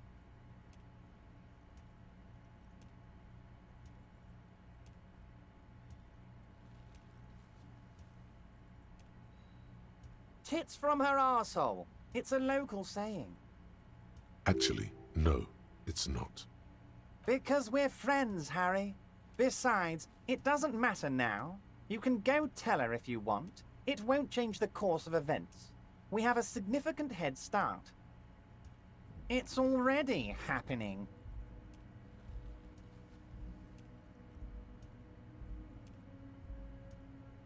No idea. Could have been his own mother for all I know. If you ever find the guy, give him a big fat kiss from Everard Clare. Couldn't have done it without him. He really doesn't know. A guy, huh? I don't. I told you it could have been his own mother. I'm pretty sure it wasn't anyone from the Union. Maybe it was the mob. Or maybe he killed himself because he was a closet socialist. Truth is, I simply don't know.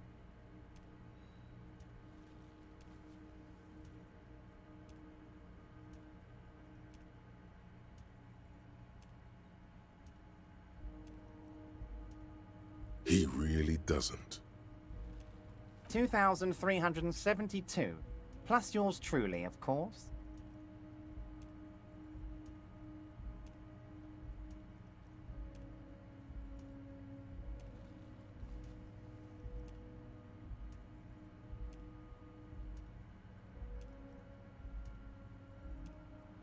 $2,373 is a sizable contingent for a labor organization in Revenue. Oh, you mean what sort of goods are going to be flowing through?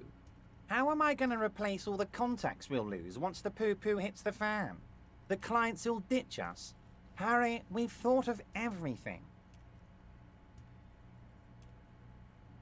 Clients would take a well-known multinational conglomerate over a local mobster any day.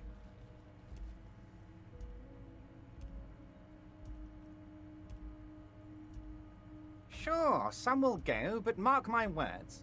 The company will be unpleasantly surprised to see how many of them stay loyal to Martinez, and to the new competitive contracts we can offer. With renewed zeal sparked by communal ownership, the men will be shipping those containers double time.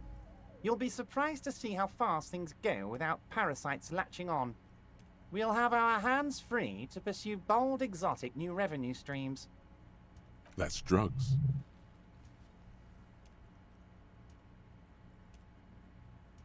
Drug trafficking. Drug trafficking? Don't be stupid, Mr. Kitsuragi. There are perfectly legal, 100% ethical chemical factories on the Samaran Isola. You don't need to be colonialist about it. All they do is produce components to keep the pharmaceutical industry running.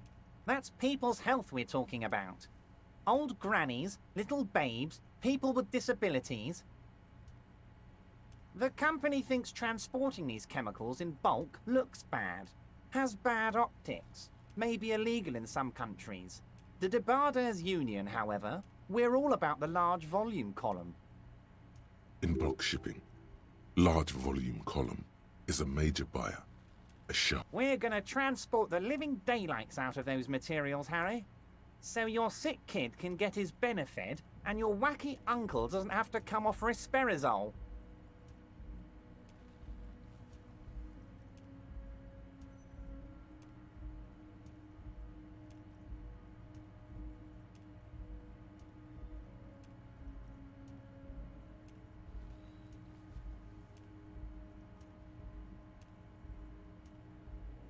Benefit is a children's cold medicine usually apricot flavored, and risperidone is used to treat severe psychosis.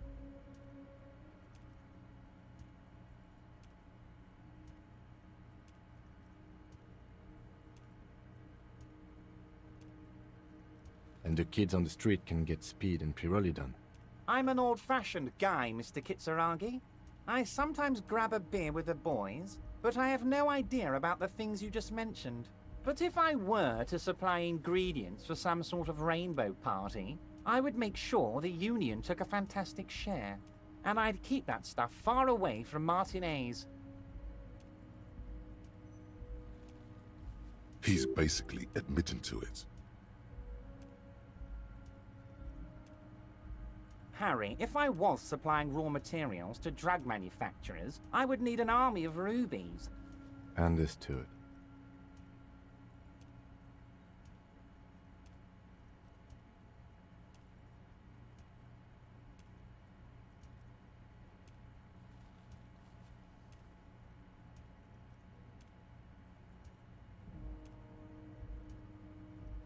It's also far removed from my men and the people of Martinez who've put their trust in me. Anyway, let's not focus on the sensationalism of the drug trade. This hypothetical drug trade is all anyone ever seems to be interested in. It would only be a small part of the harbor's turnover, just like the harbor is, but a small part of Martinez. Let's look at the big picture. Martinez as a whole. There are little girls out there with dreams of making music. I'm gonna unite them all into one economic body. We're gonna incorporate this place to Kingdom Come. Everyone's gonna be in on the wealth, and everyone's gonna pull their weight.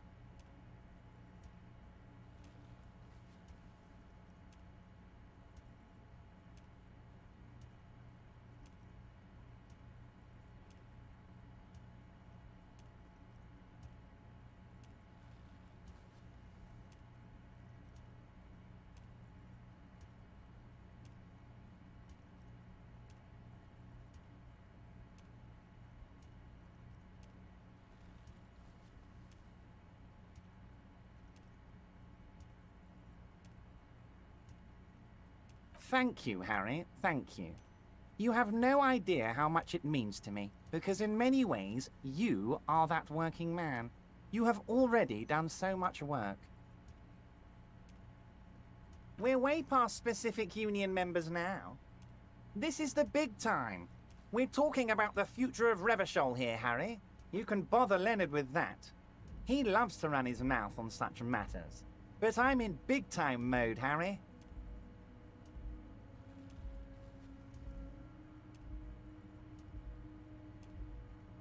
There's something different about him now. He's more vibrant, more alive in his big-time mode. Great, Harry, great. I think we've truly built a bridge between Martinez and Jamrock today. We have united the RCM and the Debarders Union. This has been so great. I'm sorry we don't have more fun things to do together, but if you ever feel like bouncing something off me, my door is always open. I'm always happy to educate and entertain you, my friend. So, very nice, Harry. Is there anything else?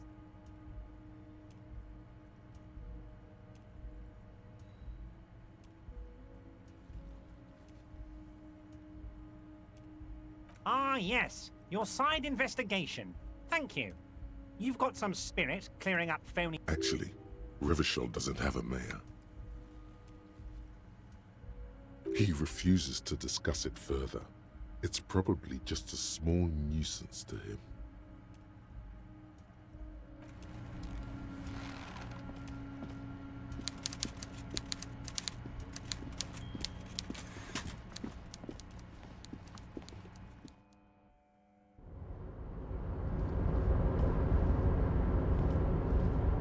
Oh, hey, mister.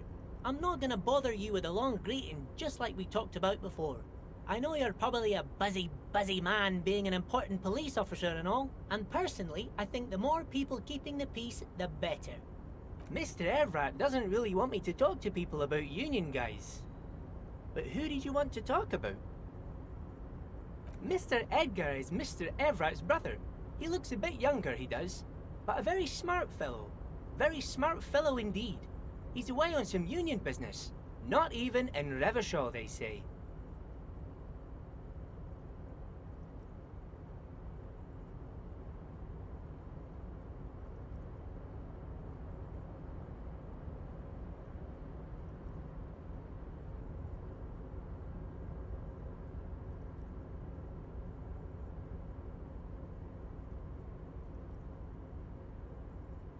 All kinds of places he visits. Him and his brother both do when they're on a vacation. Right now, it's Mr. Everett's turn to look after the union. But last year he spent a whole winter in South Africa. Left with the first autumn rains and didn't come back. South Safri? A lot of bulk chemical manufacturing going on there. A lot of cargo shipments being made, too.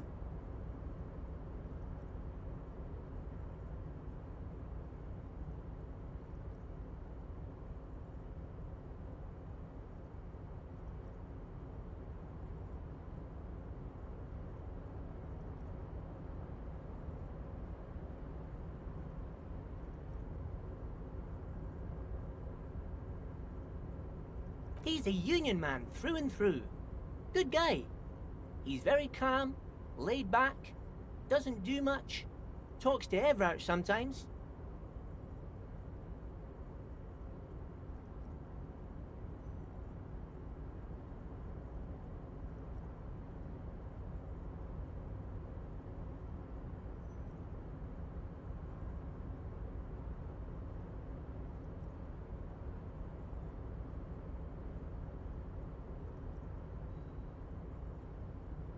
Honestly, I don't know what he does for us, but it must be important because everybody likes him.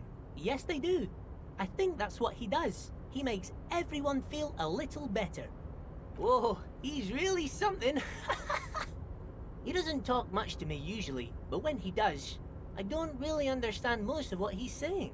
Actually, I don't think he would like me running my mouth about him like that.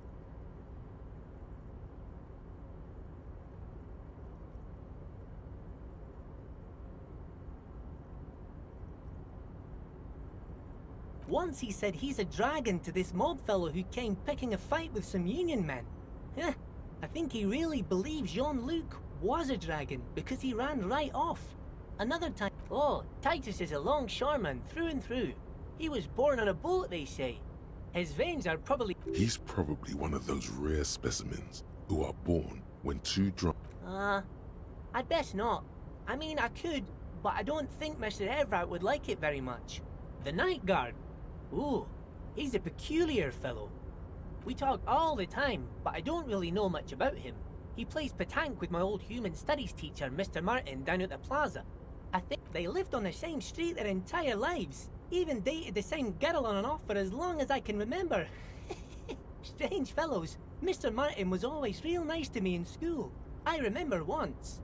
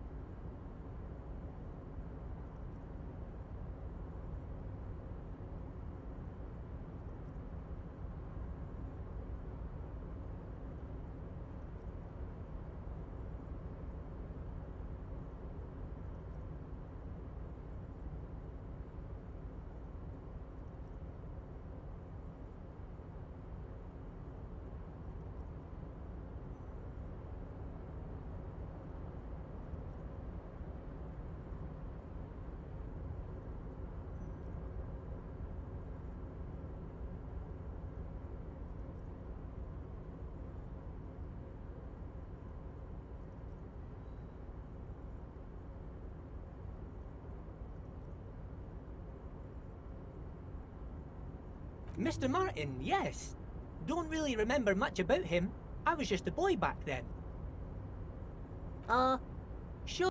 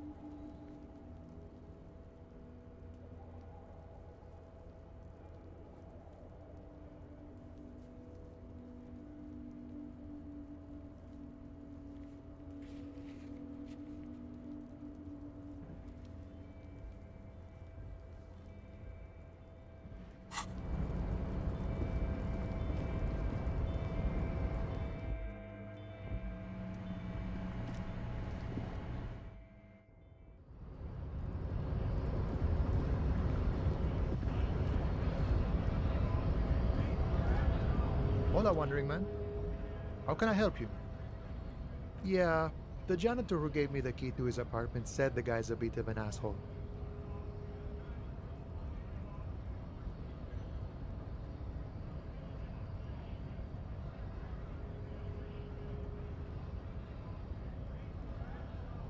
Yeah, it would be really bad if we got into an argument about him. Waste of a good noon. Or afternoon. Or night. Los Ardis? They're an independent They're sort of like you. Preserve the rule of law and all that. Except it's Everard's law. But really, they're just like you.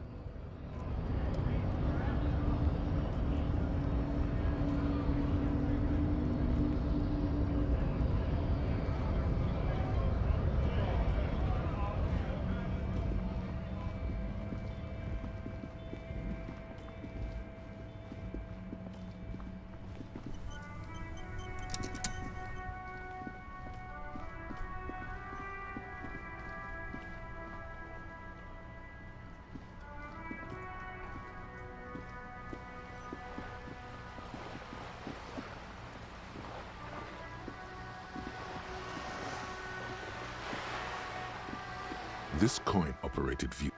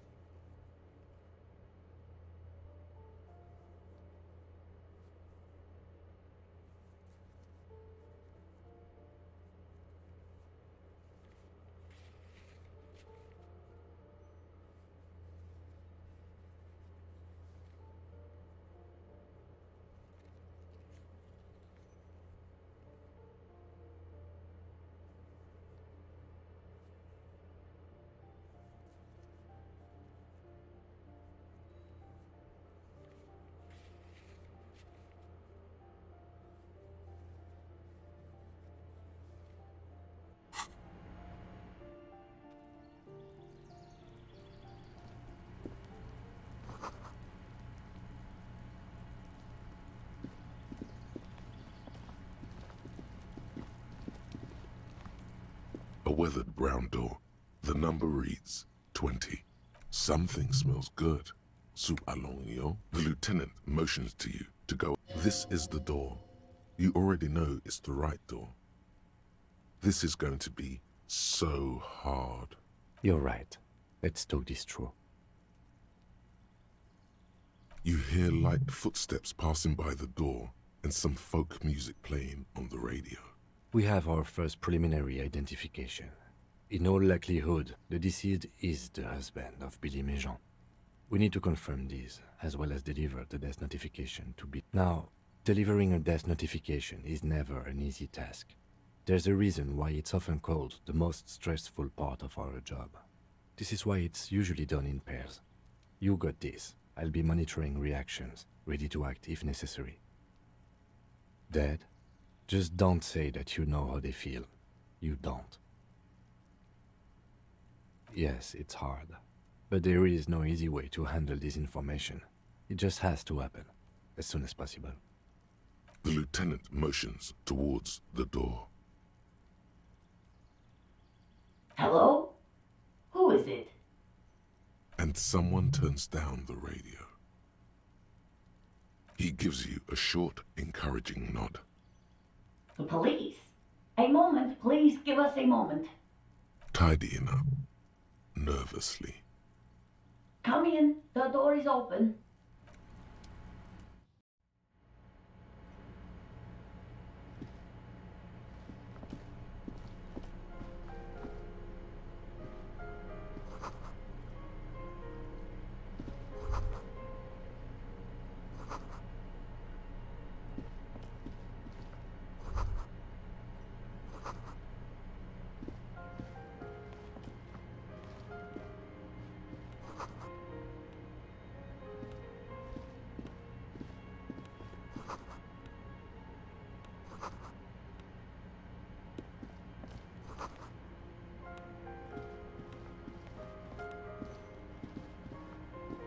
It's you from the bookstand. I don't think I introduced myself properly. I'm Billy. Would you like something to drink? Tea? Lemonade? We're out of coffee. The lieutenant has taken off his foggy glasses and is busy cleaning them in his handkerchief for now. You're on your own here. Condensation from stepping inside. Is this about Victor, my husband? Is he in some kind of trouble again? I can come pick him up in the station if that's what.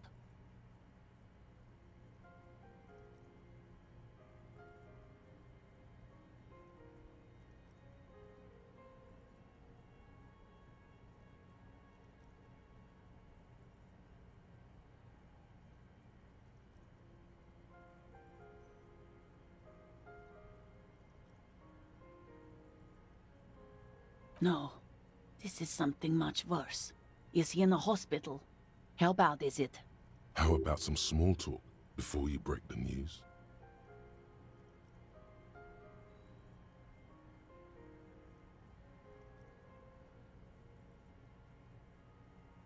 How have I been? You're not here to discuss me. What is it? Can't write a scene without knowing the actors. Ask more. Get comfortable around her. People got to eat? What is this about? Why are you suddenly asking me about my cooking? It's me, Victor, and the kids here. We have 2 daughters, Jenny and Jolie.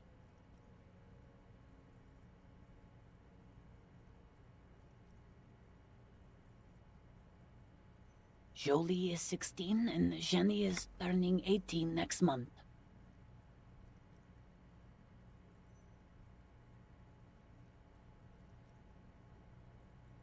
The girls are staying at their friend's place tonight.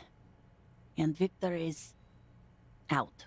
She swallows visibly. He has a problem with drinking. And so he disappears every now and then. He's probably in the parks drinking with his friends. I sent him to the library a few days ago, but I guess something came up. Oh, it's in Jamrock. The one at Mayro Street. Central Jamrock Public Library? I think, yes, if that's the one on Moreau. It is. No, I guess I'll find out when he decides to come back home. It shouldn't be long from now. He's never gone for more than a few days. Just to return a book of mine? Why? Why all those questions, Detective? Yes. His old leather jacket. It's just your average brown leather jacket, but he bought it as a teenager, so yes. The lining is hand-sewn, it's blue. I tried to make the thing more weatherproof since he's running around with it in the middle of winter. She folds her hands. Here it comes.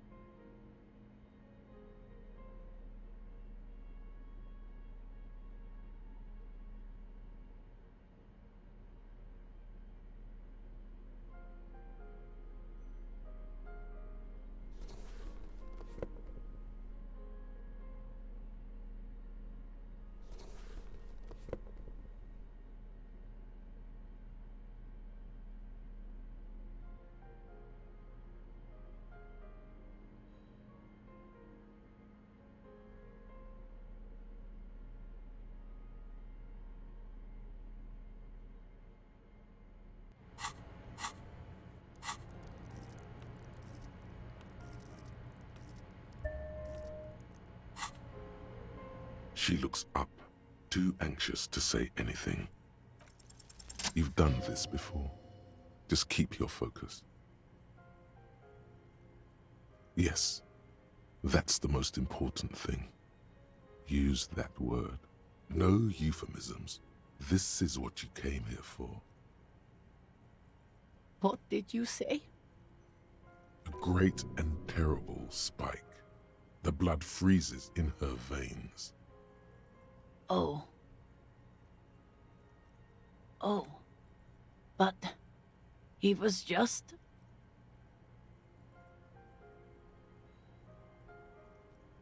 But he was just here. Alive. We understand this comes as a huge shock. I want you to know that me and my partner are here for you if you have any questions. Take your time, ma'am. What happened to him?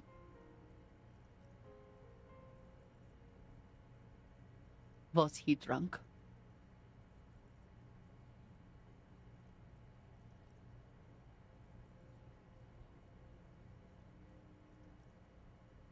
I see. And you just found him there, lying in the cold. How long had he been there? If you say 2 days maybe, it will be etched in her mind forever.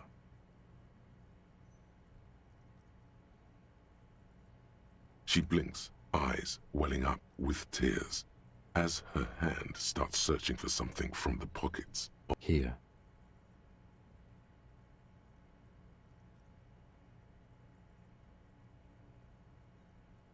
No, no. I just need to tell my girls. It burns like acid. Unreal. God.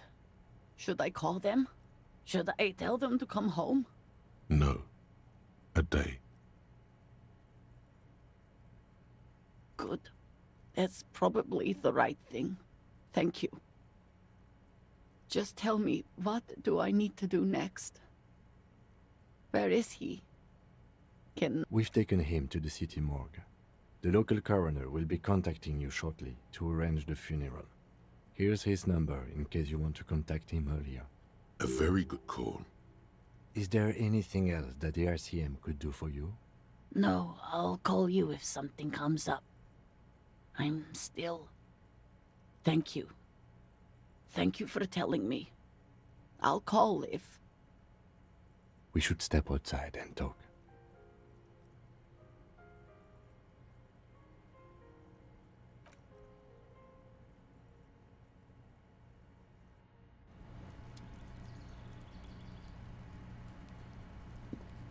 You did well.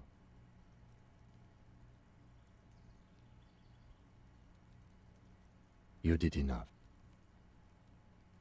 Can't save the whole world, you know. Can't bring the dead back. I'll call the station when we're finished with the day, and let them know the name of the deceased. That's it. We should get back to our case now that our duty here is done. They'll manage.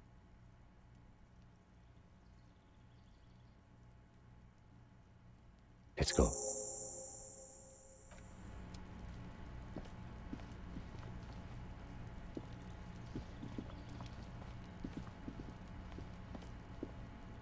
This door is made of metal. No one answers. Let's go.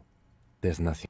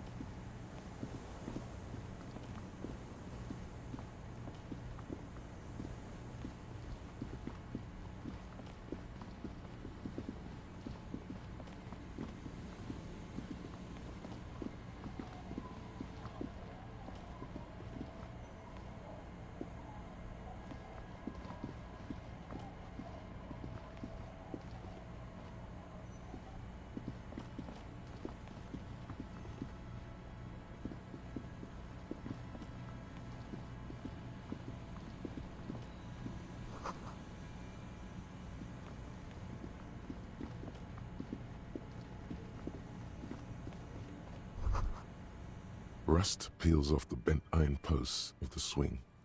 The wind whistles through the skeleton of the small house behind you. There's desolation everywhere. In this yard?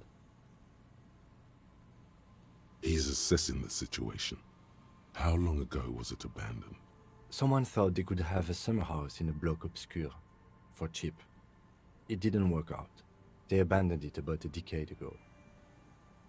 A black bloc, a part of the city left unrenovated after the war, or one that has fallen to gang violence, or has become inhospitable in some other way.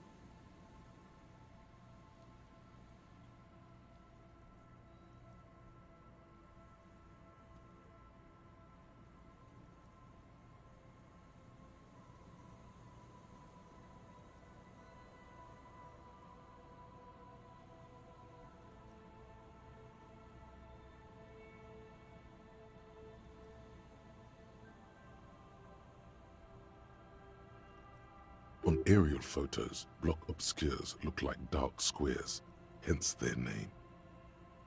Practically, it's not an official term in any way, but look around. No sewage, broken power lines, crime, drunks. Life is tough in the blocks. It's no place to build a summer house. Yes, for you to pick up as part of the Jamrock Shuffle. It's not meant as nagging, just an observation.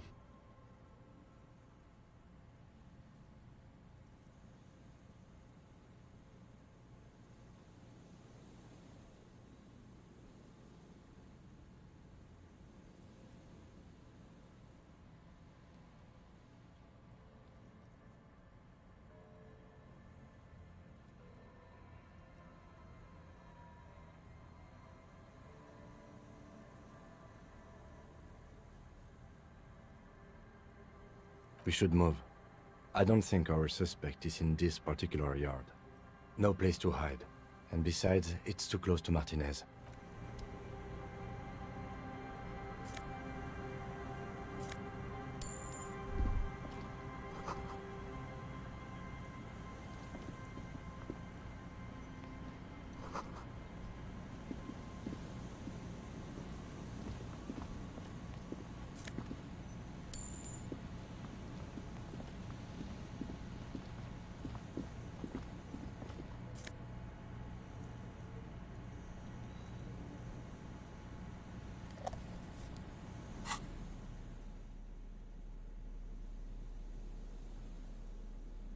The portal reel is just what you needed. The reel's attached to the apparatus with a satisfying click. You press the large button marked Commencer, and the tape starts spinning. There's a small delay before the song starts playing. It sounds like someone's moving in the room, getting comfortable. Then the organ starts playing a simple, melancholic tune echoing in the hallway, telling you about the tiniest church in Cessons, surrounded by even tinier yard. You almost feel the seaside mist on your skin. It's mega sad. Within seconds you know, this is the one, the real shit you've been looking for. The one you trust your room to that Claudia told you about. Perform it. A click, then silence for a bit. Then the tape stops spinning. Of course you could sing this. You could take sad to a whole new level with this. And you already know the lyrics since you've listened to it like 1,000,000 times.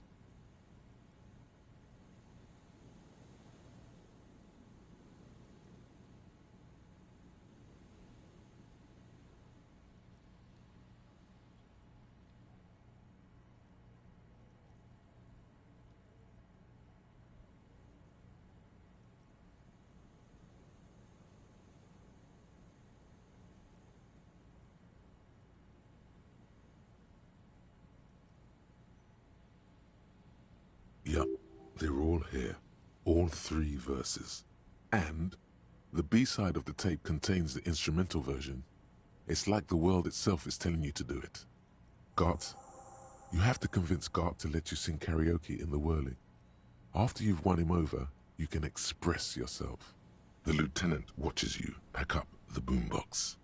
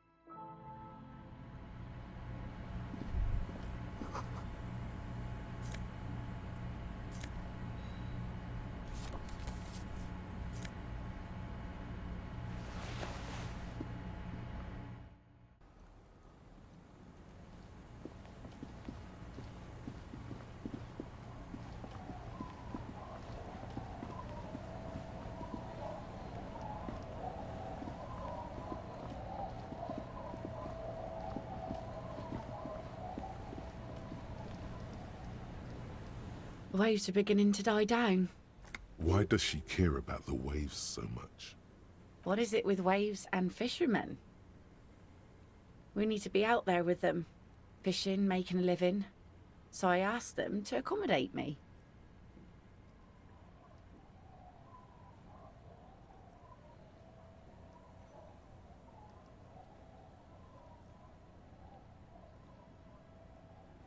But until that happens, I can try to assist you the best I can. So, what will it be, officer?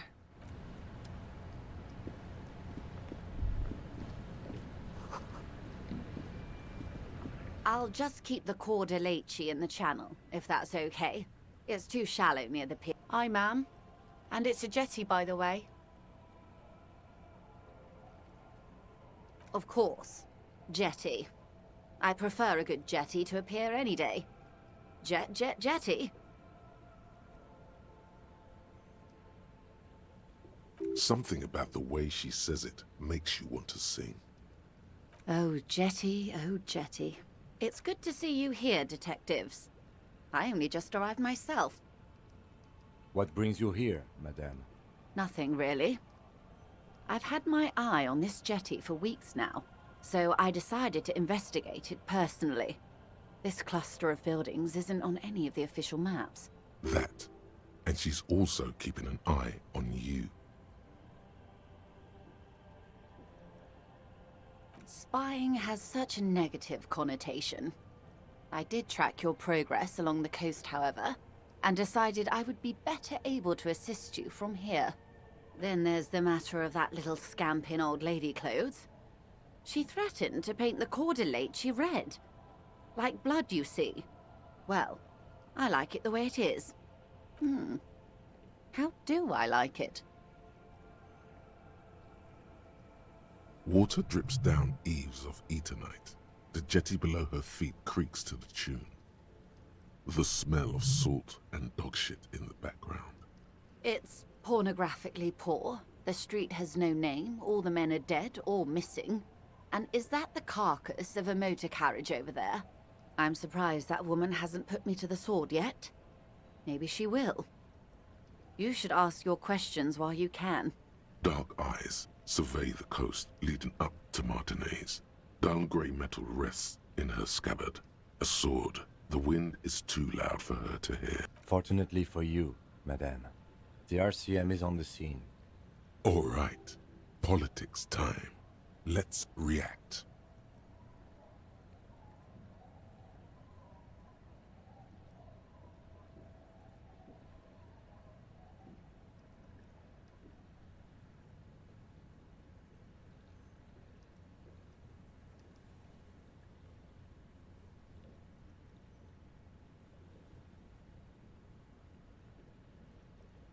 Oh, I'm not frightened, officer.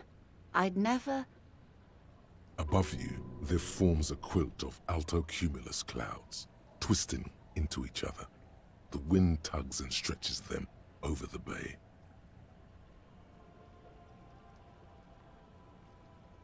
Their cloud shadows slide over the ruins of Revachol West. Wherever they pass, the temperature drops slightly, but perceptibly. Have I told you how they discovered this place?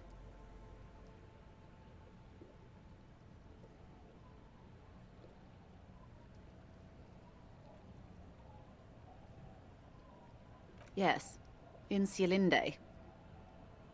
Well, your condition has left you no worse off than most of these people. The literacy rate is around 45% west of the river. 50 years of occupation have left these people in an oblivion of poverty.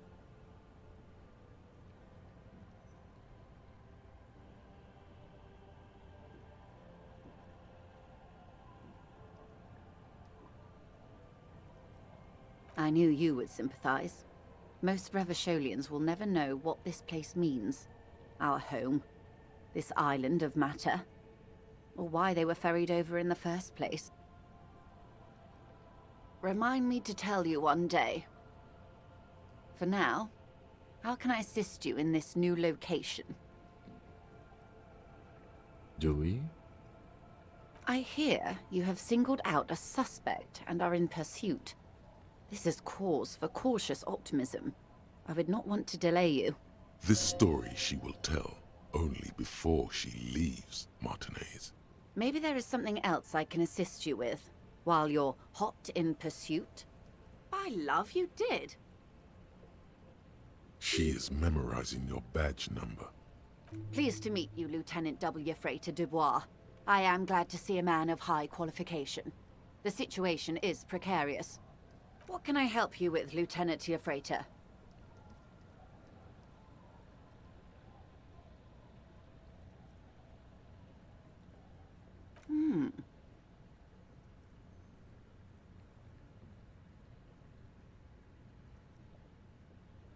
A takeover?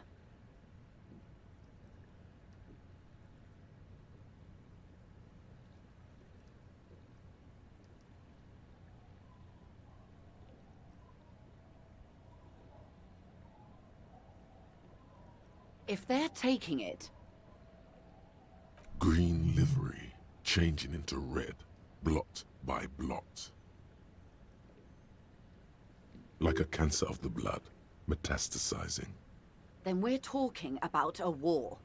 Evrart needs to let me into the harbor at once. We need to talk about this. No. It's naive of me. He sent you. This is the negotiation now.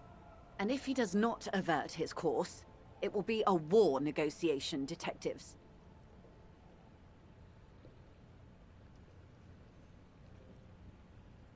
An insane goal.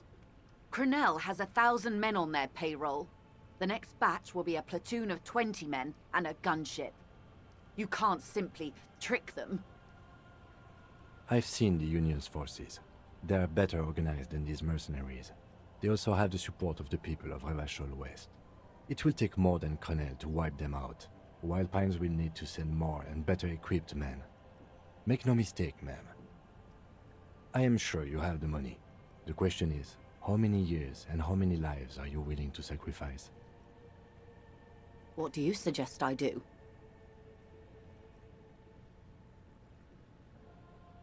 Everything affects the decision-making process, Detective. Officer?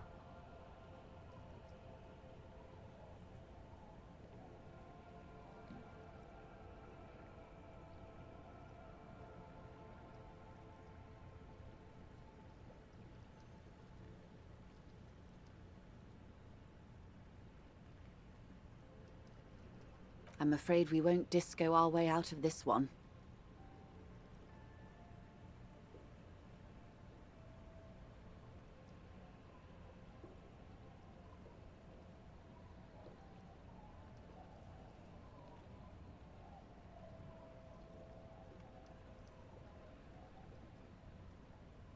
Do you think it's within my authority to give it to them? Do you think I can control the board and the shell-shocked mercenaries they've sent? What will I do? Did I ever tell you how they discovered this Isola? During our reality lowdown?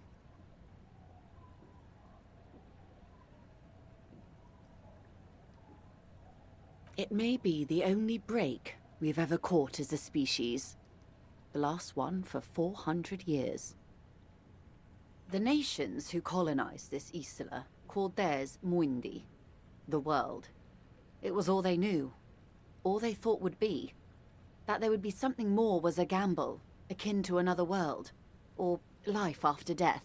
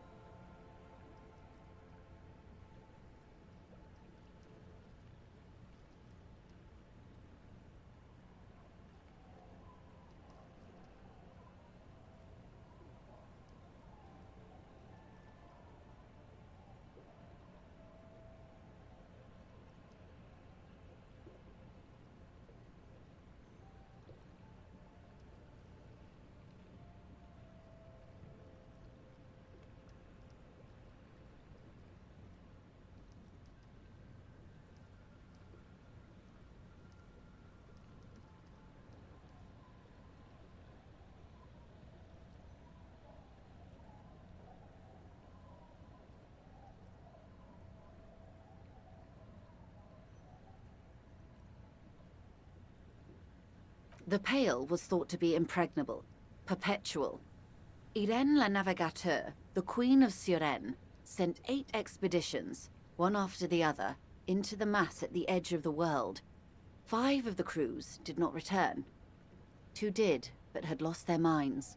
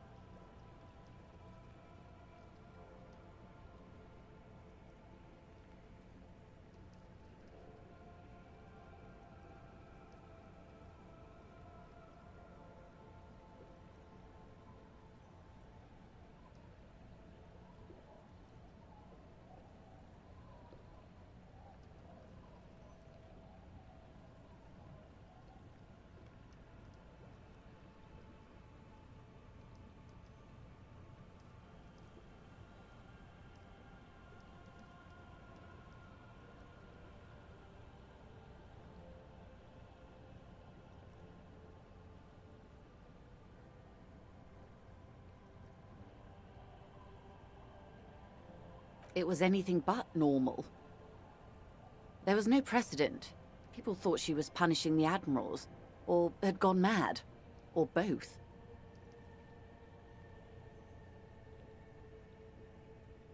Until after years of trial and error, and the development of a strict psychological regime imitating the creation process of poetry,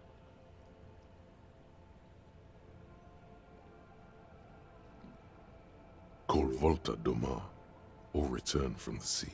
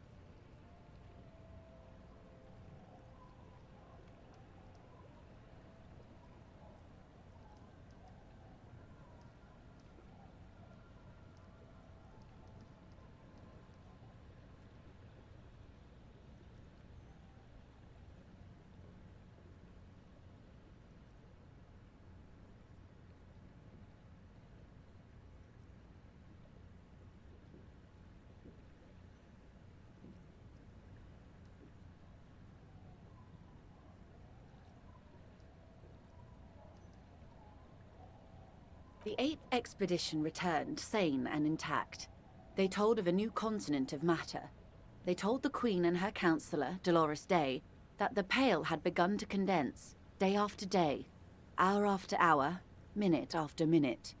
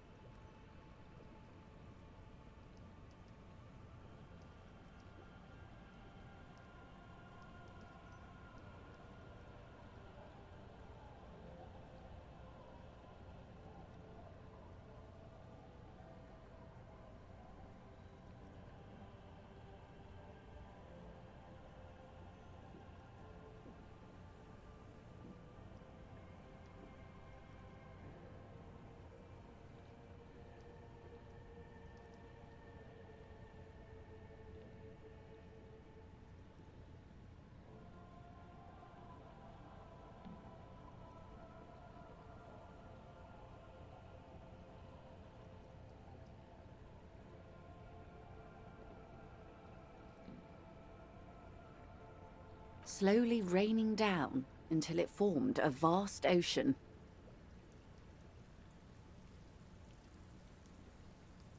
The air is cold and scented with petrichor. There are rain circles on water all around. Humidity crawls up your back. So does the lieutenant. His mouth is slightly open as he looks to the sky. The droplets feel warm, like spring rain.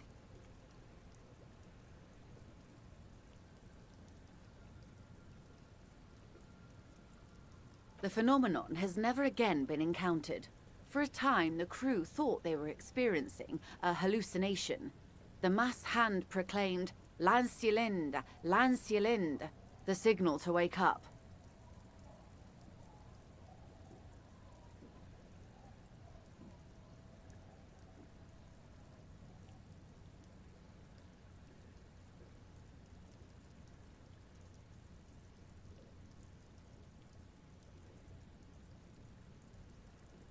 But they could not. They were sane and conscious, as islands began to appear on the horizon. There are 78,000 uninhabited islands in the Insulindian archipelago, officer. The freckled face of God. You've thought it 1,000,000 times.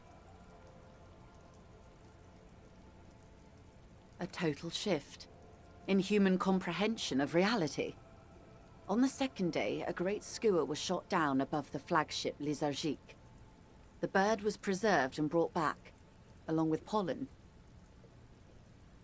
4 years later, the Queen's Counsellor was proclaimed Her Innocence Dolores Day, the elected world spirit. The age of humanism, internationalism, and parliamentary rule followed. We were high.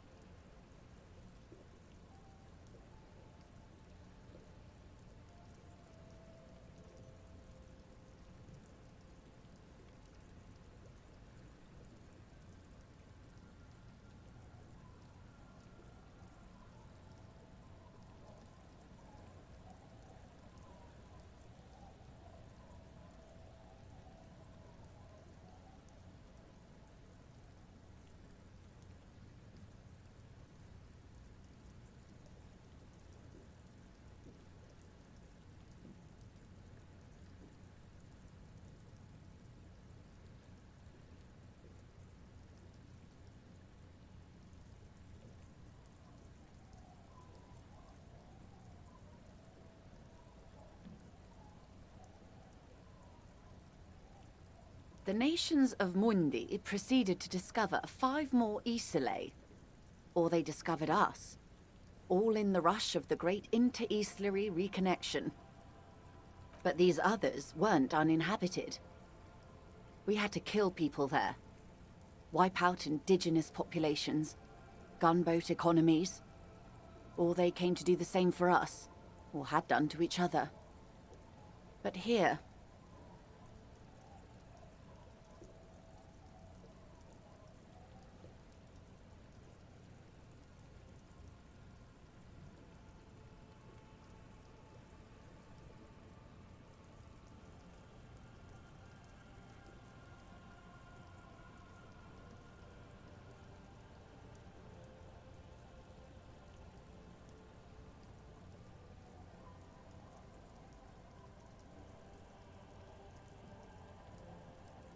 there was no one but the skua, the Liliat Sea, and the Blood Beach, and the River Esperance.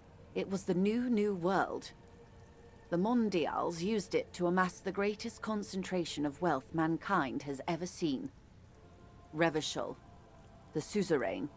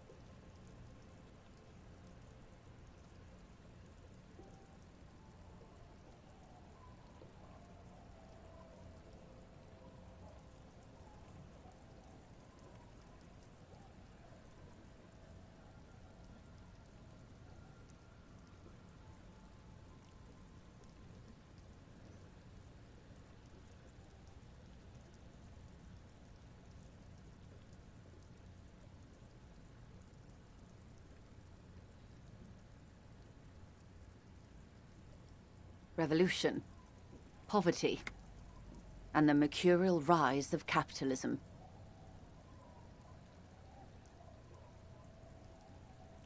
On Caillou, the Pebble, the largest of the fertile uninhabited islands of the northeast Insulindian archipelago.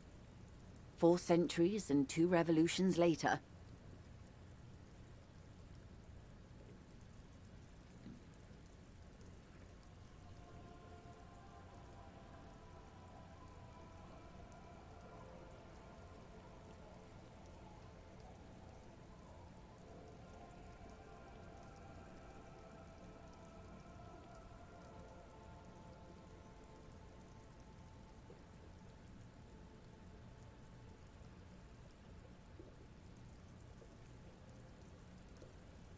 the first living autonomous organism.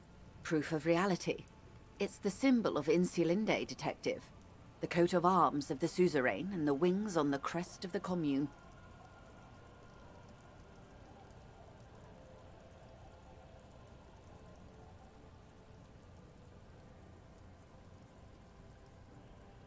In your defense, it is a nasty creature who plucks food from the throats of lesser birds. Yet much like Revachol, it is also magnificent and rare. Imagine the suzerain of seagulls.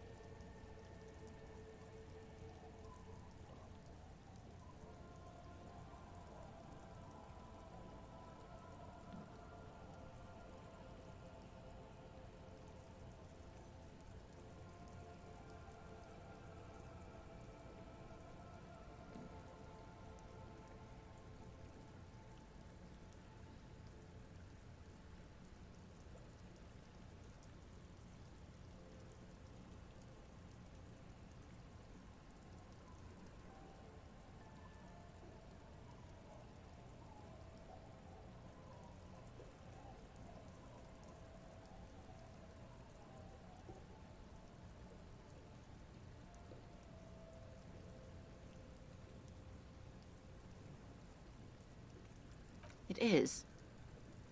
Soon it will be spring and everything will blossom.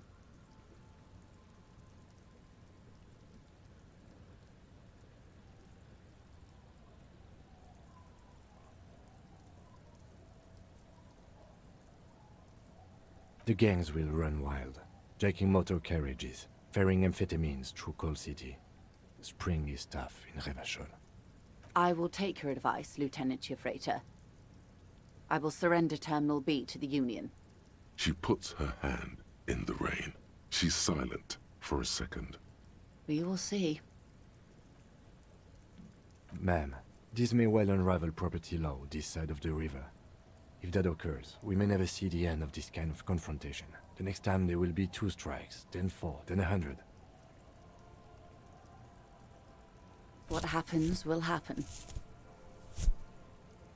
The age of capital has only begun. I will talk to my employers in person. We will amputate and cauterize Martinez. If you handle the situation on the ground.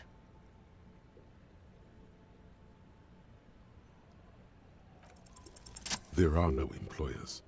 She's a member of the board. Probably a partner.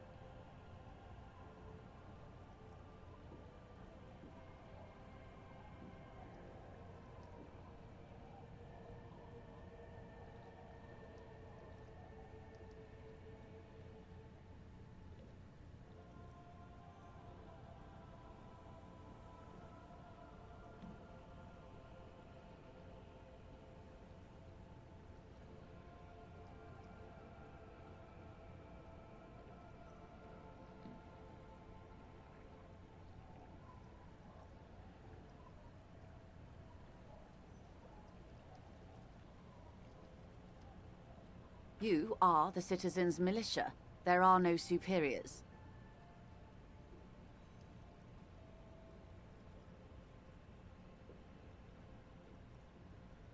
You're wrong, Detective.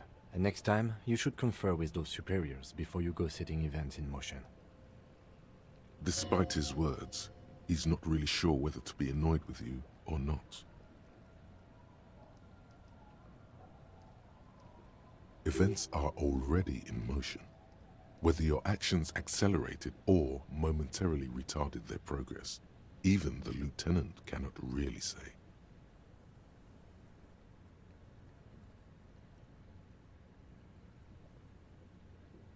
I have not deceived you. I told you exactly who I was.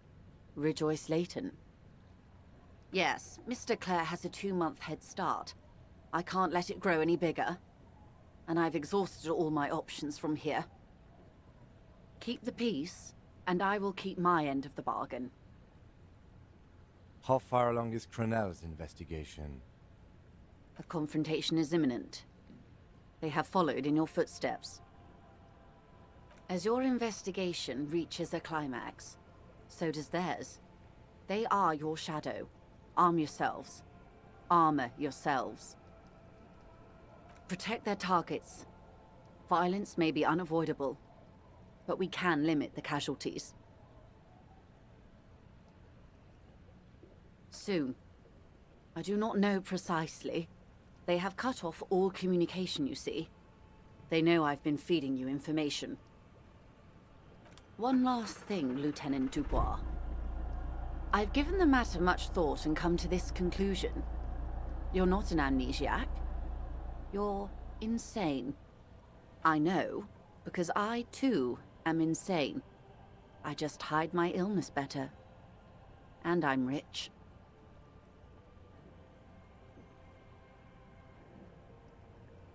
I'm overexposed, baby. My travels take me through the Pale dozens of times a year. I've got the longing. And I've got... She would die to return to it. The Pale, the past, anything one can return to.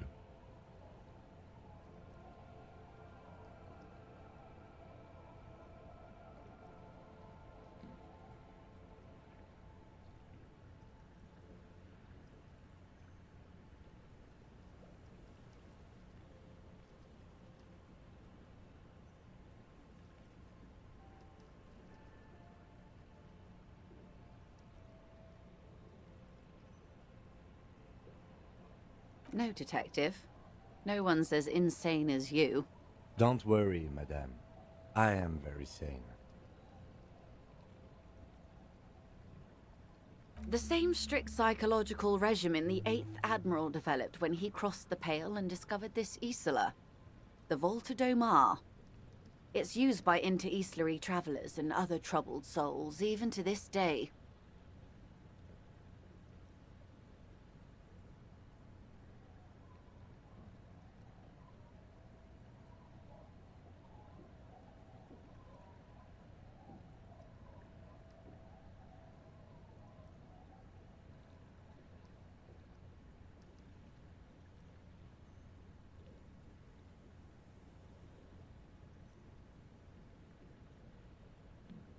Watch out for yourselves. They will strike soon. The lieutenant watches her boat grow smaller on the bay, its white sails fluttering. You wonder what Everard has to say about this. Slowly, the sails turn grey-blue as more oxygen gets between you.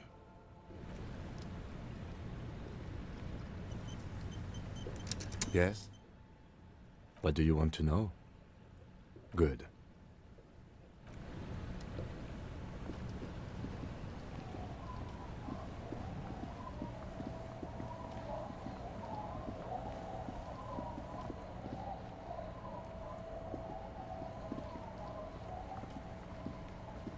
Our tenant, the policeman.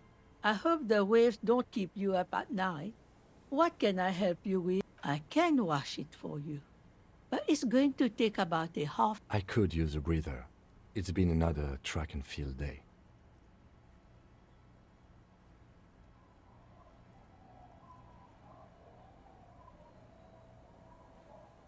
Well, hand it over then, and I'll see what I can do. Must say, I'm proud of this one. It's pretty nice underneath all that filth. I hope you'll have an easier life in your hands.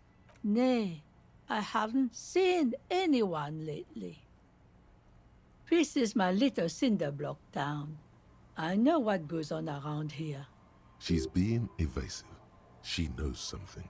There was a murder in Martinez. She might be a suspect. We would appreciate your help. Would you now? I know how this world works, and it doesn't work when people tell on each other. No, it's not like that, man. With him, we called you. Right now, you just arrived by yourself. Like Enough of this. She better start talking right now. There's not much to tell. People come and go. Now, I see, ma'am. I hope you don't mind if we look around anyway. You should look around your shack. Maybe she's rented it out to others too.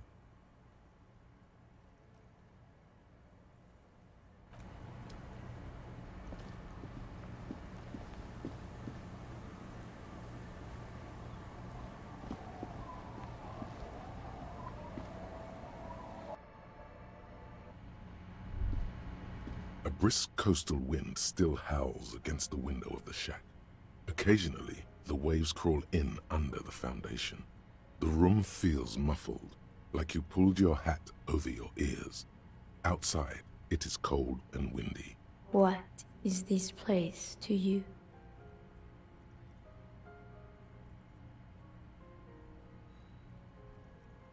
Waves crash onto the beach, drowning the reeds.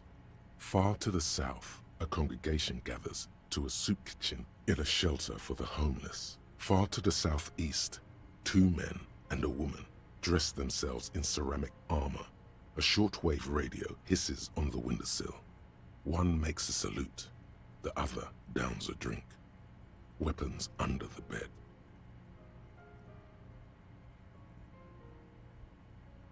A middle-aged man stands in a rundown shack on the edge of a fishing village. Nothing nods. No one salutes him. No sight of the fugitive.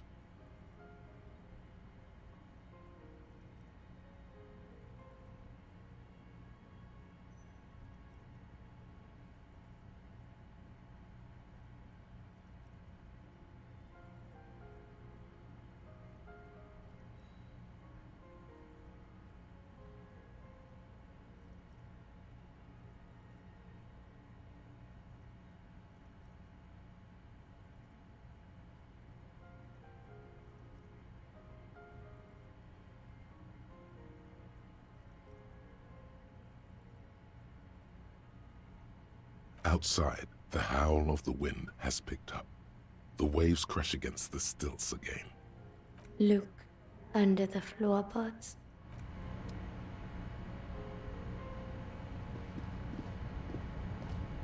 As you look at the floorboards in this corner of the shack, the edge of a floorboard next to it looks scratched. Hollow space underneath the floorboards is dark and damp. You can barely make out the mixture of sand and sawdust below.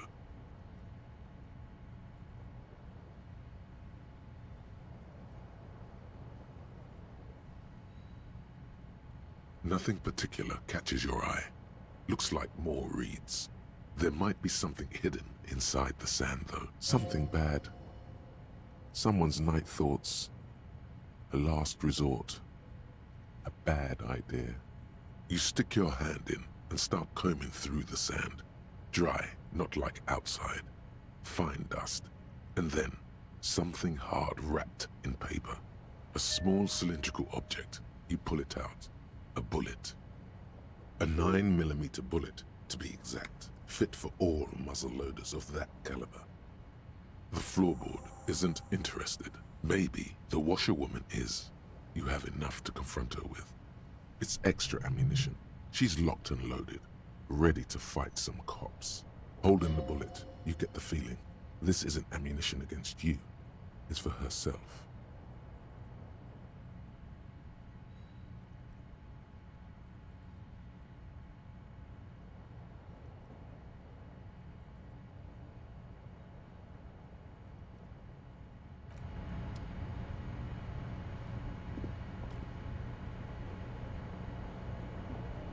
The bed is comforting.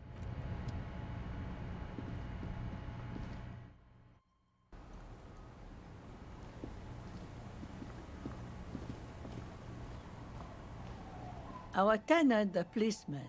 I hope the waves don't keep you up at night. Damn that girl. But you didn't put it there, did you? She did. Gone and hid things in there? She's usually a good tenant, and not a stupid one either. Yes, I let my room to that Ruby girl. As I've done before when she's been in trouble or just looking for solitude. I've made it clear. We welcome all kinds of people here. She came last Friday, left on Monday in a hurry. What has she gotten herself into, that girl?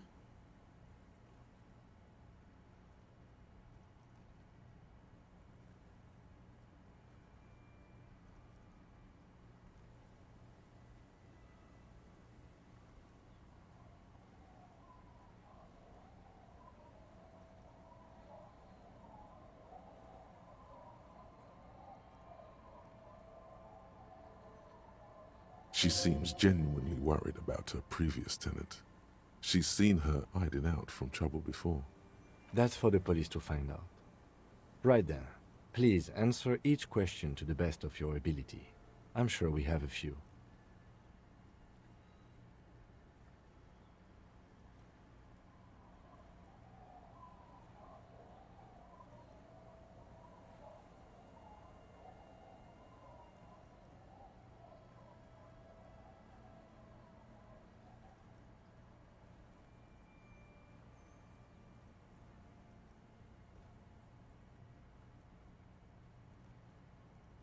Yes, early with the dogs, around 8 o'clock, I think.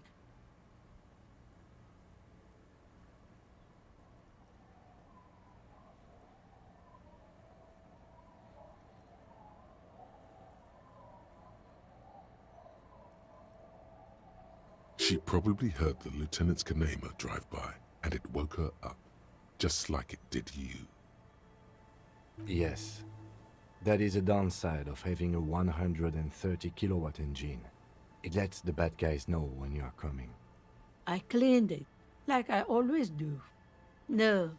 The truth, sire. She's good company. Knows how to talk to an old woman.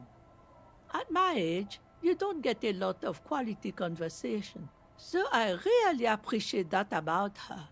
Did she talk to you much during her last stay? No, she was mostly silent this time, kept to herself.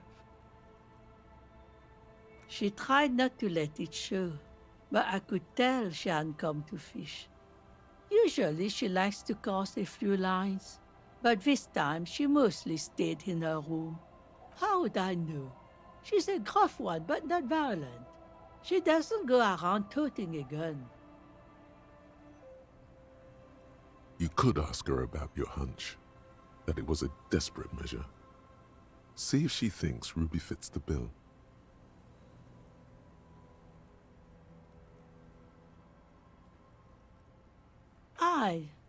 Do tell. Exit from what? The lieutenant stops writing for a moment. He looks at you, then at the old woman. No, she's a fighter. She really believes that. Nothing of the sort. Sure, she was no stranger to the bottle. She fit in that way.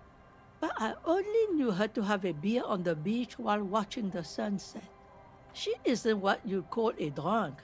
Even offered me some from time to time. Said it was part of the communal life.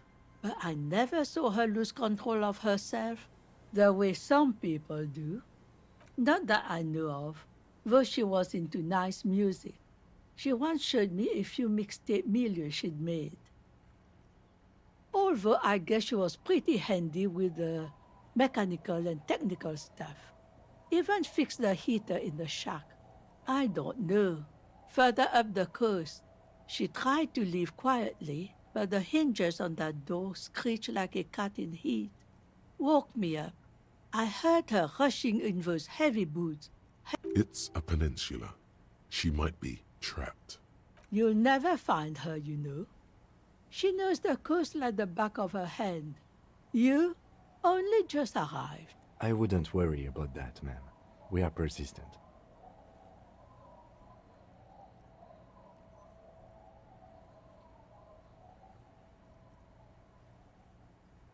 Yes, it's going to be too much work for you to find her. Better for you to stay here, get a nice cozy fire going in the heat. The Feld electric mural. You feel like you should go look at it again. Step closer this time. What more do you want? Yes, one thing, officer. If you do find her... She really means it. She's a good girl. Whatever she's gotten herself mixed up in.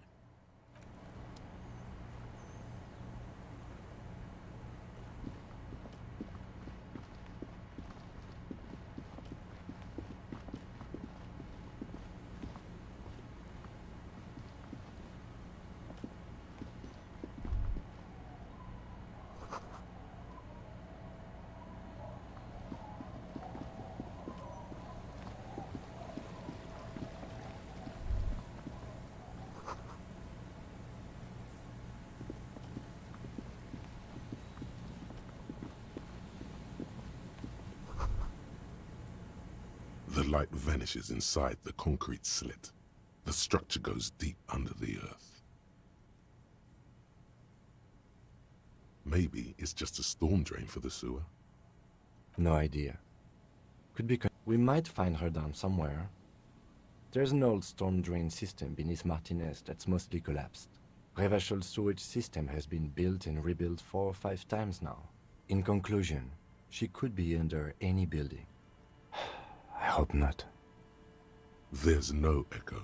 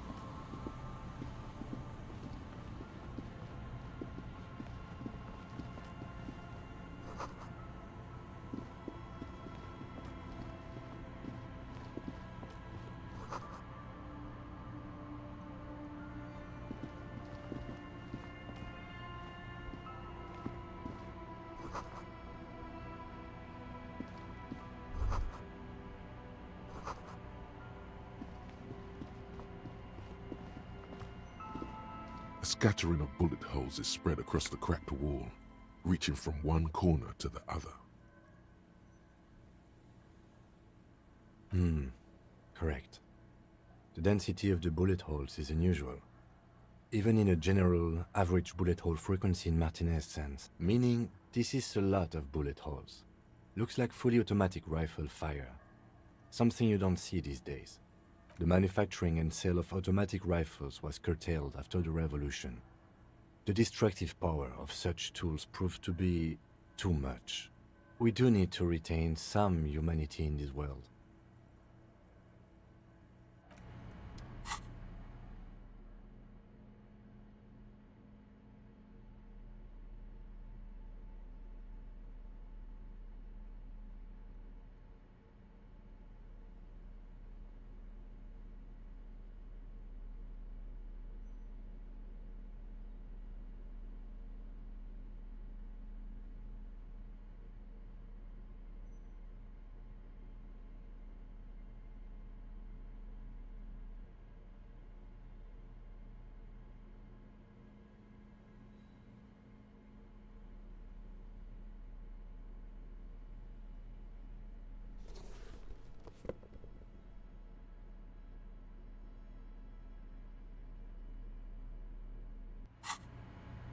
A scattering of bullet holes is spread across the cracked wall. A row of ghostly shades stand facing the wall.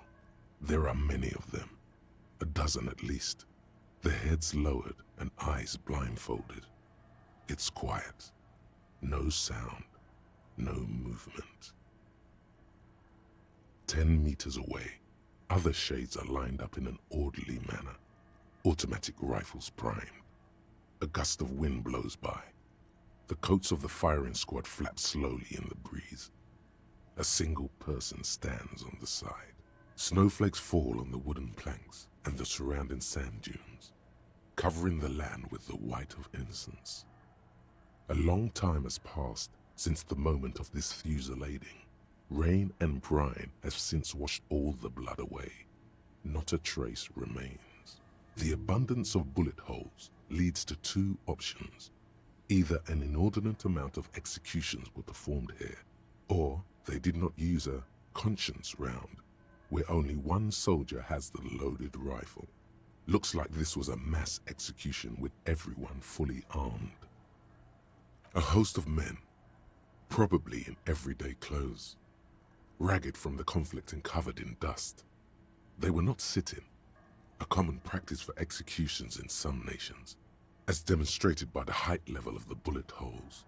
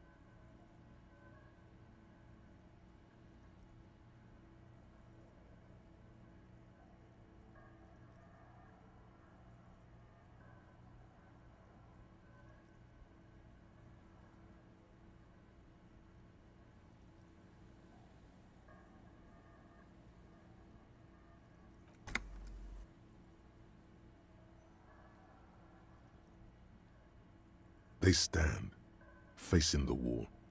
It's impossible to discern any details about their personality or background. Ordinary people, familiar, each and every one of them. Comrades, the forsaken, the wretched, who tried to rise against the horrors of the world.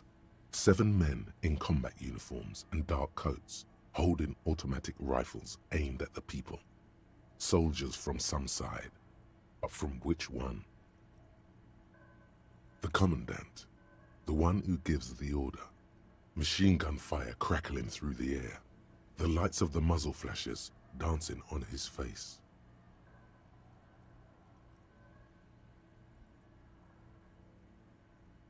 I don't know. I don't know who died here, lined up beside that horrible wall. It could have been any of the parties involved in the revolution. Perhaps the ones executed here were the loyalist conservatives, killed by the communists at the start of the Civil War. Or it could have been the communists, put to death during the last stretch of the conflict by the coalition forces. Remember what Trent Heidelstein said about Veld?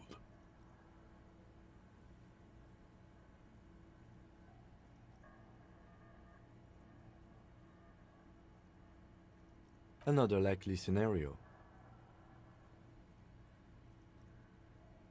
Or maybe... Yeah, it's very unlikely the coalition forces were the ones who died here. To be honest, if a coalition member was anyone in this situation, it was a commandant, the superior giving the orders.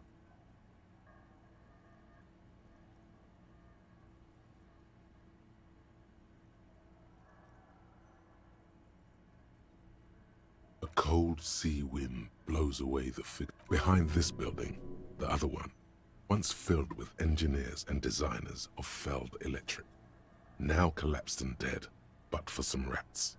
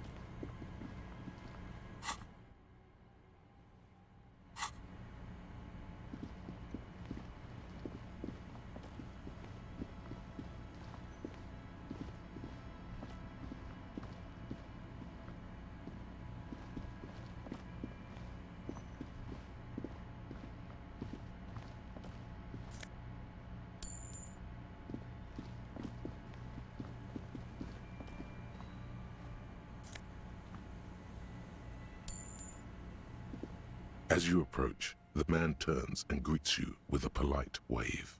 He appears completely at ease. Ah, super. It's the officer. I was not expecting to run into you again. What brings you down to the scenic Martinez coast? Well, that's très simple. I was visiting the fishing village just north of here. They have applied for a series of microloans to revitalize the old market. And well, I wished to see the situation firsthand. And then, well, I had some extra time on my hands, so I decided to stroll down here. It's quite peaceful, isn't it? Yes. There's nothing like a stroll along the coast to lift one's spirits.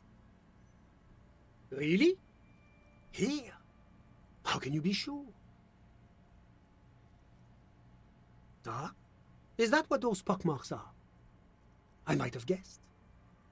Fascinating how much history is contained right here, if only one knows where to look for it.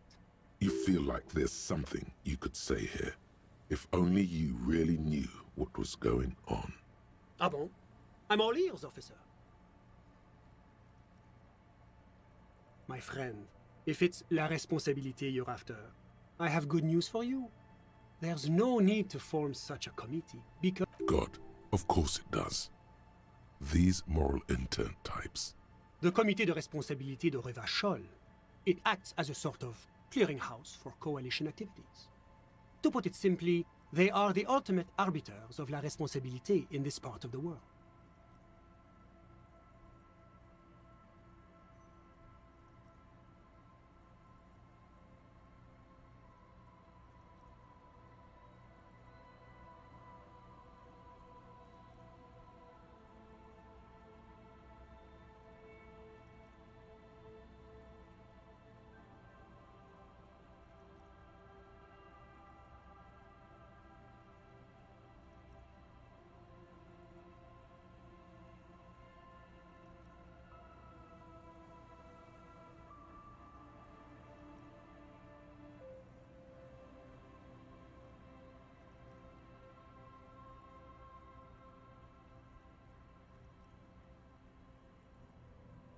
Yes, this is just the sort of reasonable authority you're looking for.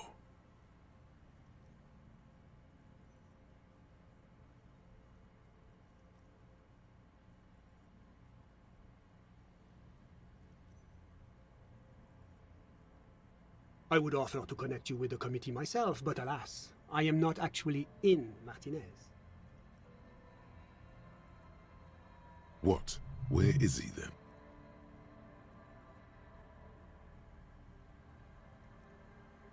He's speaking figuratively. He means he's not in Martinez in his official capacity. Précisément.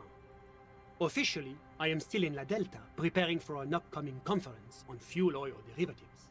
That's why it would be extremely irregular, or potentially even inappropriate for me to intercede with the committee concerning a district I'm not officially in. Well, under ordinary circumstances, the committee contacts you. In other words, the committee only knows what it wants to know. But if you have information of a vital interest, they might be willing to entertain an exception. In which case, I would advise you to contact them via Coalition Warship Archer.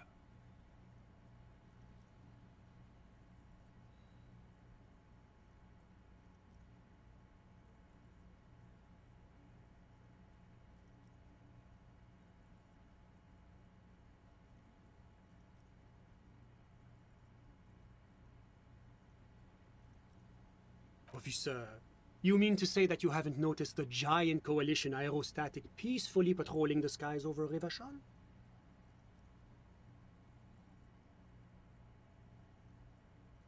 You can't see anything, but then it's dark and your eyes aren't the sharpest.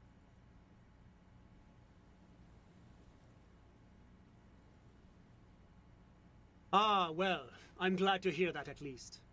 It would really be quite unusual for you to have never noticed it before. You see, in addition to being an airborne artillery platform, Coalition Warship Archer is also the linchpin of the Coalition's surveillance and communications infrastructure in Revachol.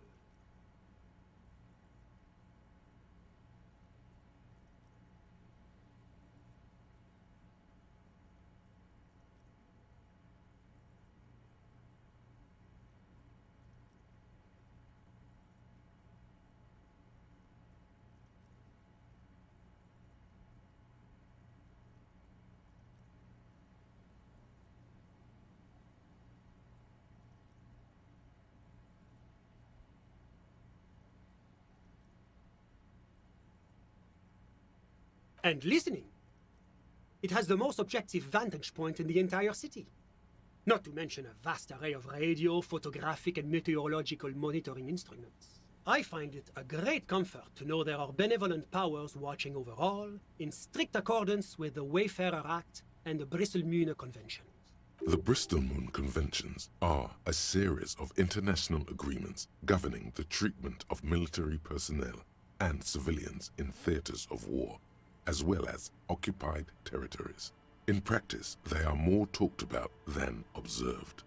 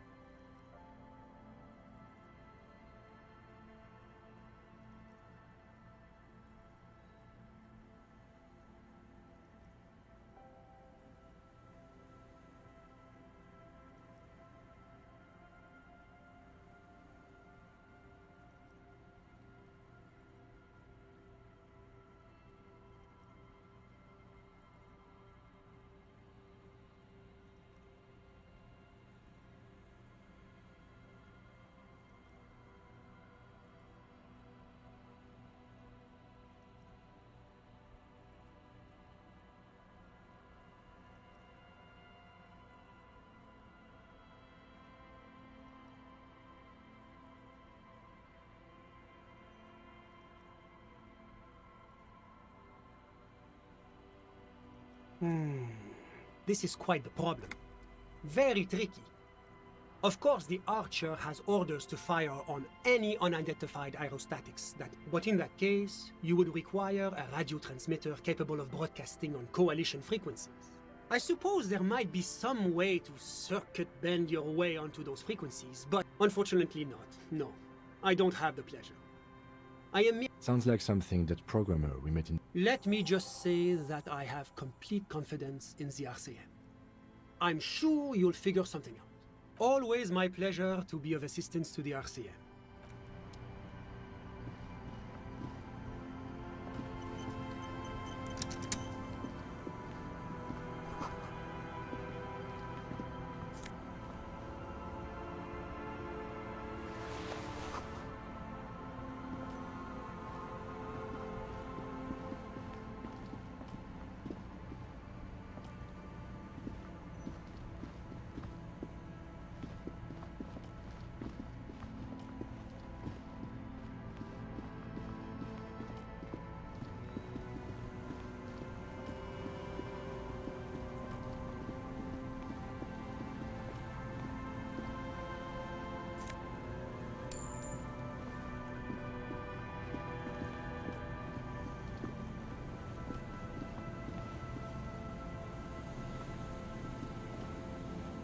Go. Nice and easy. No way out, little guy. There's a cylinder on the ground in which the man is arranging. Who's there? Oh, Is that the police? Why are the police here? Don't worry, Gary. I'll handle it. To what do I owe the pleasure? That's sarcasm. He takes no pleasure from your appearance. Oh, no. It's all right. I'm just busy. What's this about? Of course. Thank you for passing along the message. That damn waterlock is broken. The 881 is a raised motorway that separates Martinez from Jamrock. The labyrinth of streets underneath it makes it difficult to pass, not like walking over a nice waterlock.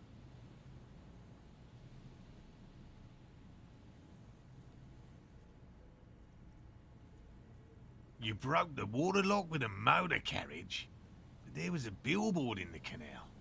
Not a vehicle. It said Samaran Butter. Why?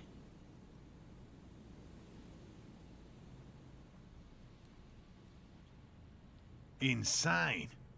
Yes, okay, good. But you said the waterlock is fixed now. So we can go back. Did he say we can go back now? Yes, Gary. We can go soon. If you see Lena, tell her I won't be long. Sir, your wife is waiting for you. I just have to do one more round. See if the phasmid has taken the bait. Then we're going.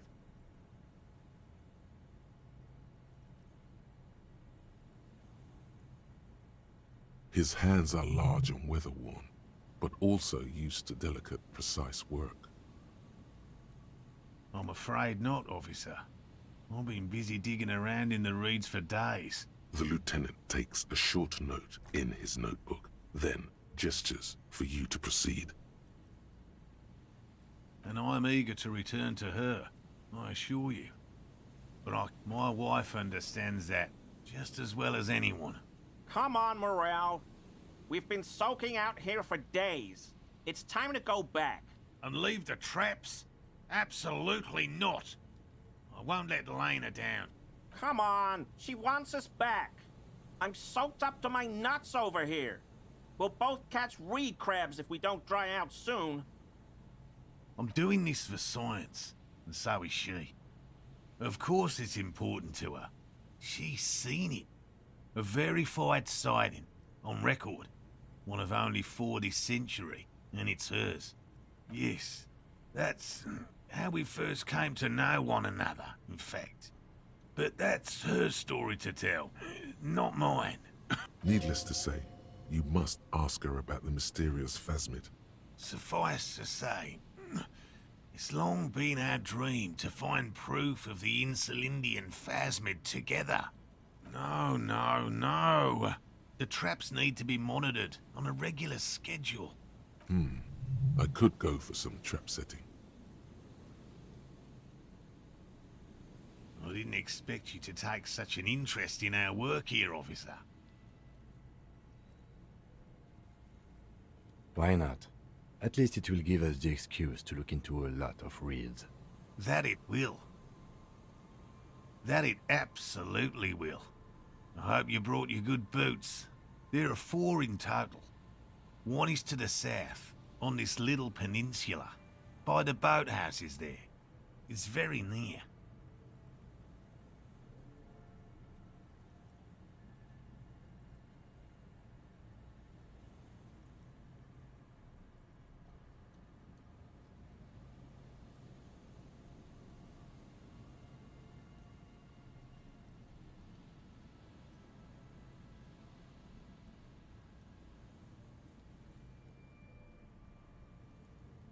Another we set in Land's End, to the northeast.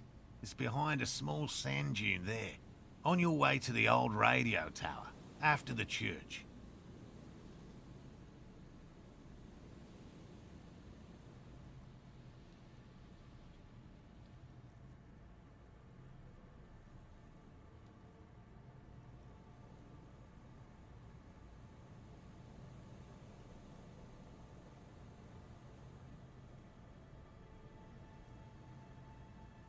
The third is set near the canal, where you crossed, by a concrete slab. A big thicket of reeds going up the slope, and among them...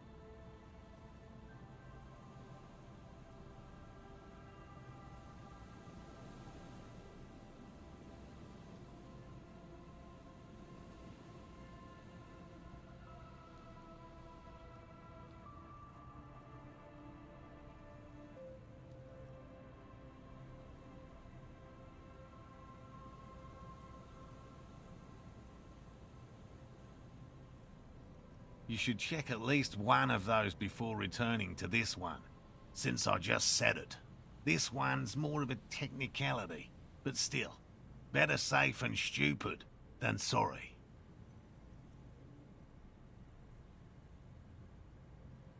Bring it to me at once. Just make sure the trap is closed tight. He's not comfortable with the possibility that you'll claim the find, but he's lying about this even to himself. That's highly unlikely, officer.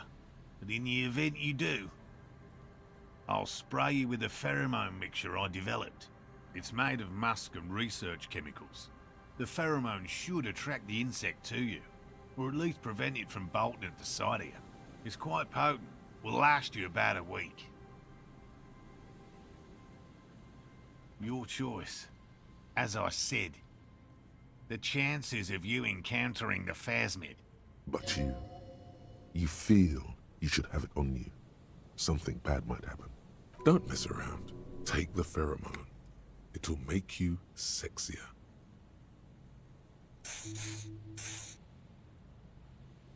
This is the smell of dying reeds. Of long. It's not so different from the putrefaction of the hanged man. I hope you're not buying this. He dispenses it without letting you touch the canister, so it would be precious like holy water. It is precious. A single dose cost me 50 real to develop. Not that I expect you to understand self-financing one's own research. Right. Which means you two can pack up and go back to the whirling. Whatever he thinks about this detour, it's clear that these men are exhausted and in need of assistance. Finally, someone's talking sense. Thank you for your help. Gary and I will start breaking down camp. If you have any more questions, now's the time to ask. We'll be gone once you get to it. If it's more cryptid-related business you want to discuss, but what if the information is vital? on the hunt.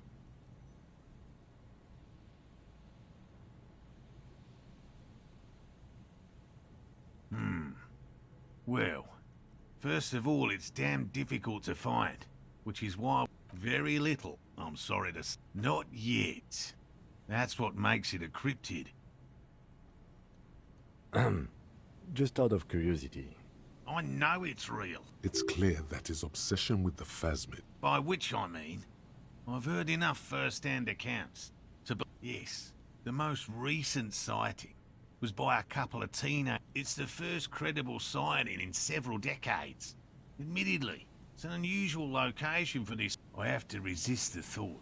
Such an extraordinary creature is... he means asexual reproduction. The females of the species don't need to mate to produce viable eggs. This makes it easier for a species with a small population to survive. Yes, the Insulindian phasmid is a very clever insect. That's why it's so damn difficult.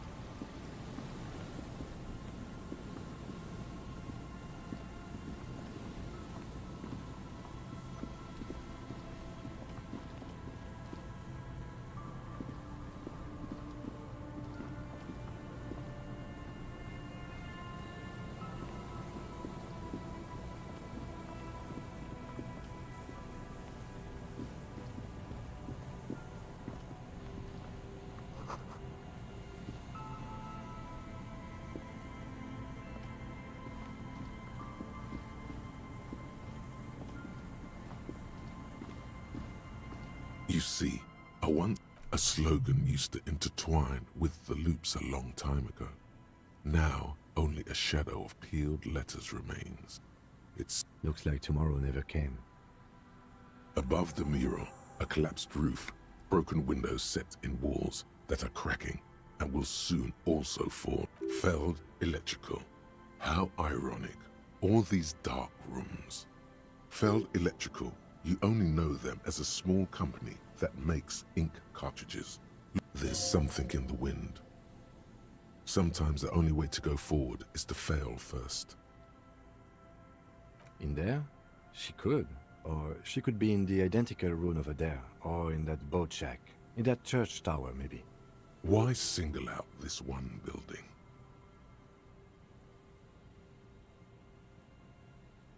Indeed, somehow you knew it was here. An urban ruin gutted by looters that once used to consume money and dispense warmth and light. You felt it before when it rained in Martinez, and you felt the cold of the rain. The feeling persists. It has been in you ever since.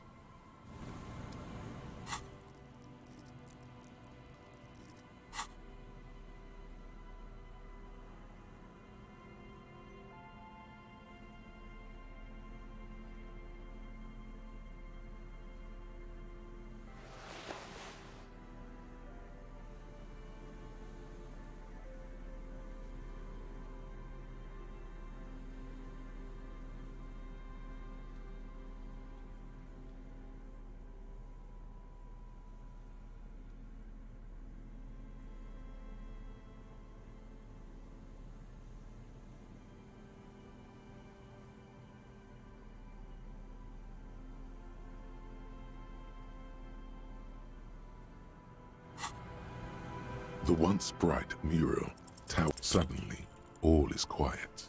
There is no cold. The ruin in front of you is silent as a tomb. Trying to talk to the wind, the city, whatever you thought would happen, did not. And now you're just standing there in the dusk hour with your hands fallen to your side. Is trying to talk to the city something you've done before? Is it in your secret repertoire? A trick for when you're out of... How do we? I was really hoping she'd be in the village. Okay. She's probably north of the village, and this place is a peninsula. We've already talked to the cryptozoologists. Working with them might give us a good excuse to run around, give us some structure. And then there's the church. We've already searched that and can rule it out. I know it doesn't feel like progress, but exclusion is a step. Anyway, we do it the old-fashioned way, sector by sector.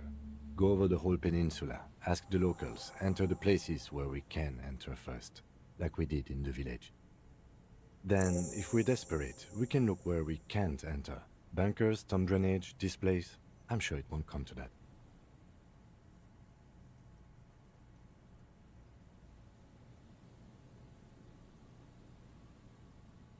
Walk the coast, the old boardwalk, the reeds. You can always come back here.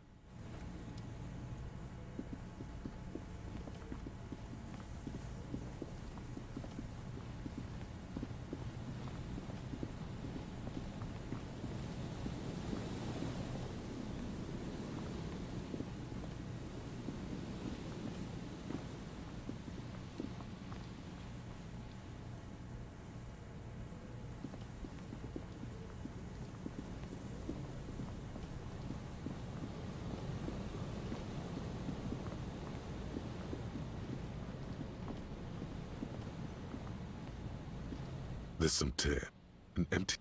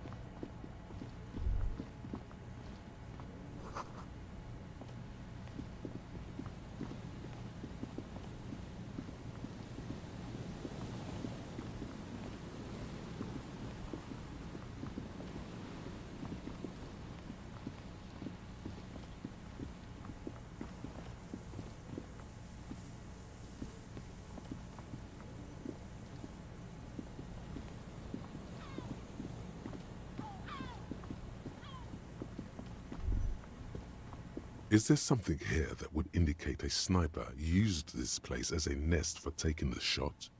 I don't see it, Lieutenant W. Freitor. I don't see a person take a shot here and hit something there, in the whirling in rags.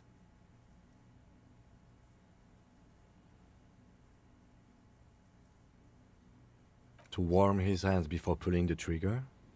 Perhaps, but anyone could have made this. Truthfully, this seems like a very poor choice to take a 1.2 kilometer rifle shot from. Visibility is awful. There's water vapor everywhere. I think we can rule out... Biddable Prime, was it? It's not possible to climb that ladder. And even if it were, why? There's no platform up there to aim from.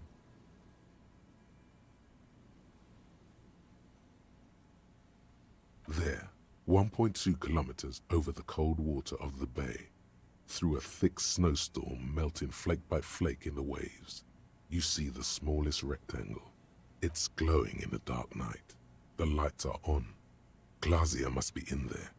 Looks like she kept her promise not to go out at night anymore. Such a good girl, you think.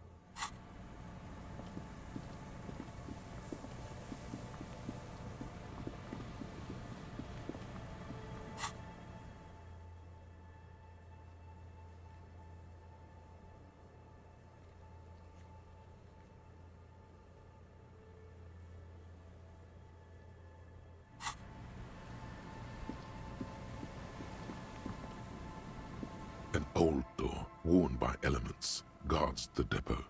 The wind has blown a sand dune in front. From here to the whirling, I can't see how. The church is in the way.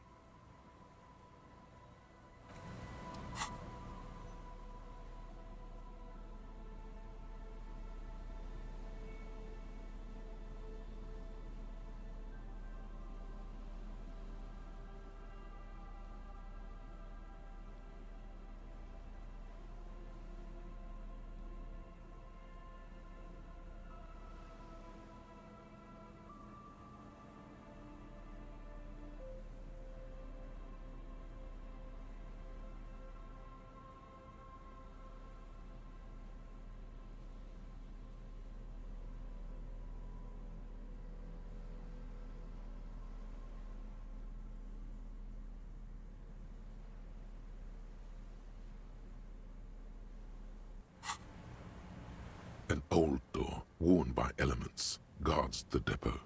The wind.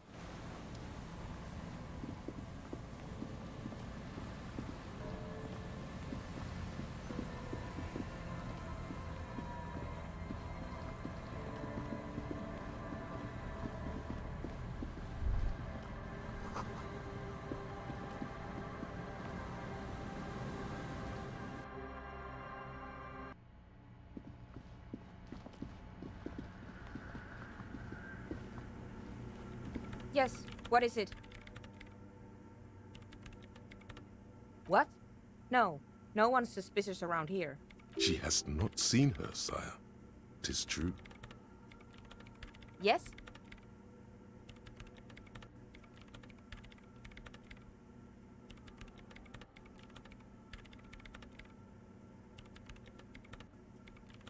No. That's the production schedule. I don't need it. The right filament memory has off-site copy. Wait, a note from whom? Did it specify where they took the filament memory? Jawiza. Of course. Our project lead, Suliswov Jawiza.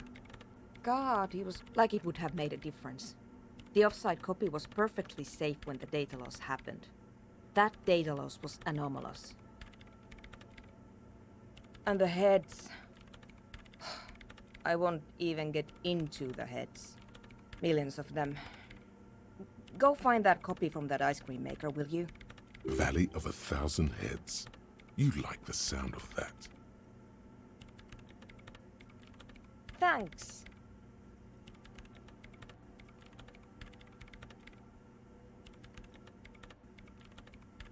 Yes? Wait, what? You know, we don't actually have to tell the entire world about the freed. Whose body is it? You put it there? You put a dead body inside the ice bear. Okay. Very... We would appreciate it if you... Who would I tell? My mother? Thanks.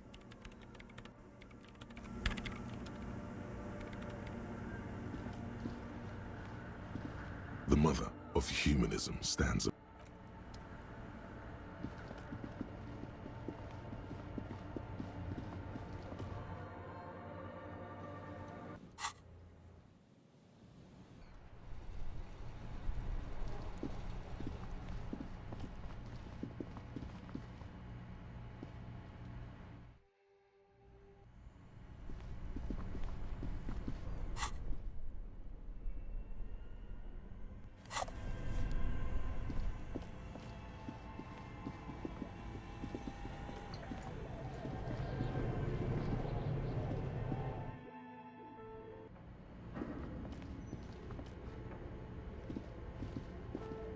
Tiles on the cube are still smoldering. The filament slides out of it.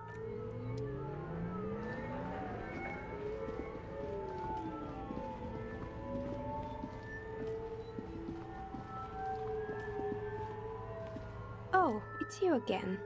Are you looking for a dye? I'm listening. Good. I hope it clarified things a bit. What else?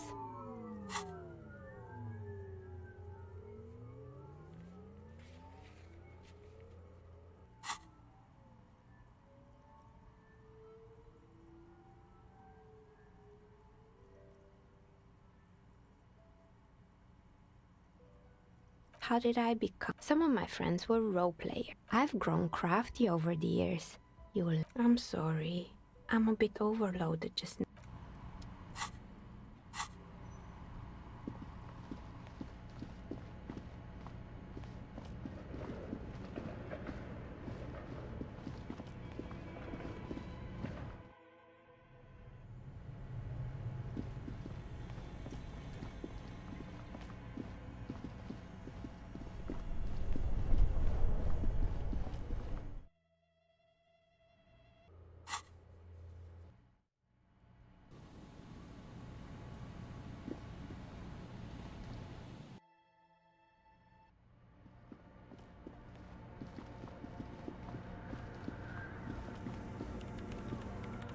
Yes, what is it?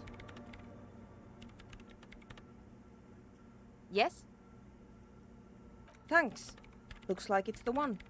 Now I'm going to print it out to see what's left of it. A speck of white? That's exactly what I'm hoping to find. Lintel was able to divine the location of the anomaly from this broken copy. I want to repeat their calculation, only this time with better equipment. Watch. What an intricate display of failure. The paper gets soaked in ink again. Its evil blackness shining in the light of the mainframe. This is wrong. Machines shouldn't behave like that.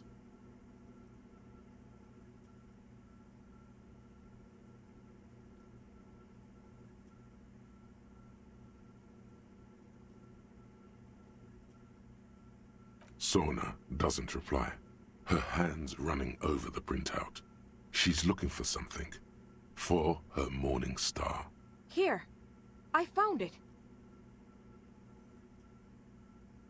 Hold on.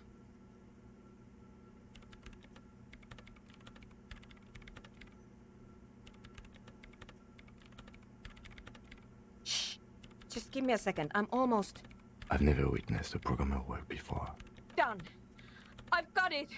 I found the location of the anomaly. I found the coordinates. She's beaming. You can feel it in your heart. Great job. Thank you. There, in the swallow.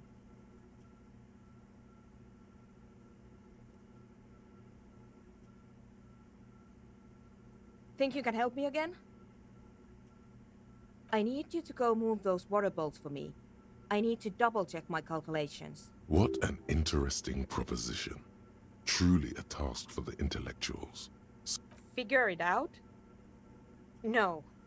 I don't need you to figure anything out.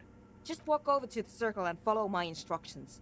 Move the third bolt 2 centimeters to the left, and the fourth bolt 5 centimeters to the right. This should do the trick.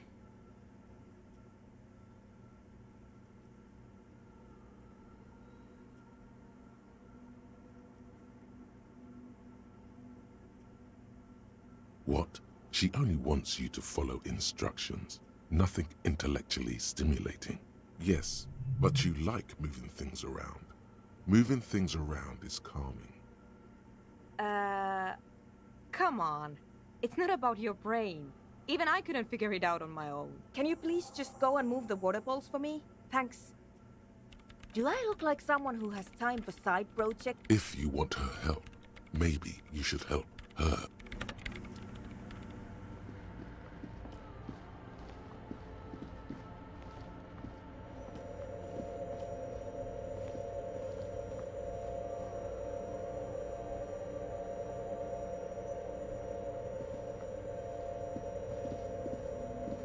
It's awfully silent. Measurements have been marked down around the bowls, each chalk-drawn line representing a centimeter on the floor.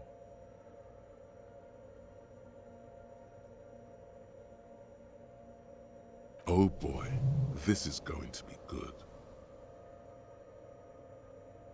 It moves like a ghost without creating. This task is an insult to your mental skills.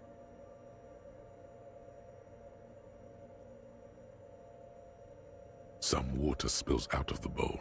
The lead programmer sends you an encouraging thumbs up from across the hall.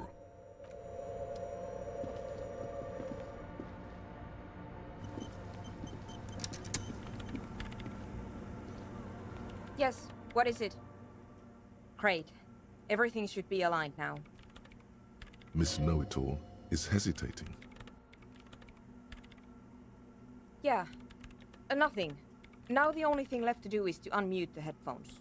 If we got the location right, we should then be able to hear whatever sound this anomaly makes. Honestly, I'm a little scared. I don't know. That's what I'm scared of. I don't know. It could be anything. I mean, what sound does the nothing make? How can you even listen to something that doesn't exist? What if silence is only what surrounds it, but the swallow itself is...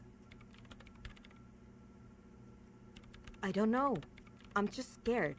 Maybe it's going to be something terrifying. Like that evil ink that filled the printout, erasing coherence and meaning. Maybe. Maybe I'm just tired. Let's think about this logically. Why would nothing be terrifying if it's, well, nothing? Because it reminds us of death. And we humans tend to think that death is pretty scary. Yeah, you're right. Let's do it. The lieutenant takes a step back, and then nothing. Nothing happens. As Sona Lokanen-Kilda presses unmute on her, you can hear some small animal cross the floor in the chancel. It's that quiet in the sanctuary.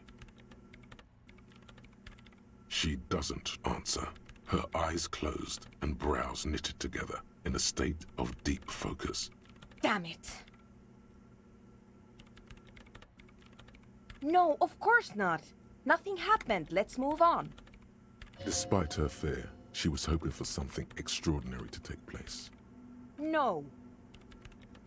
No. My hypothesis was wrong. According to this, I should have heard something, if I got the coordinates right. But this is just another failure. Silence sounds like silence. That's all it is. You can try on the headphones. See if you can hear anything. Silence is silence? You're sure there's more to it? This can't be it. You should have a listen.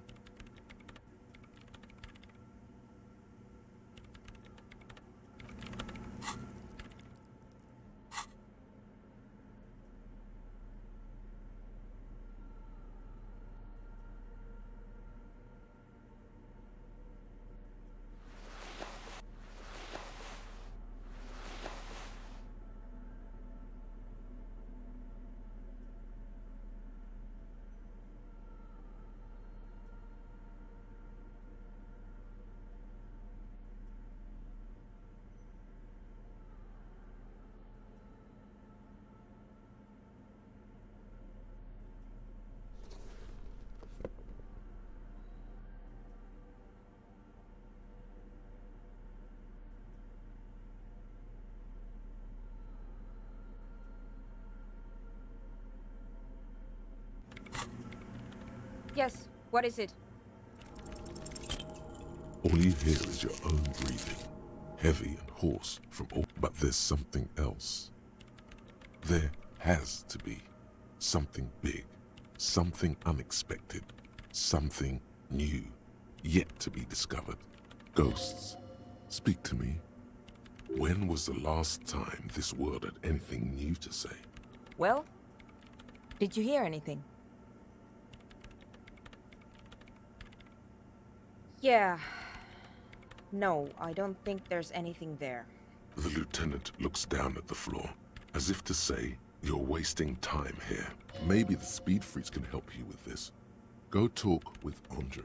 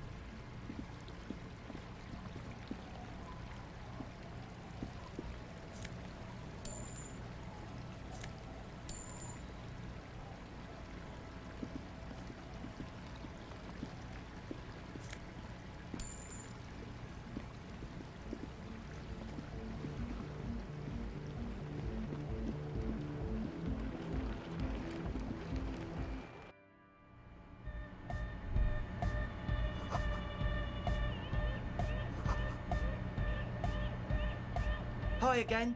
So, how are things going? He's a quiet man, mostly communicates through music, and by being a master of ceremonies. Well, he's just kinda here. I don't really know how to communicate. Yeah, sometimes. When I, stumble and find my way into his center, you have to hear a lot of hardcore to the mega first. The man smiles mysteriously, choosing to let the beat speak for itself. I get it. He's a puzzle. Goodbye, officer. Huh? This young speed freak, his look is intensely suspicious. Don't think so. Big bad frequencies. There is fear there. Besides, The young man with... This is hardcore. It's hardcore! Skibbity, skibbity. Hi again. So, how are things going? Yes? What's the deal? What kind of a hitch? an audio shortfall, you say? Guess what? We got speakers with massive low end. They've got one speaker. One. Uno. We've got some serious range on this baby. It'll blast her shoes off, believe me. Yes? What's the deal? What kind of it? An audio short? They've got one. We've got some serious range on this. Goodbye, officer.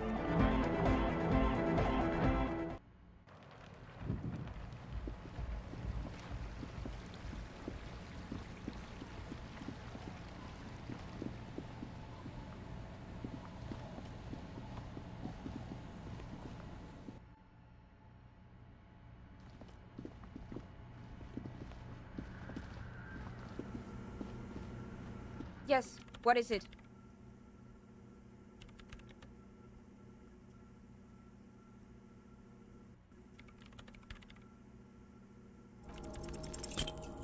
Still nothing. Sauna isn't even looking at you this...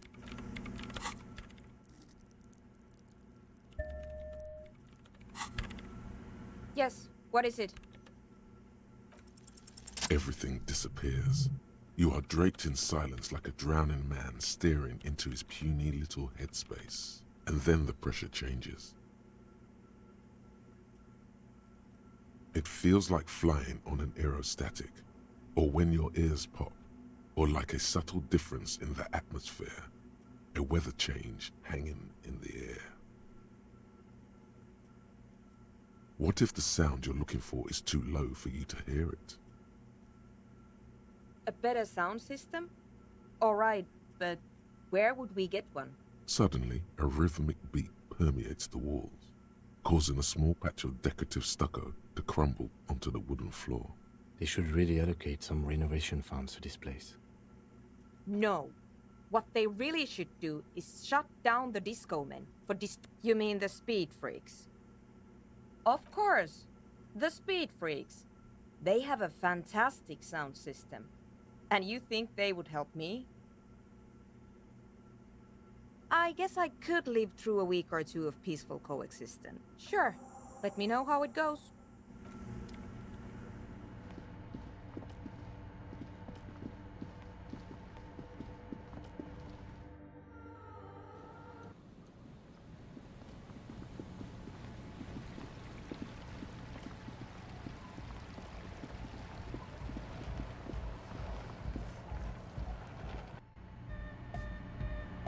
Hi again.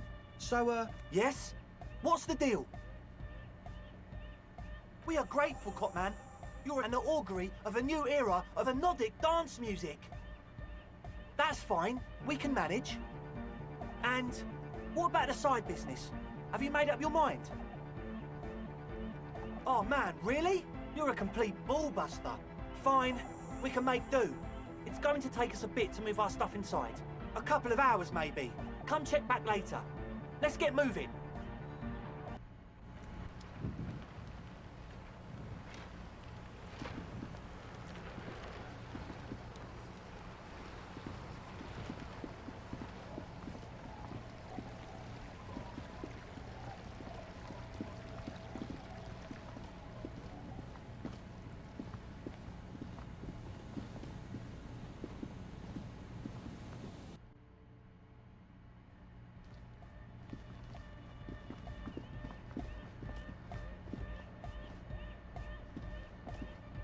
Yeah, it's all set up, man. Can you already imagine 1,000 people? Ecstatic vibrations, totally transcendent. And I've finished setting up the new compressor too. Now the only thing left to do is the name of the club. Will you do the honors, detective?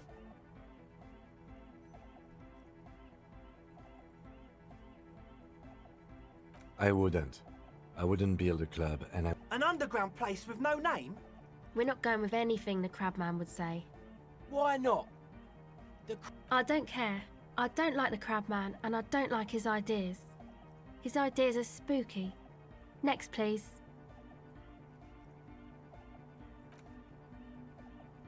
How about something simple? Like the club? Too modern. And too ironic. We don't want ironic. You have? Well, what's the name? Like that DeLorean word for the world, you mean? Elysium. But Disco Elysium? Isn't it wacky? Disco's kinda gone, isn't it? Forgotten. The past is the future, but the future is dead! No, it's beautiful. Beautiful and brave. Like we want it to be. And short. And memorable. It's settled then. Everyone welcome to Disco Elysium. The wind brings some snow in from the broken gallery. It wraps you in its embrace, cold and luminous. You should return to the mural soon, to the one that said, Andre breaks into frenzied dance-like motion to celebrate the name. I'm dancing! That soft core gyrating is supposed to be dancing? Yes, my man! Talk? What is there to talk about if you can express yourself with moves?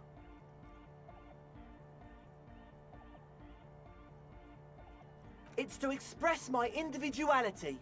Is that a bald spot? It's hard to tell for sure, with the fused together spikes, but it looks like he's balding. Of course it is. Otherwise, I'd just be another poor guy with no education and no money.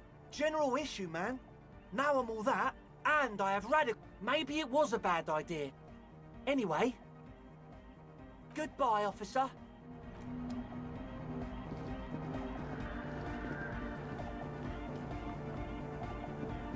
Yes, what is it? What? What did you say? I can't hear you! The music is too loud! Oh, the project! It's not going well! There's that guy! I need him to plug a 3.5 cable into the auxiliary input so that I can route the audio signal through the mixer into the speakers. Egghead! At 3.5! He doesn't listen to me! He only ever seems to care about hardcore and Yekokata! Thanks! Maybe you can get through his magic rhymes! Let me know how it goes! It's true. The drug fiends have made themselves quite comfortable. This project is immensely important to her. If you're desperate for collaborators now, I suggest you ask your...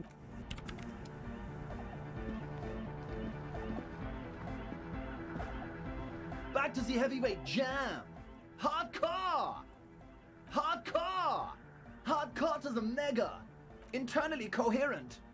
Encore! All right! He furrows his brow as his very large head traces the sublime invisible movement of Hardcore! Ah! Is it though?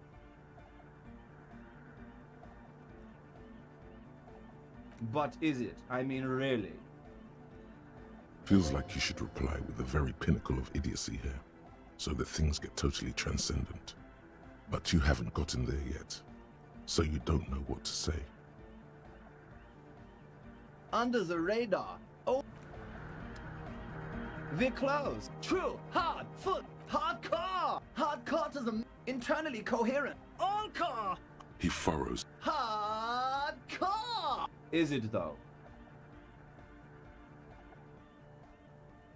But is it?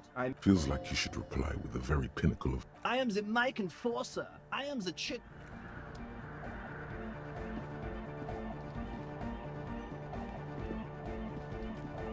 Oh, hey, man. It's good to see you. Goodbye, officer.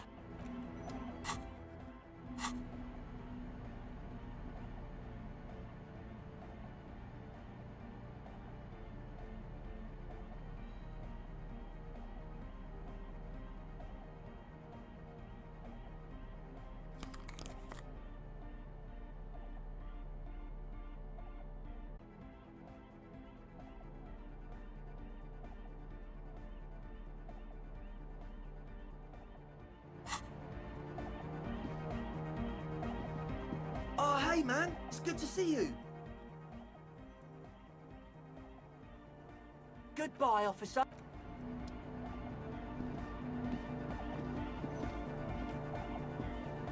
You got us in, cop. Between you and me, I don't know if you've noticed this about me. I'm a little suspicious of authority. Yes, you really came through. Andre is busy cutting some slightly less lame, but still quite ungainly shapes a cell using her contact mic to listen to a tree. Under the one with the large head is blasting the dance track on repeat, while the stained glass window behind Sire, the tent. 'Twas a security risk, and in here, sanctuary. 'Twas only noble of you. Okay. What he means is, I don't care if you have a corrupt scheme. Almost everyone does. Whatever keeps you sober and concentrated on work. You sure that's a good idea? Those are some serious frequencies you want to mess with. Come on, Noid. I think we owe him. Asel's right. He's one of us now. Guess it would be pretty soft core for me to say no, wouldn't it? Yeah, alright. But if you're going to sync up with them, you're gonna need a serious wave generator of your own. Not likely. Scoped that spot a while back. It's short-wave stuff, mostly commercial. Build it ourselves! We built this nightclub, we can build anything! Yeah, maybe. Tech-wise, radio's not the spookiest thing around. Our part's finding an antenna big enough to align with those megalo frequencies. An antenna hardcore enough to shake the whole world! Maybe not that big, but pretty big.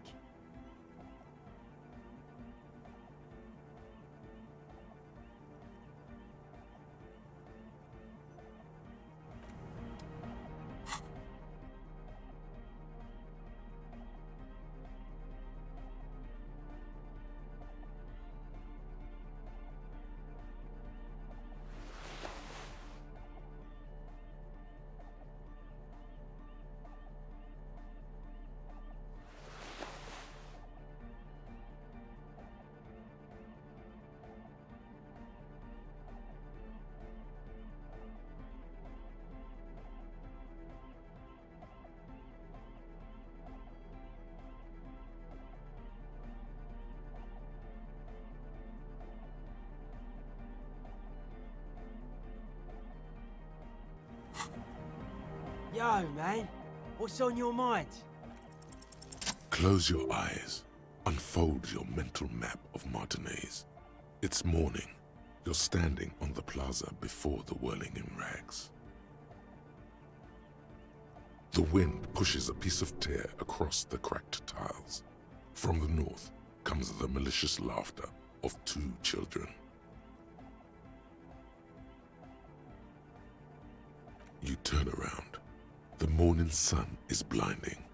You bring your hand to your brow, and a great shadow materializes before you. Centaur Man is made of metal. With the right gear, we could make it work. Yeah! Connect the centaur to the lorries! Unite the whole roundabout in hardcore waves! Huh? Sounds like Egg saying you could use some of the spare cables to rig up the stalled motor lorries and increase the wavelength. Which would pretty much make the old roundabout one giant antenna. one roundabout, one wavelength. Hardcore!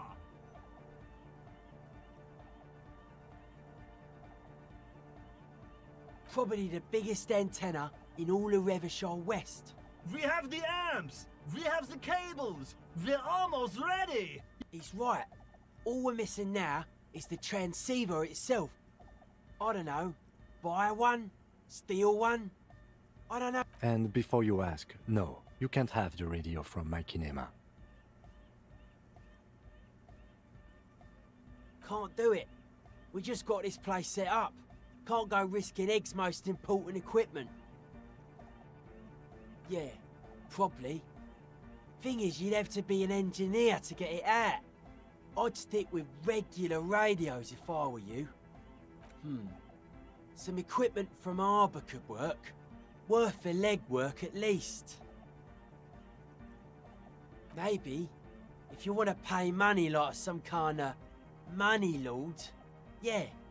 While you're gone, me and Egg will get the rest of the gear together. Meet us back here when you got it. She's whistling a melody. Hey there. I've been recording some new audio from all these beams and rafters. The sounds travelling through the wood are pretty cool. And no, it's got nothing to do with Contact Mike.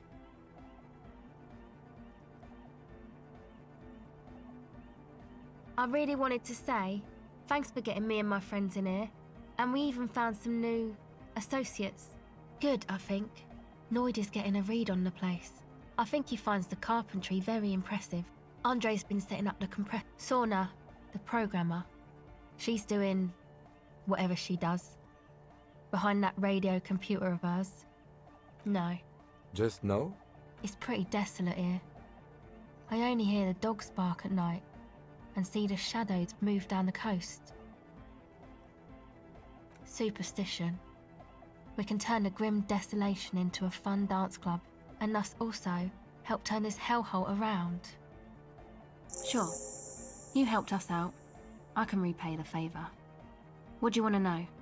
What do you mean? Oh, that. He's the party boy. And Nordic music doesn't really do vocals in the traditional sense. Vocals are thought of as rock. That's to say they're a bit backward. No offence if you like rock music though. Rock music's cool by me. Pachoo, swish. Your credentials as the resident future man of Revershire are being questioned. Show her you're hip with the times, Gramps. Yes, forever. Anyway, even if you don't have vocals, you still need someone to say something every now and then, right? To urge things on. That's where He basically just stands on the stage and dances and yells how awesome everything is. It's very catchy.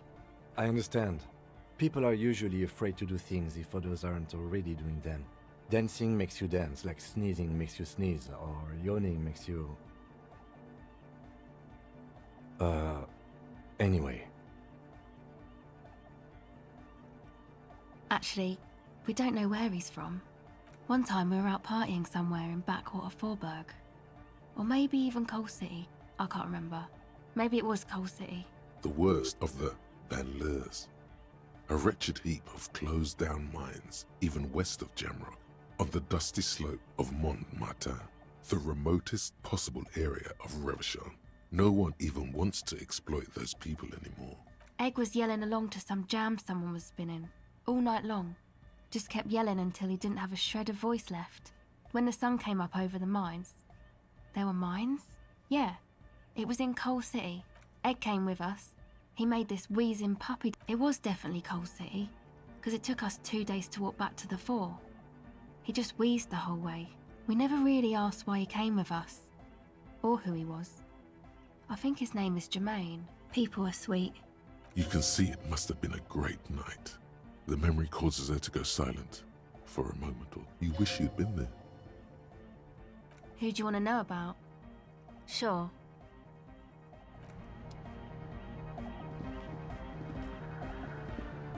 We're close. True, hard, full, hardcore. Hardcore to the mega. Internally coherent. All core, all right. right! Yeah! Gotta get the people going! I'm the party boy. It's my job. 2 on a track. Watch your back. We're close. True, hard, full, car, hardcore! Yeah! This young man adds a capital G before the H in his yegs, or maybe it's not Gotvalian. Maybe it's Oranese. Probably an homage to Oranje, where Arno van Eyck is from. You know about him? You know Van Eyck? Wow! The skinny wraith looks at you with some disbelief. So am I! Oh! Is that why they call you Egghead? Egghead to the mega! The K became the G! The boy became the man! The Advent? We're close. True, hard, full, hardcore! Hardcore to the mega! Here comes the night! We're close. True, hard, hardcore! Hardcore to the mega! Internally coherent. All car! All... He furrows his brow as his very... Hardcore! Ah! The question is, what is the question?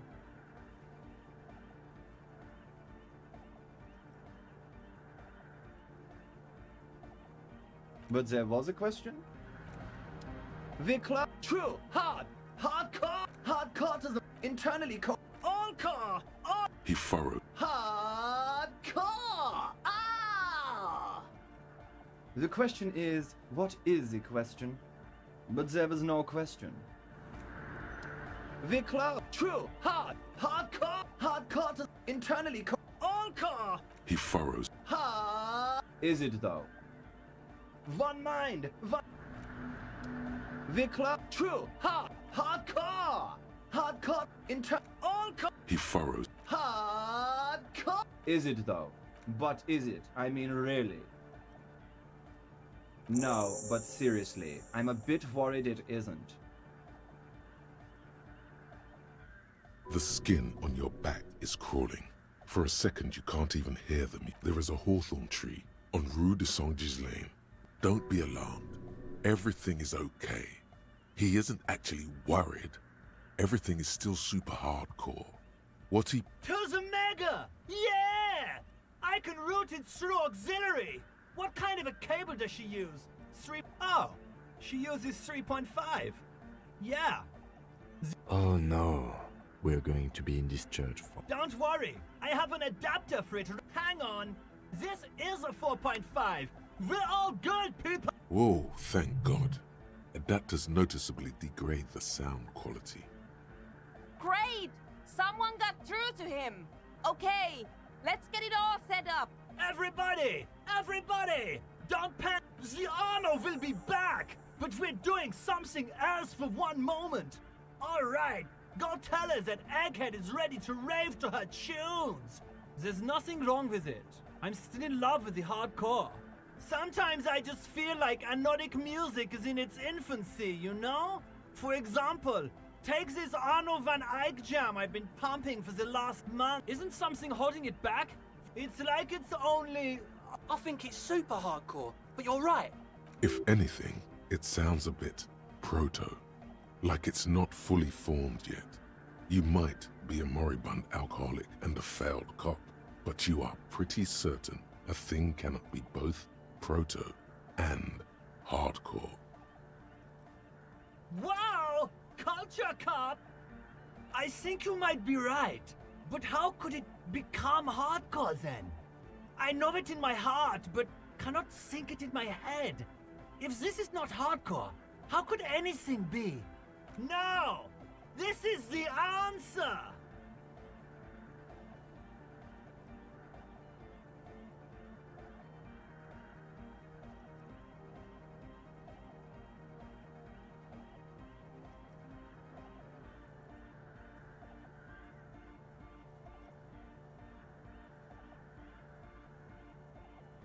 What? Guys! Oh yeah! But you're not. This is almost certainly a matter that... I know! But there's something else that hasn't failed you.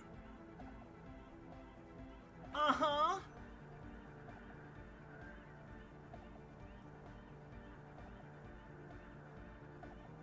Oh. Yeah!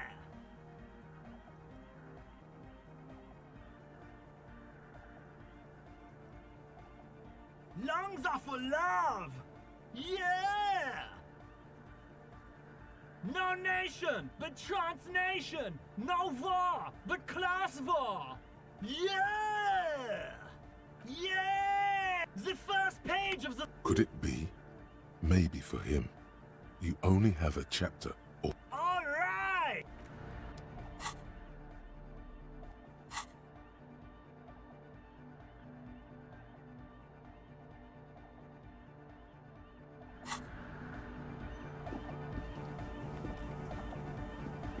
Yes, what is it?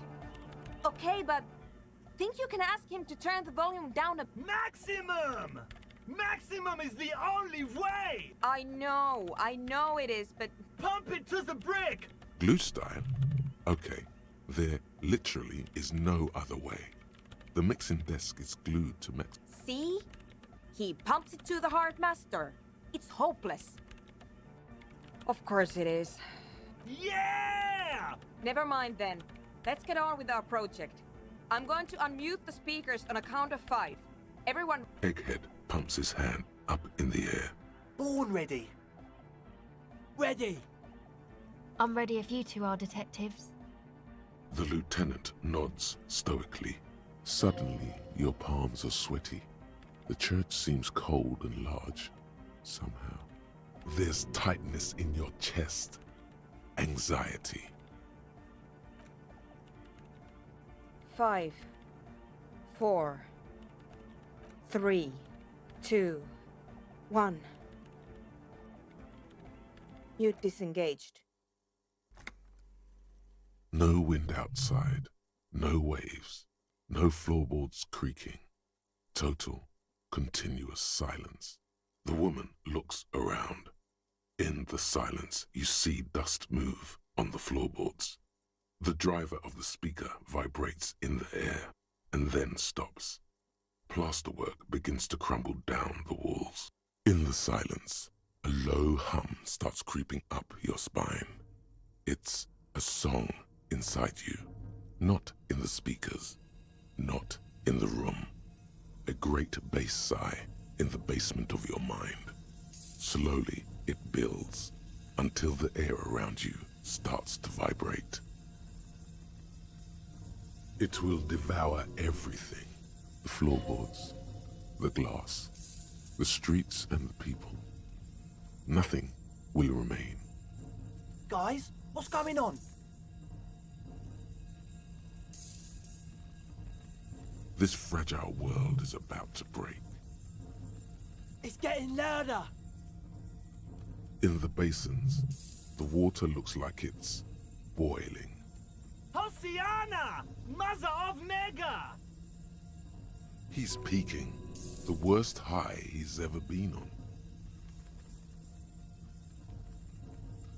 The beauty and the beat! The future of dance! No, Egg! It's the window! In the corner of your eye, the lieutenant steps aside, cautiously, his eyes searching for a possible evacuation route. The window is going to come down! No, the roof!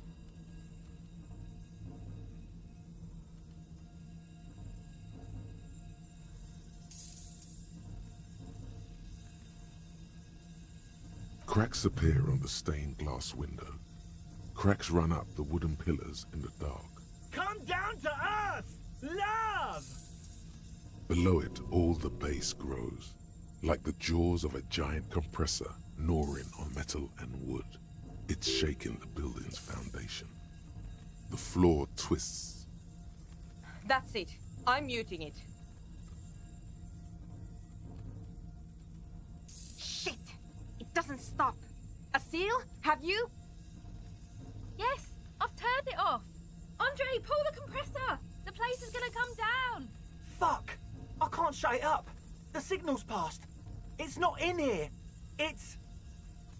in the mixing desk now, building into a positive feedback loop. This is it. A great roar. The vault of the roof twists above you. Glass shatters somewhere near the door. And then it stops. Totally and utterly. As if there never was a sound. Only your ears still ring from the shock. Everybody is staring at Egghead, holding a dangling cable in his hand. Egg. I pulled the plug. It was getting too hardcore. You did good, Egg. Most of the place seems to be intact. Fucking hell. Programmer lady, tell me you were recording that. 4 years. 22 people. Millions of reals. All that time? This is what we were up against. Just erased it. Yeah, but did you record it though? It was dope. I think we can use it. Yes, Andre. I recorded it. Damn, I need to send some letters now. Thank you all for doing this. Eggman, you too. And you, officer. I don't know what we've discovered, but I know what it sounds like now. It was very hard not to. I think you're right. There is something going on here. And you need to be very careful with it. I promise, officer. We will not play it again. It was mathematical information from the anomaly, presented as a waveform. That's what it was technically. Theoretically, I have no idea.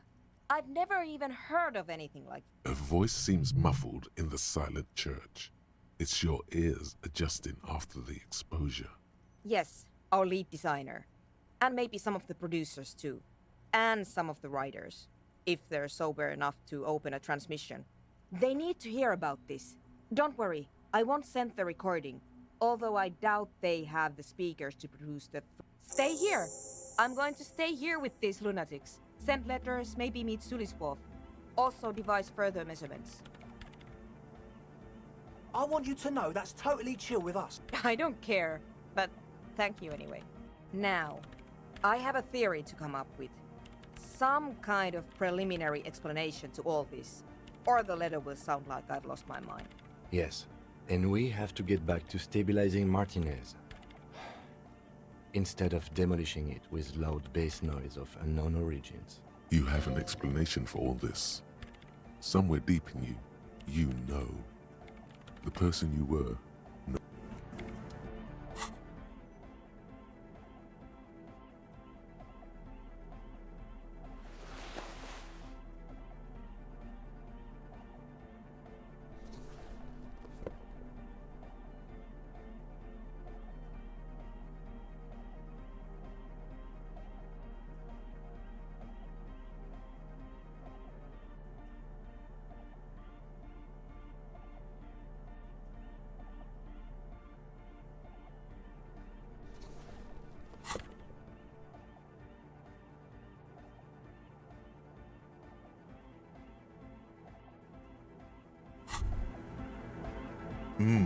The luxury of fine things.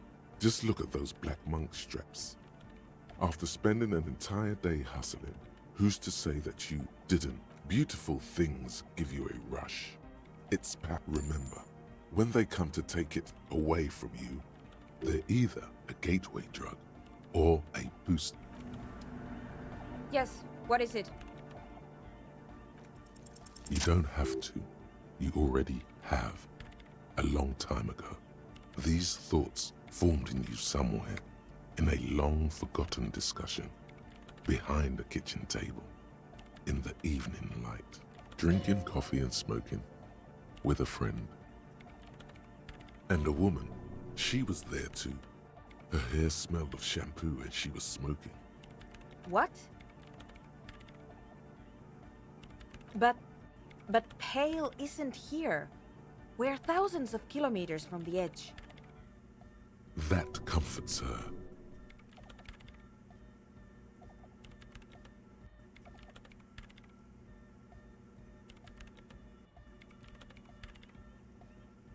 She looks up into the darkness under the nave, then back at you. Then what is that? It's nothing. No, it's less than nothing. No. Then the pale is...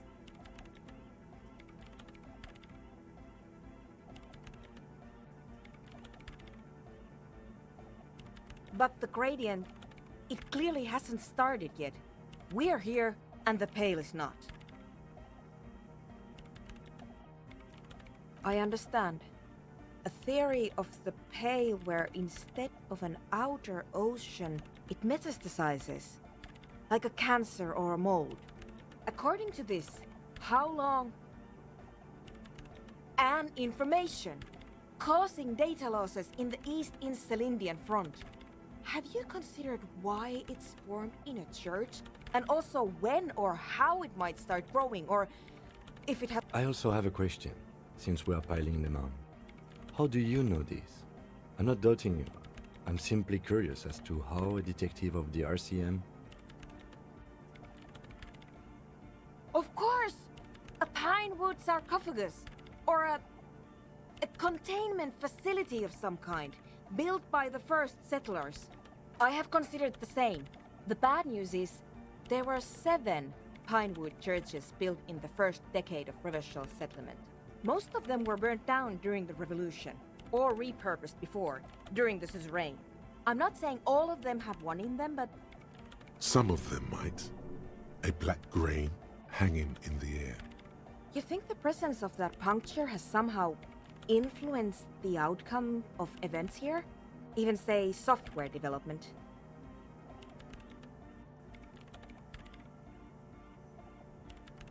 I told the producers we need to go and move to a normal office building with amenities.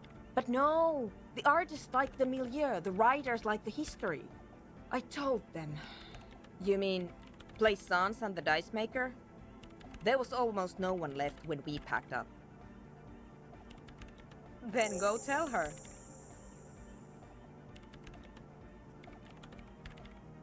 An amateur anthropomedic police officer. I'd like to say I've heard stranger things, but I'm not sure.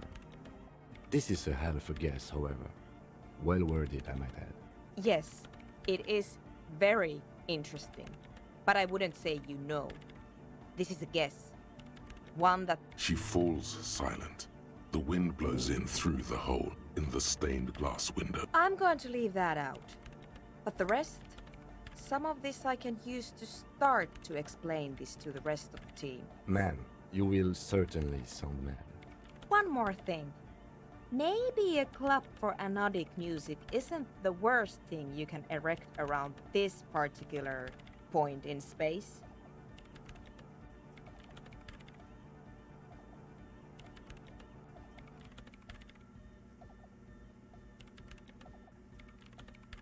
Yeah!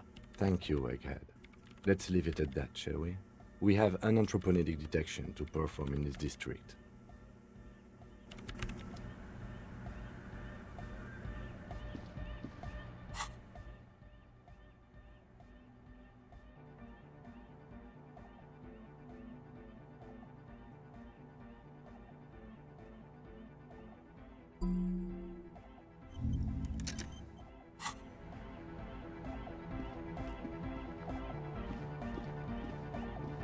Oh, hey, man. It's good to see you.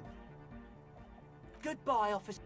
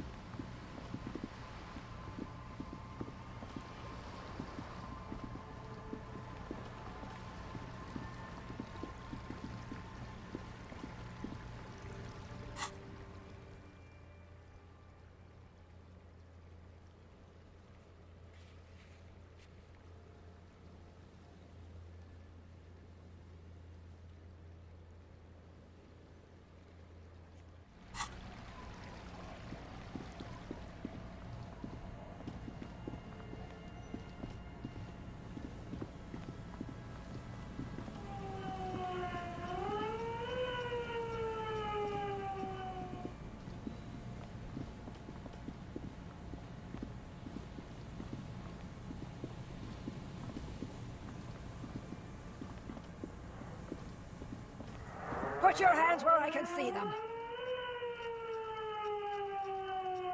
Show me your hands. This is the pigs. Show me your hands. Right now! Scavenged, battery-powered police lights protrude from her back. The flickering light show reveals a gun. And her hand is trembling from some sort of neurodegenerative disease. Madame, please drop the firearm immediately. You shouldn't be here. Something's very wrong with her. She's completely out of control.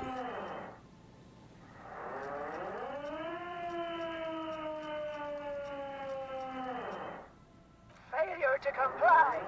Suspect is displaying aggression. Officer, under duress! Officer, under duress! I am the police. Don't move. Don't move. Hands on your head. Suspect is armed and dangerous. Lateral vascular neck restraint. Carotid sleeper. Carotid sleeper. Critically reducing blood from passing through the neck of the suspect. Be careful, detective. Don't do anything that might set her off. You'll have to go for the gun sooner or later. Perhaps you can learn crucial facts before you do.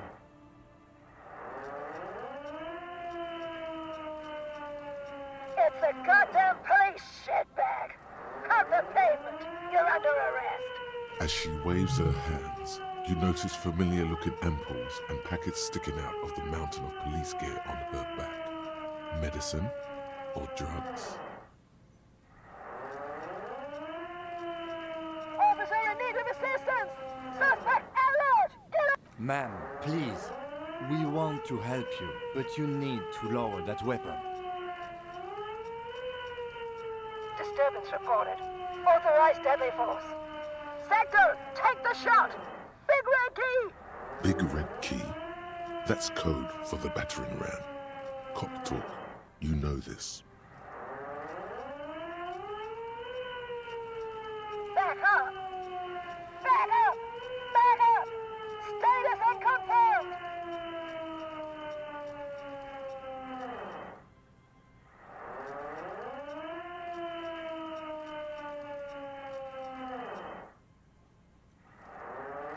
No. Oh, no. No. I thought Mr. Moran... Gareth! Aggravated assault! Man down! Officers in pursuit! There's a scenario unfolding in her head right now. It has nothing to do with what's happening here. What's the situation, officer? Law enforcement compromised! Impersonating a police officer! Does she not believe you two are actually police officers?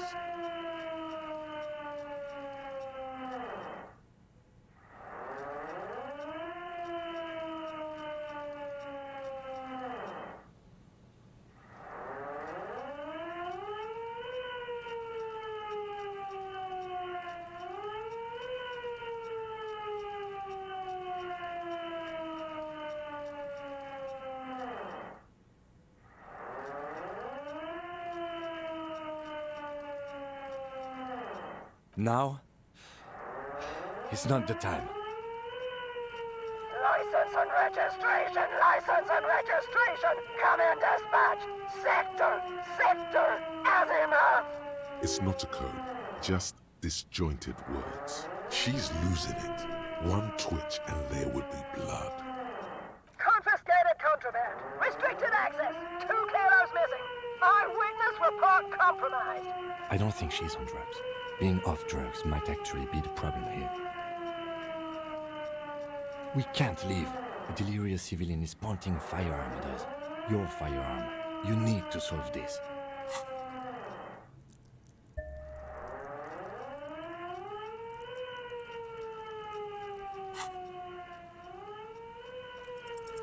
Alright, here's the plan.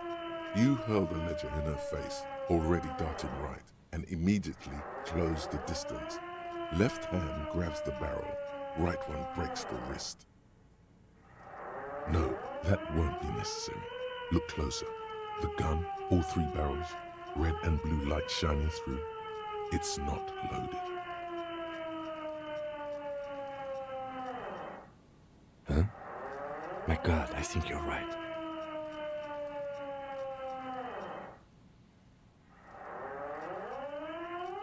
What? This isn't police issue. Police weapons have bullets. This isn't real. What is this? Police guns always have bullets. What is this? Why did you sell me this? Grab the gun, right now. This might be your only chance. No one ever cares anymore. Why would they treat me like this? This limbed and headed machine of pain and undignified suffering is grinding to a halt. Tired of walking the desert. Poor woman. We need to figure out what to do with her now. Nobody's ever around. Nobody ever comes to visit me. Her scratched skin is warm to the touch, but the person inside doesn't even know you're there. She's in a stupor. I've seen this before. God knows for how long. Could be days when they get like this. Honestly, I don't know. Dementia, probably. Dementia and Channel 8, and loneliness.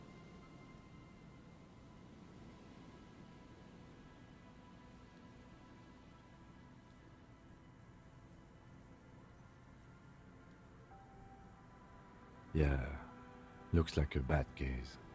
But I don't think there's any need for that. In her current state, and without the gun, she isn't really a threat to anyone. We could let Titus know. This is a perfect problem for the local peacekeepers to handle. They might even know her family.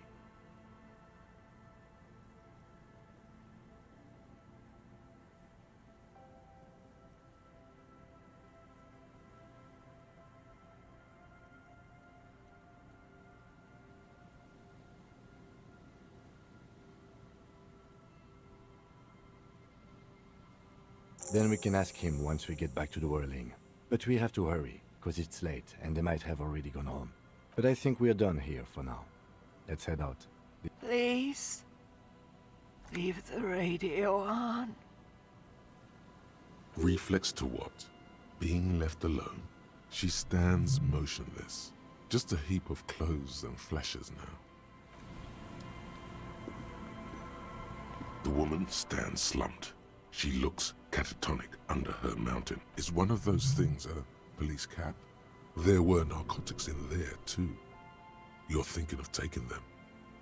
Do.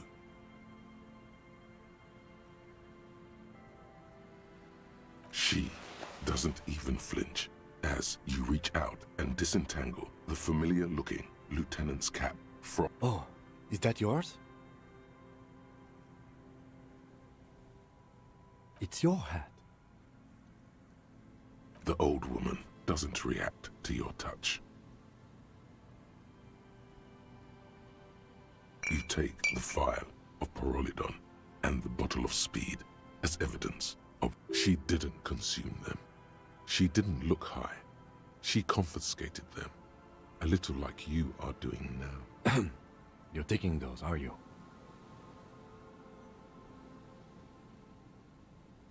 Thank you. I'm doing this to help you. We need to focus on the case.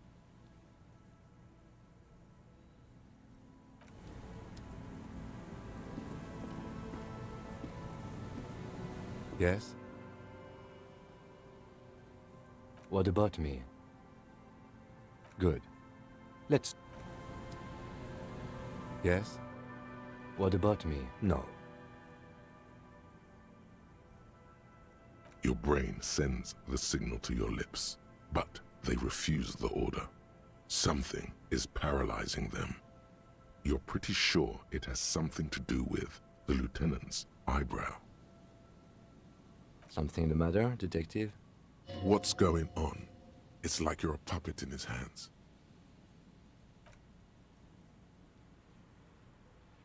The lieutenant relaxes his eyebrow, and you seem to regain control of yourself. Good. Let's change the subject.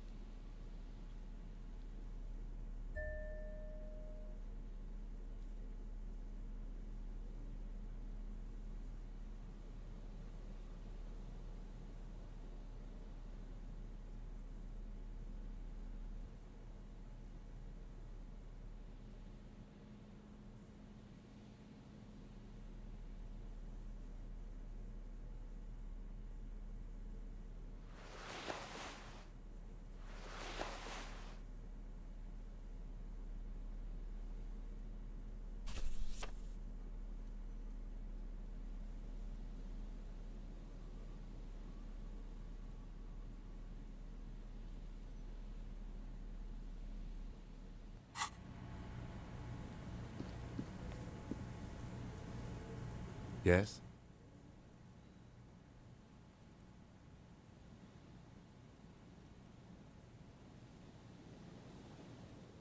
What about me? No. Your brain sends the signal to your lips, but they refuse the order. Something the matter? This guy's got authority off the charts. With just the flick of his eyebrow, he's able to make you his thrall. Nothing. You better hope he doesn't abuse his authority. There's a lot of it.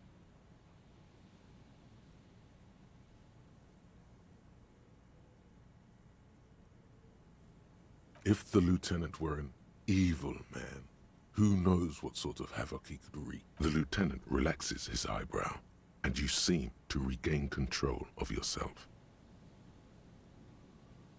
Good. Let's change the subject. Okay, let's talk about it. You stole the boots. Congratulations. That must have taken an enormous concerted effort, considerable ingenuity and timing. Now, I'm going to report you and you are going to go to jail. It was a joke, sadly. There's nothing I can do about your delinquency. What's done is done. Let's get back to police work.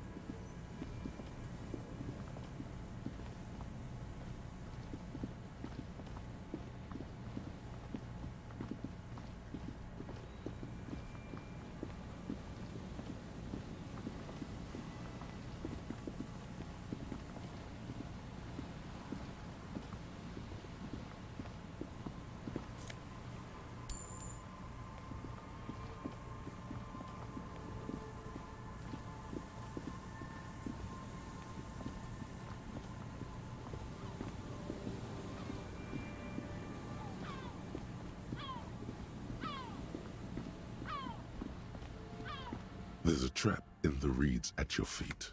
Look, the reeds shake sadly in the coastal breeze. The wind picks up here, near the cape's end.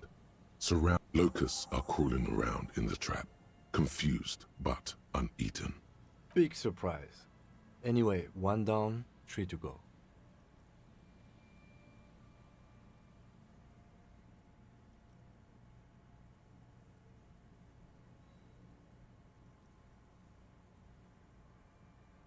I meant no offense, just...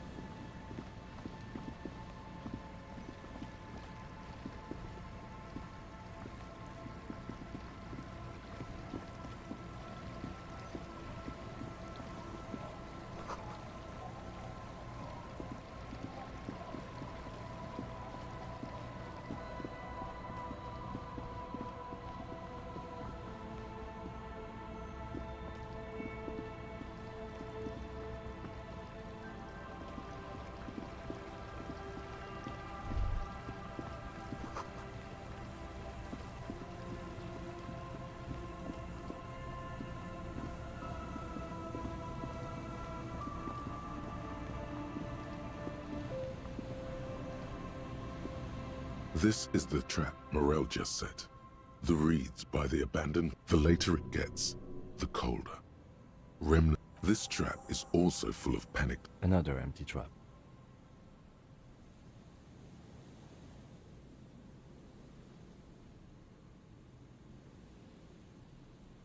Always up for a good jog. Otherwise, would I still be on this case with you?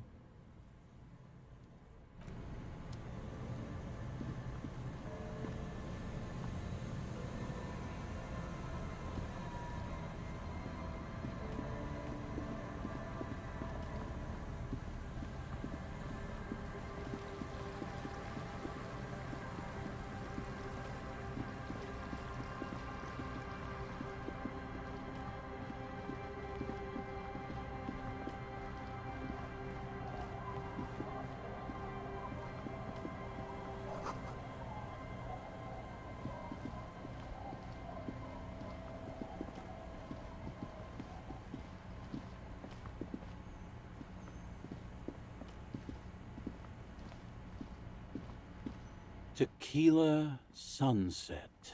Can't really remember seeing any women. It's a touchy topic. He hasn't got laid in age. He really has no idea who this root. Of course. Drink first, story later.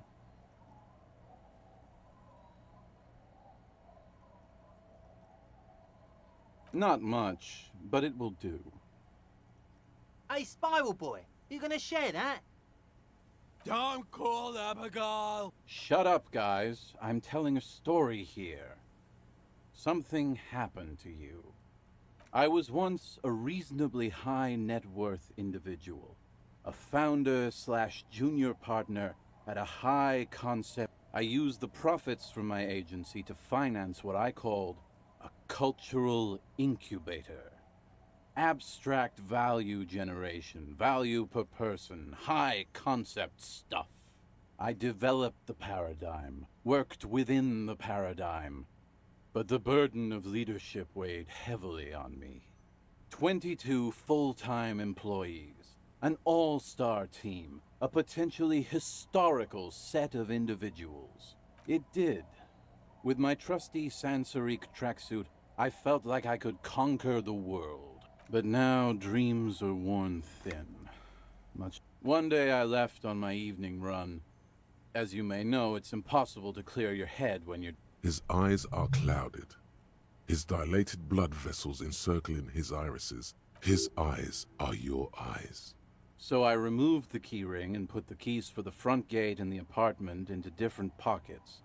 I was halfway done with my usual lap when it started to rain. Wet, okay? It was raining really hard. I made my way back home and discovered that I didn't have the key to the front gate. I'd mixed it up with the key to the letterbox, which was useless.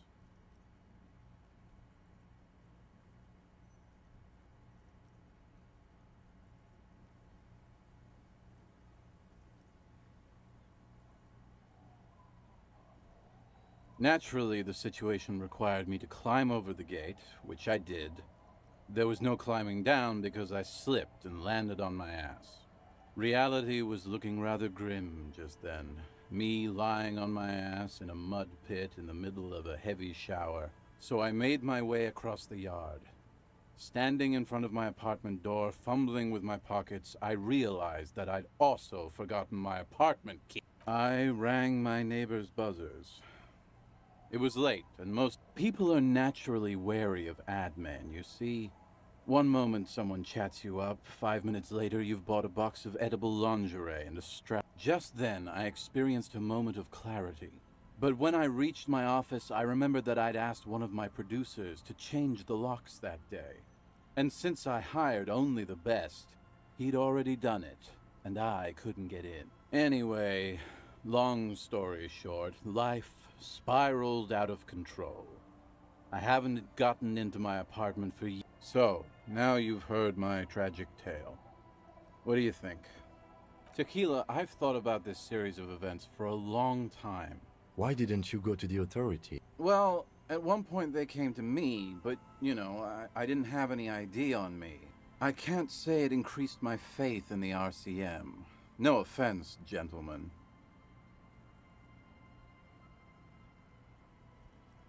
This would explain a lot. I always believed it wasn't my fault that I ended up homeless on the beach with these. God bless them, though. I'd be alone without them. Anyway, that was all the story one bottle gets you. Almost empty, this one. Good fucking question, Tequila. If I knew the answer, you think I'd be hanging out on a beach in this? I used to own my reality situation. Now I can't hang on to anything. Just last week I stole this nice new jacket. My agency. Man. The boom. I convinced my partners to reinvest some of our profits and I was financing a group of poets in East Revachol who were developing a new universe. Sounds intriguing. If it sounds like it makes no sense, that's because it doesn't.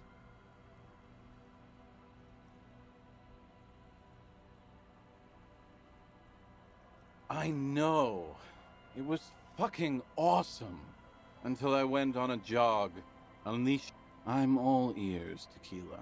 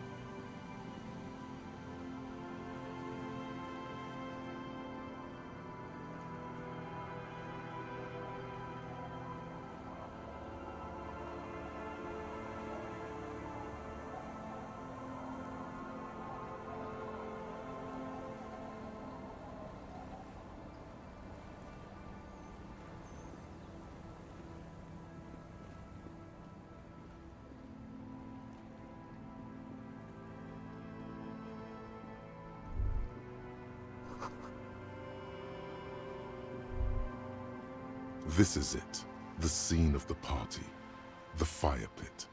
Cigarettes and empty bottles all evidence it. Not as such. I'm talking about what came after. Looks like they were here a while, judging from all the bottles. The sunken motor carriage provided them a focal point. Looks like it.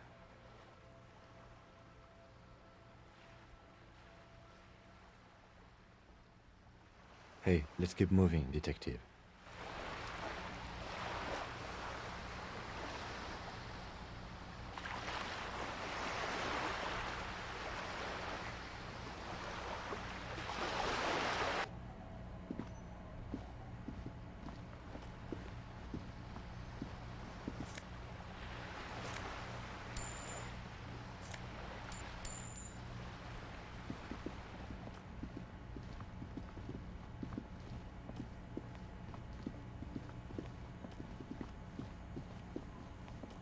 This trap's not too hard to spot.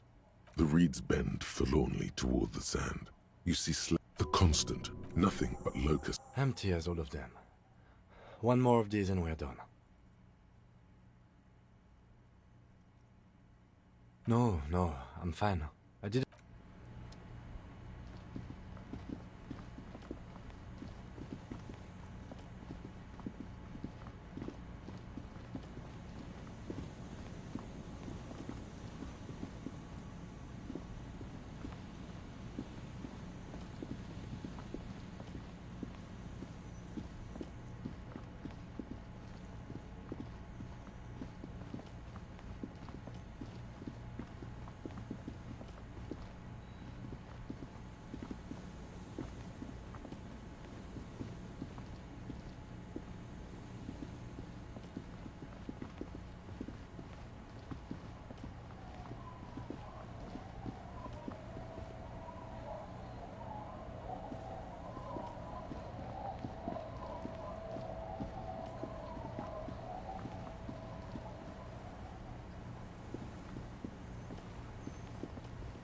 The old woman, the buzz of electric. There's a gap where the name of that song should be.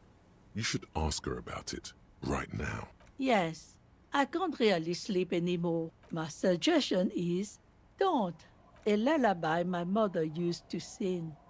I sang it to my kids. Surrender to the night. That's kind of grim for a children's song, even if it is a lullaby. Yes, it does.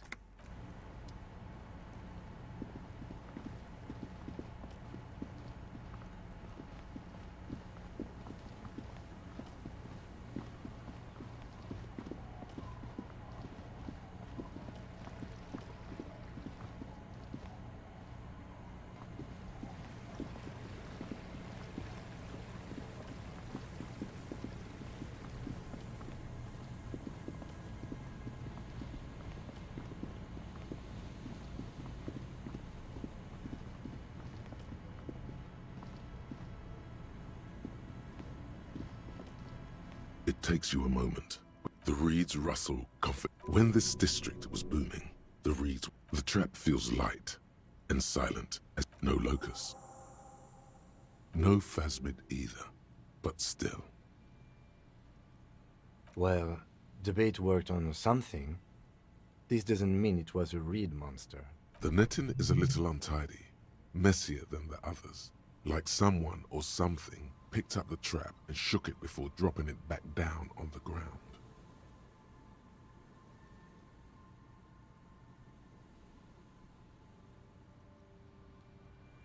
Right.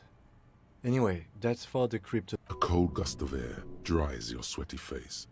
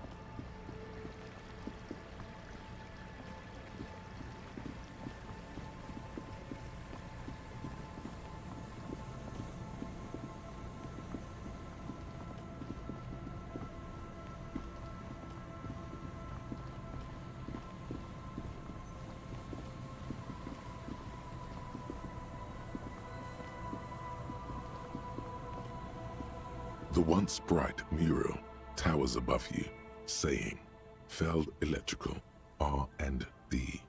Tomorrow is just a whisper away.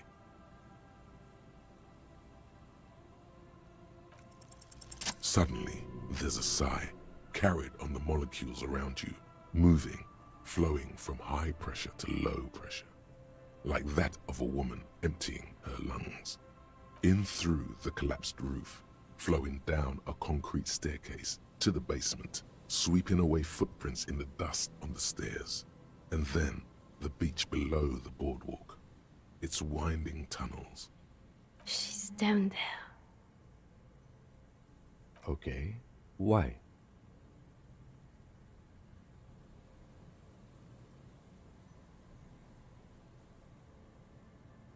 So, how do we get in there? The doors were on the collapsed side of this building. Perhaps you can climb them. We are not climbing anything. I'm 43 years old, and I plan to live to see 70.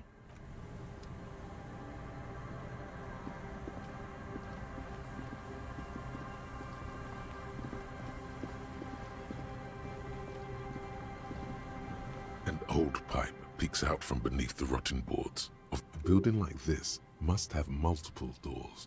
Your eyes slowly begin to adjust to the darkness inside. The lieutenant looks over your shoulder. A thin layer of snow gleams inside the pipe. As your eyes adjust, you see some trash, crumpled up newspapers, and nothing. Broken glass from bottles thrown. Given that this isn't a martial arts thriller, it's highly unlikely, and not without risk to our health. However, the pipe suggests there may be an entrance to the basement around. And it's right here, a maintenance door. It's jammed shut. The subtle approach isn't going to work on this one.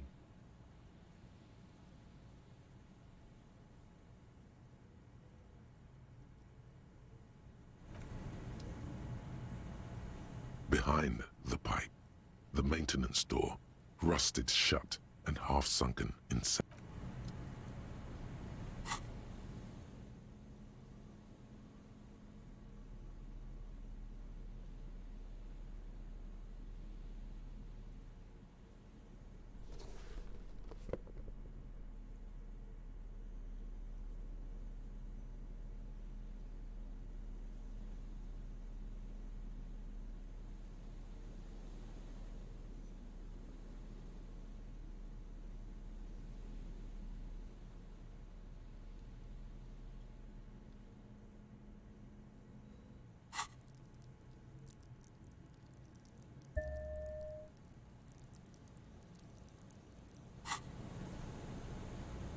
behind the pipe.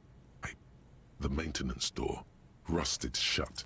The metal doors are heavy, and the flaking rust hurts your palms. But, together with the lieutenant, you manage to slide them open just enough to squeeze in. Good work. Shall we?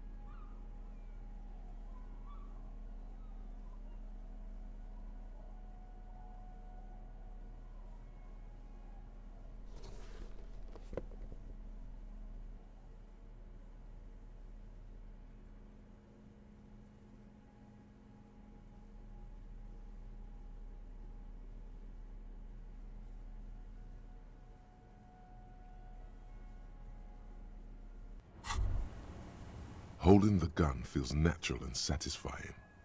It's like an extension of your arm, the polished wooden handle almost fusing into your palm. It reminds you of the day you first held it, with fear and respect, hoping you don't have to use it in vain. Sheathe your sidearm, officer. A serious law official, cop by the book.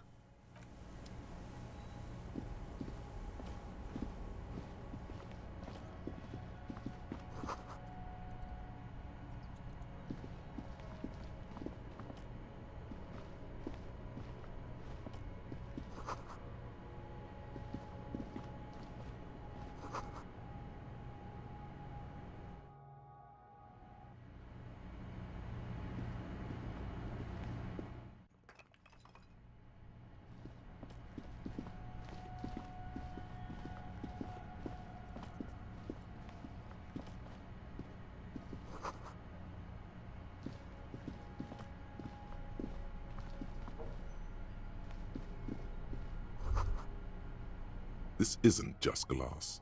These are old computation components. Yes, filament memories. From the time when wires were cast in glass, slides with an inlaid nervous system. The how was a closely guarded secret. Something that was locked in safes in human heads across the river where they were manufactured. As to why, the why is easy, because they hadn't come up with modern silicon-based systems yet. For vitreous cast filament memories, though, these seem incredibly advanced. So it is. I think it is used to form a single system, slotted in the wall.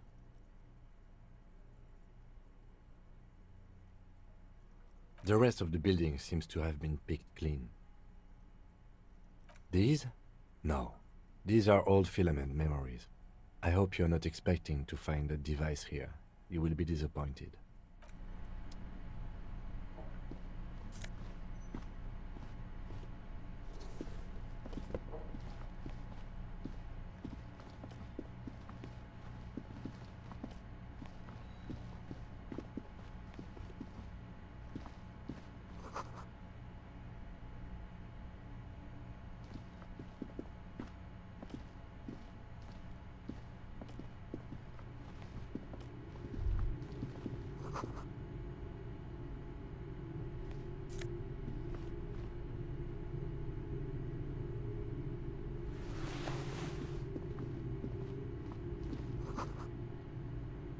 A mustachioed and mutton-chopped man, amateurishly depicted, gazes at you with sad eyes. The plaque reads, K. Mazov. There is a spiderweb in the lower left corner of the portrait. Years' worth of dust is shaken off, the full head of hair matched by an ample moustache and sideburns. Look, someone crouches, heels digging into wet sand. Hands sweep across the sand. Grains sticking to the frayed skin of the fingertips. An old man sits on a slab of concrete and taps his fingers against the glass of a scope. Some radical or radicals were hiding out here. They left a long time ago. We have found a lot of those lately. I guess what most people think of as history tends to linger in rundown neighborhoods. Martinez being what it is, no one has gone through the trouble of cleaning out the old bunkers. I won't stand in your way, but only after we're through with this case. Millions of depictions of Mazov have been produced. They're not all connected. Besides, that looked like some student. The youth, you mean like Ruby? No, I think we've stumbled on a piece of history.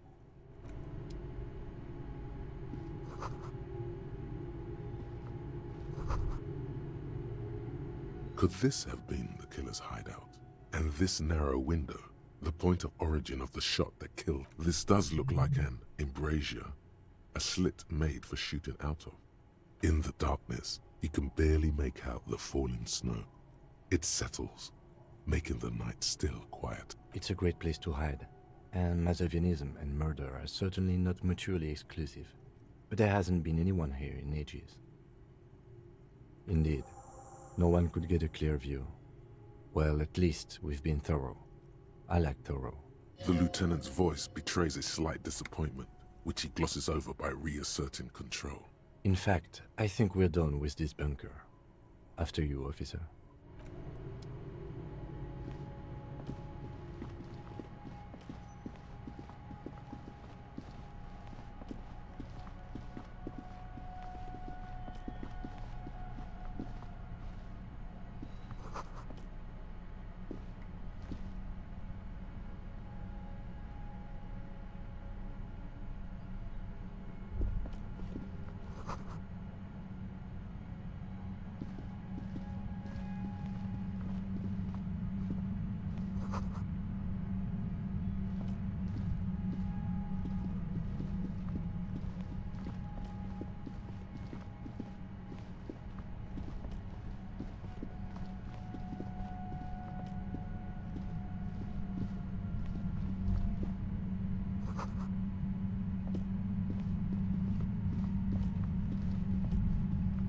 There it is again, like a swarm of hornets buzzing under your scalp. A strange tingling you can almost... No, what do you mean? I don't feel it, but we should still be careful. There were footprints back there, and I'm pretty sure they were fresh. Looks like our suspect. If she's in here, we need to plan our next step carefully. Once we detain a credible suspect, who knows what the Union and the Wild Pines will do?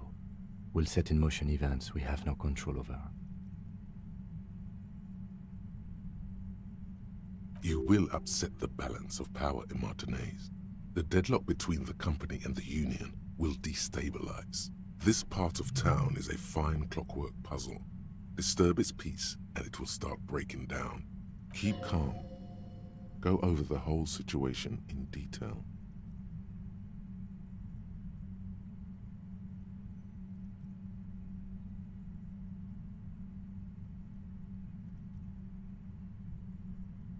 Well, we are not responsible for what we can't predict, are we? I don't think... If you can't predict it, there's nothing you could have done. I leave that to your judgment. You already know what I think about cross-pollinating information like this. He just can't be sure. Maybe it will yield something useful. I still don't think that was a good idea. But yes, our affairs with the Wild Pines are in order. Since she isn't in Martinez anymore. You mean Morel? I don't see how cryptozoology and the murder investigation are connected. If it gets that tense, the amateur zoologists might not be able to do their job. I think I see a cavern. Maybe more cellars? I think we've been careful enough. We still have the element of surprise. I wouldn't be so sure. You haven't exactly been sneaking. Or maybe not. Either way, once we go deeper, there will be no turning back.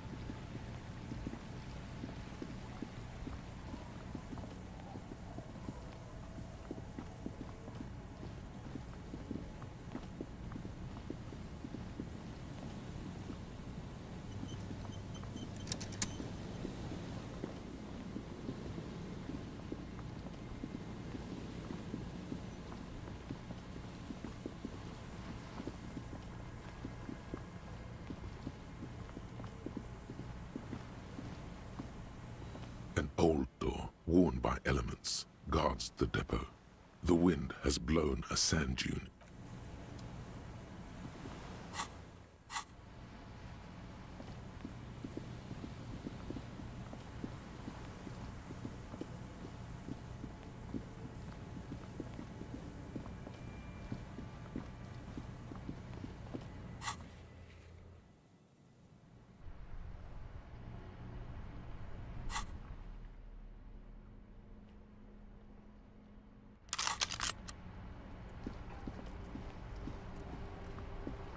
Inside, you see a set of steering levers, a radio microphone. This is Precinct 57. How may I assist you? Just a moment. 10-4, come in, officer. Over. 10-4, sir. Roger that, and very glad to hear it. I will make relevant changes to the report. 10-4, sir. Sorry, but I'm under orders to give a negative to request for personal information. Over. 10-4. Anything else, sir? Over. 10-4, sir. Glad to hear that. I'll write down that there is no need to issue a new one to you then. Feels good to get that off your chest, right? Celebration with beer? Roger that. 10-10. Over and out. This is Precinct 57. Just a second. Sylvie Malaika on the line. Yes. Hello? Oh, great. What else do you need, detective? You hear the call breaking. Anything else I can help you with, officer? 57, over and out. In the cabin, you see a set of steering levers.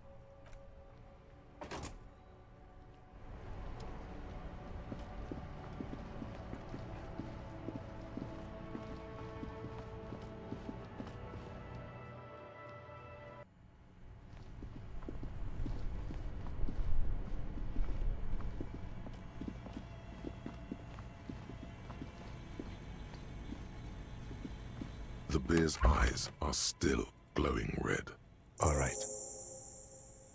I will need a little help carrying him. You take the hands. I'll take...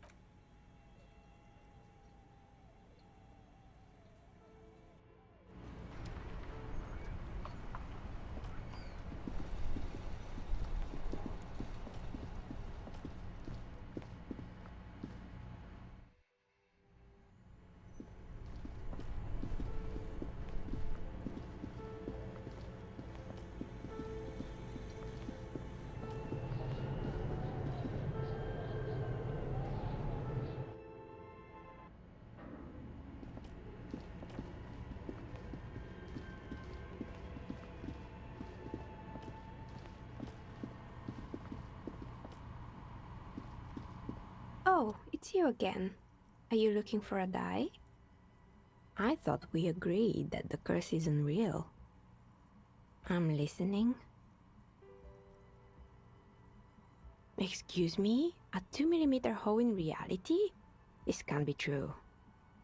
Sona is involved in this? So it's even worse than I thought. It's not just the commercial area that's cursed, it's the entire world. She looks outside the window where the night has fallen on the yard. You mean considering the fact that the world is collapsing on my porch? In any case, thank you for stopping by. It's good to have an answer, even if I can't claim to understand it fully.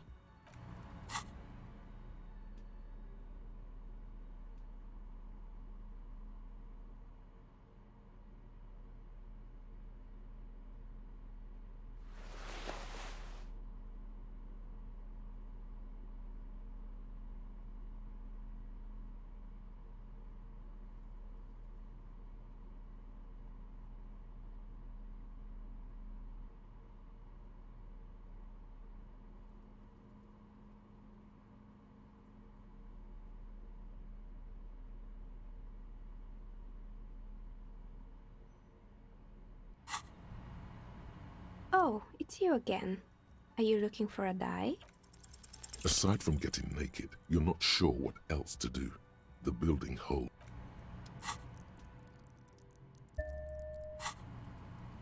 Oh, it's it's you again. Are you looking for a die? Aside from getting naked,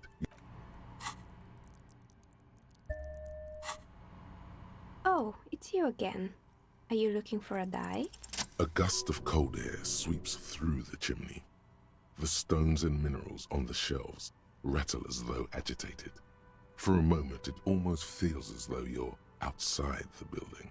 Didn't we already talk about this? What are you talking about? My address is exactly the same. Rue de Saint-Guilain 10. No, the old coal plant that used to be here was subsumed into the new venture. Its ruins swallowed up. Yet it has a different address in the heart of the city. This doesn't make any sense. Are you saying my business was spared because of a technicality? Where is this coming from?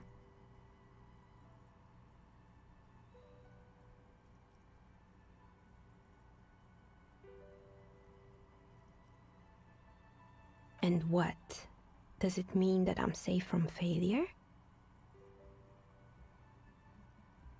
She starts laughing, her fingers trying to rub away the... Do you know what this is?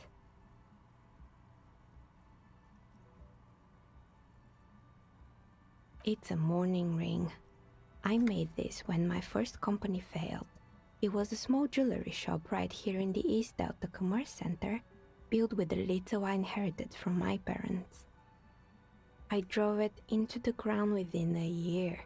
I didn't have what you would call a viable business plan. It wasn't just the jewelry shop either. I always thought that it was just the world that you were supposed to try again and again until you finally succeed. And now you're telling me what? That it was all because I didn't run my little shops and ventures from a dump inside an abandoned chimney? Yeah. Or maybe it's the entire world that's cursed. It's such a precarious place. Nothing ever works out the way you want it. That's why people like role-playing games. You can be whoever you want to be, you can try again. Still, there is something inherently violent even about dice rolls. It's like every time you cast a die, something disappears. Some alternative ending or an entirely different world. But anyway, thanks for sharing your theories, officer.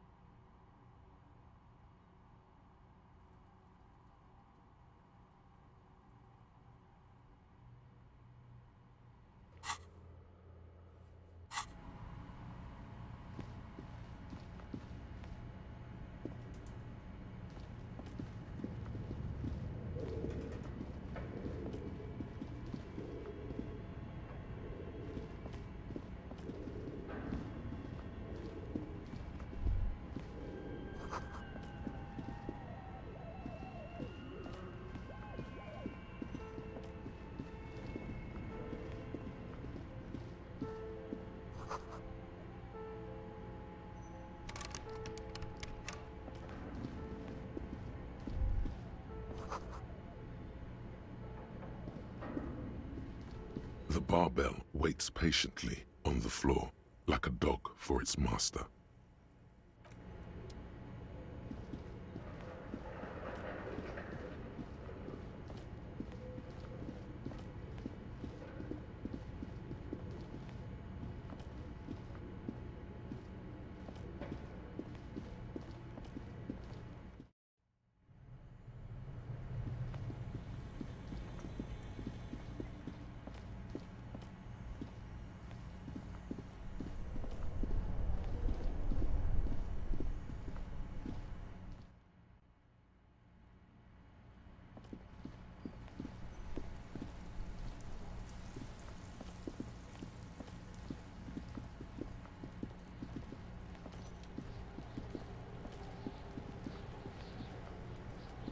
Couldn't have saw you wield that can. Sweet graffito action, pig. Kuno likes that delinquent shit.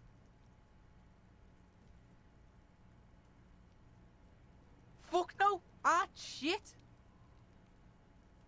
That's right, pig. Shit.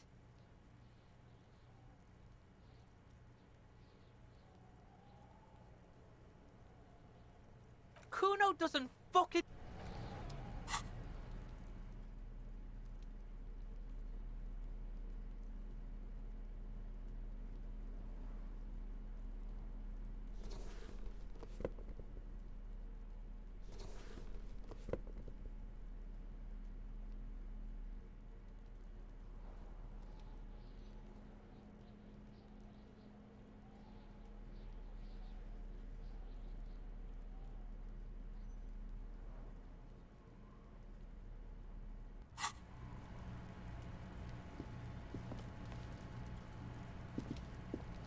Necromancer pig. That shit was dark. Going in there like Kuno dies. You gonna pick one out of his brain like that too? Kuno's gonna go out in a hail of bullets. Gonna look like a fucking porcupine. He's on your crime scene, bossing you around. And he's been here for some time too. This is where he hangs out. You have to get more out of him. He could be useful.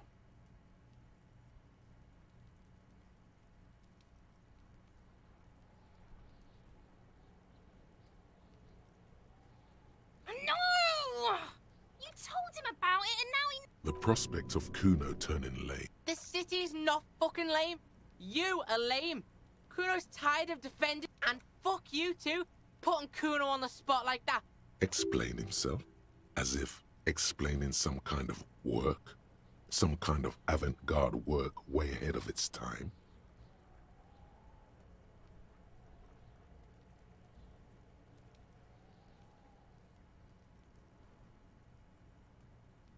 You must get to the bottom of this one of these days.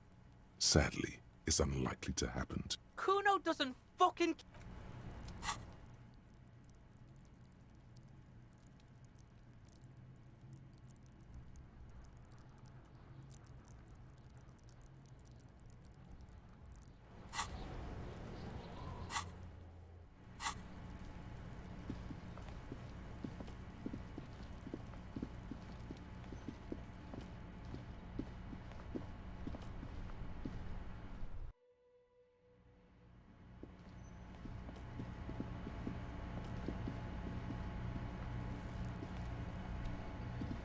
Hi again, gendarme. Bye-bye, gendarme.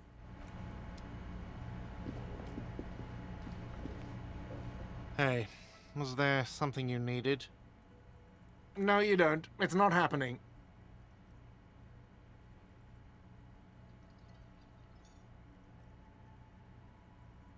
By causing more trouble, I think we're good.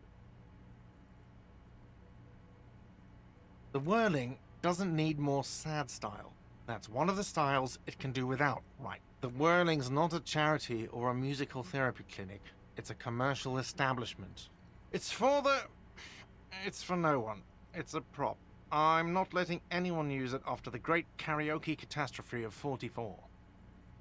A lot of people got killed because some arsehole wanted to sing karaoke. It's not for bands, it's for clients. Some clients, okay? Not you. Ha! Well, we don't have any tapes. They all got stolen. The man in the vest and the violet shirt stares at the tape. This is the look of a man who's defeated. He knows he's out of excuses. Fine, fine. Climb on that stage and do your thing. Just get out of my hair. I'm having it uninstalled, he mumbles to himself.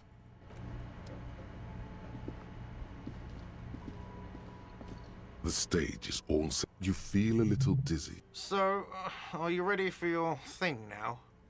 Let me know when I should turn on the karaoke carousel. Immediately, a loud feedback noise startles the room. You feel hands. Where do you put your hands? The dining hall has cleared up of customers for tonight. Even the kitchen is closed, and someone has turned down the lights.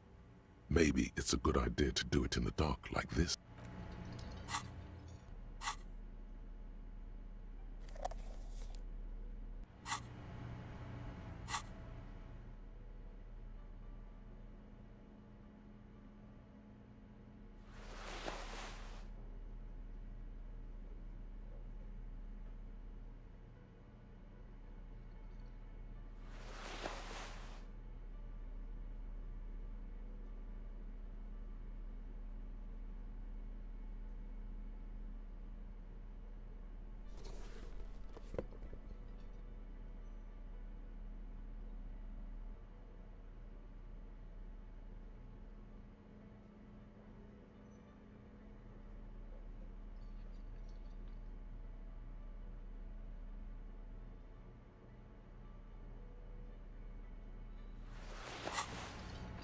The stage is all... You feel a little... So, are you ready for your thing now?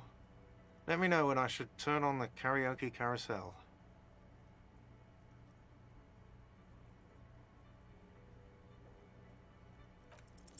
The air is thick with anticipation. The tape clicks into the carousel, and then the music starts.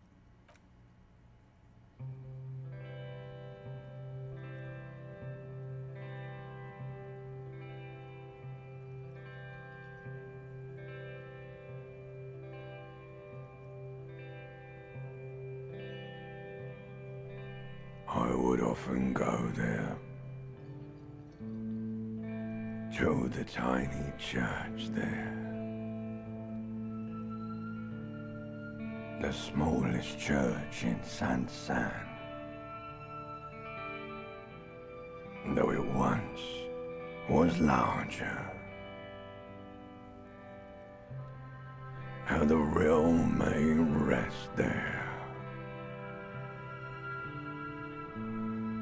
Down through the mist there,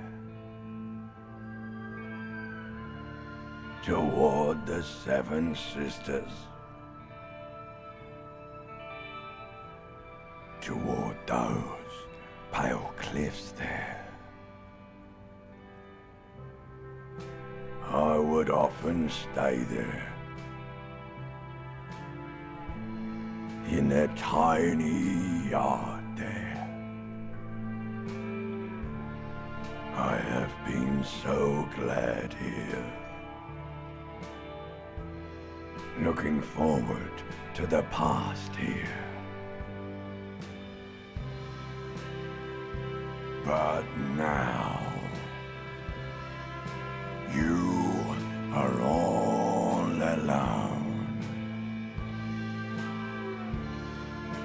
None of this matters. No, none of this matters at all.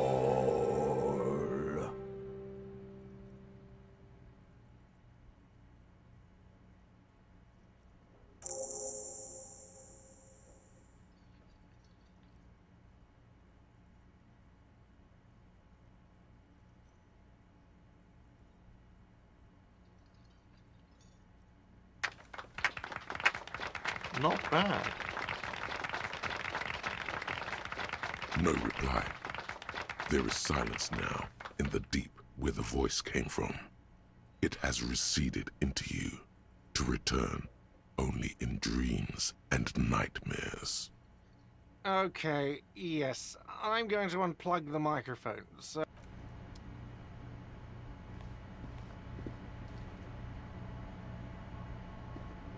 Ah, smallest church in Saint-Saëns, right?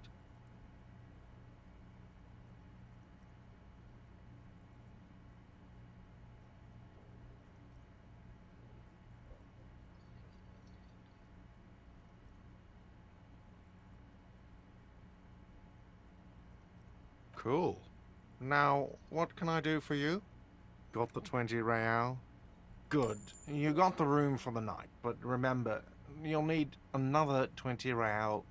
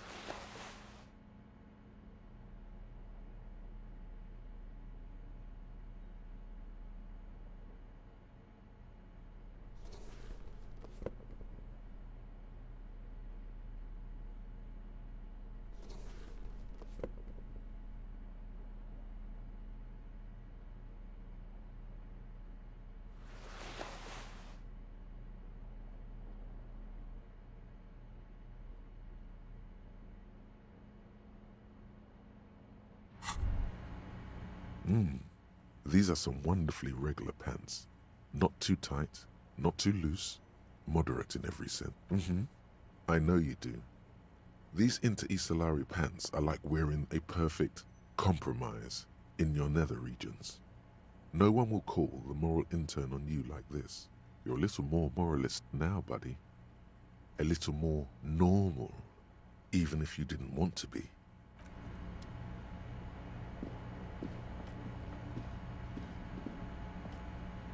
A mirror hangs on the bathroom wall. This is not the cleanest bathtub in the world. That soap scum smell. It smells like life, at least compared to you. The bathtub slowly fills with water. The water beckons. The water is only lukewarm, but still comforting, like amniotic fluid. A few beer cans are bobbing up and down along your flanks, like sad duckies. Now you are alone with your thoughts in the tub. But it's easier than being alone with your thoughts outside the tub. They're not even really thoughts, just assorted sensations. None of them acute enough to focus on. You see the corpse. You can still smell the cadaver on you. It's going to take more than one bath to get rid of that stench. Then, houses along a narrow street. A video rental. Darkness on the planet's curvature. Your fingers grow pale and are covered with tiny whirls as the water cools. What are you doing? You're not some fat fish in a fucking aquarium. Time to get moving. The waterline recedes as you stand. You are cold now. Your clothes stick to your still moist skin.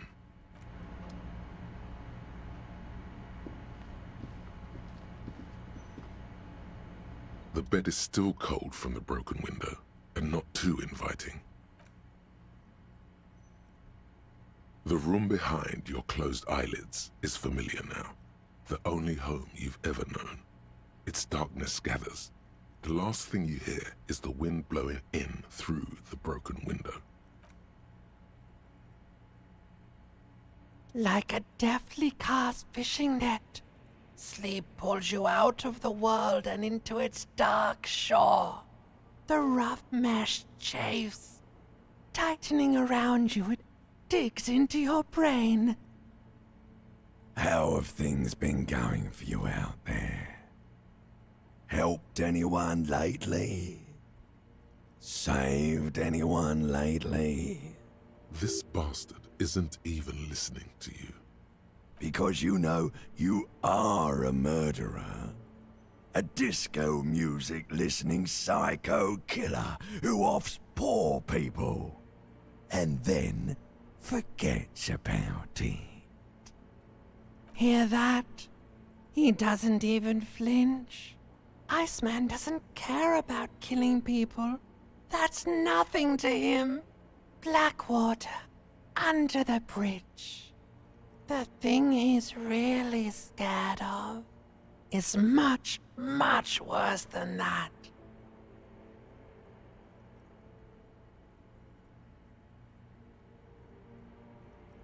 Don't tell him, sister. It's too bad.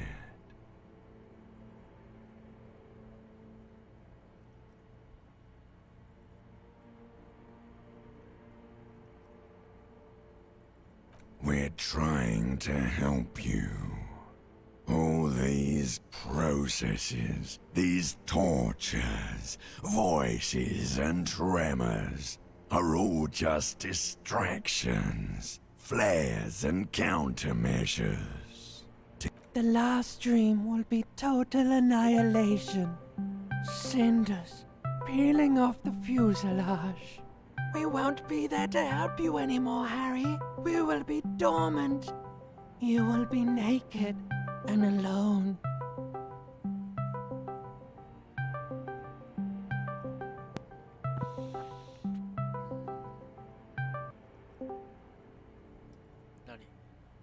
ところいい感じのところでこちらの方で応援させていただきたいなと思いまして、ジャストラボン、ジャストラボン、俺たちイケてるやつらでボン、ジャストラボン、ジャストラボン、俺たちイケてるやつらでボン。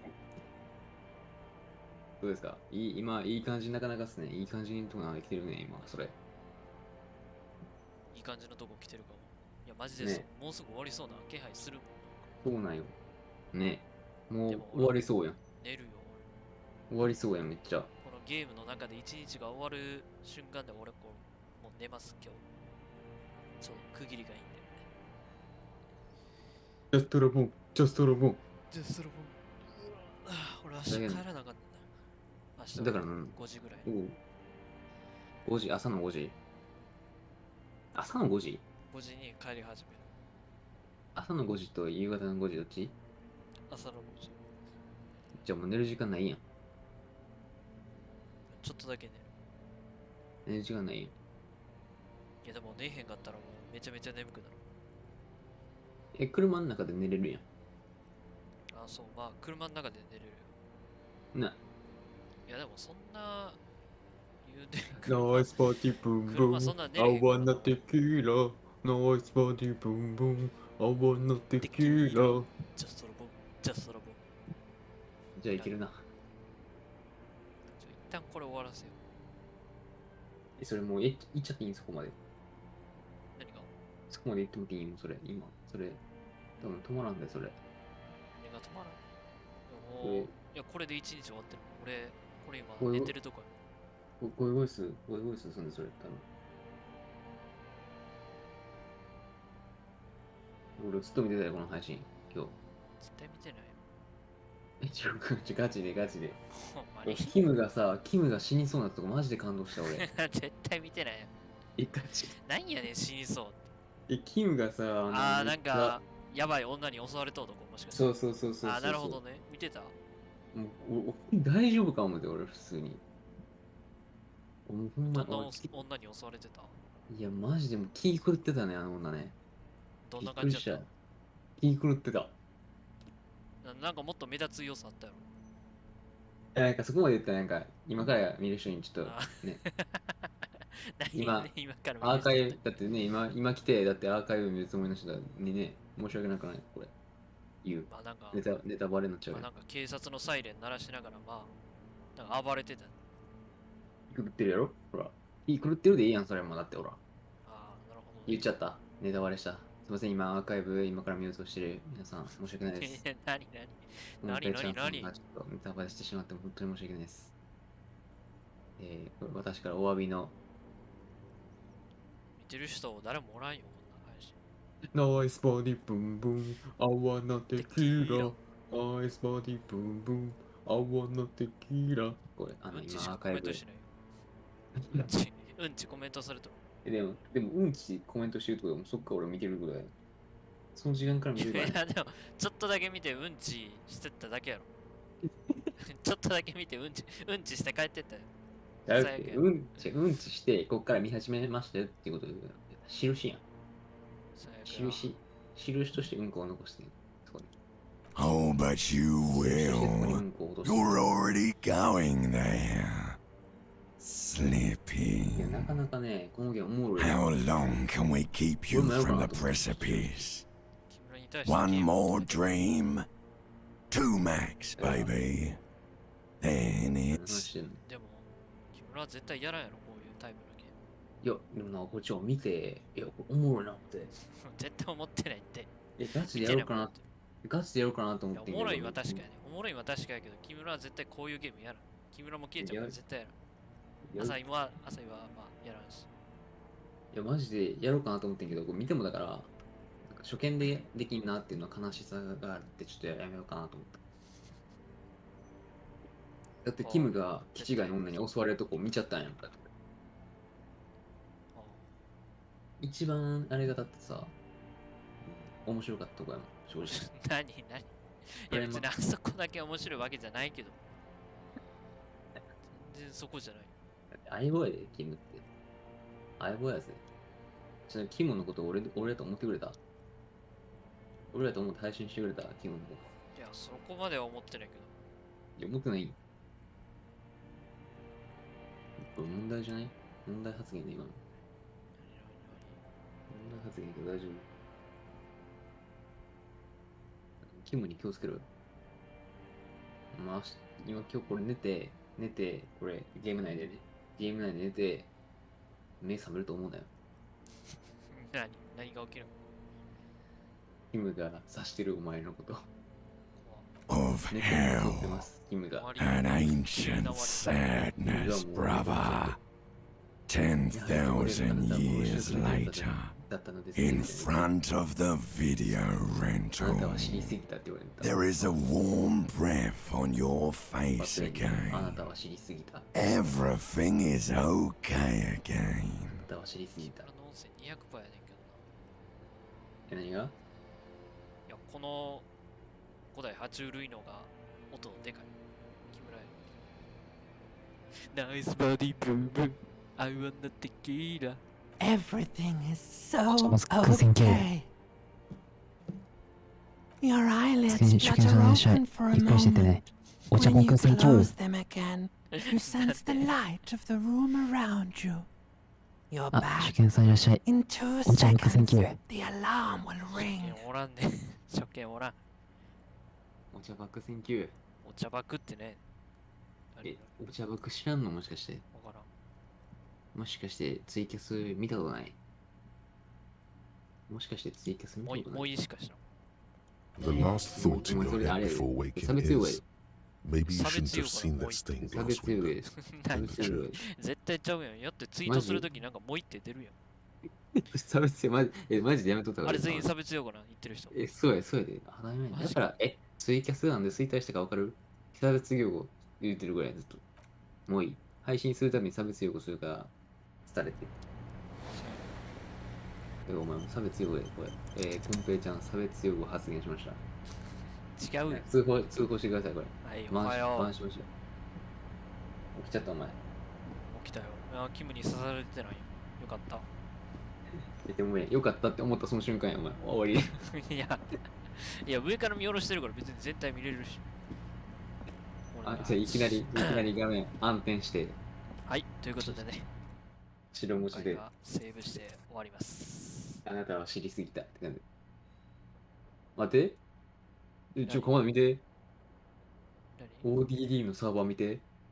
ODD のサーバー？ODD のサーバー、両方カルマさんも出てるけど。ジンクラおるやん。ジンクラ。なんかおるでな。まあ普通に一旦終わるか。ちょっとこのゲーム。カルマさん。じゃあロフカルマさん挨拶してくるわ。オッケー。俺も行くよ。俺も終わるし。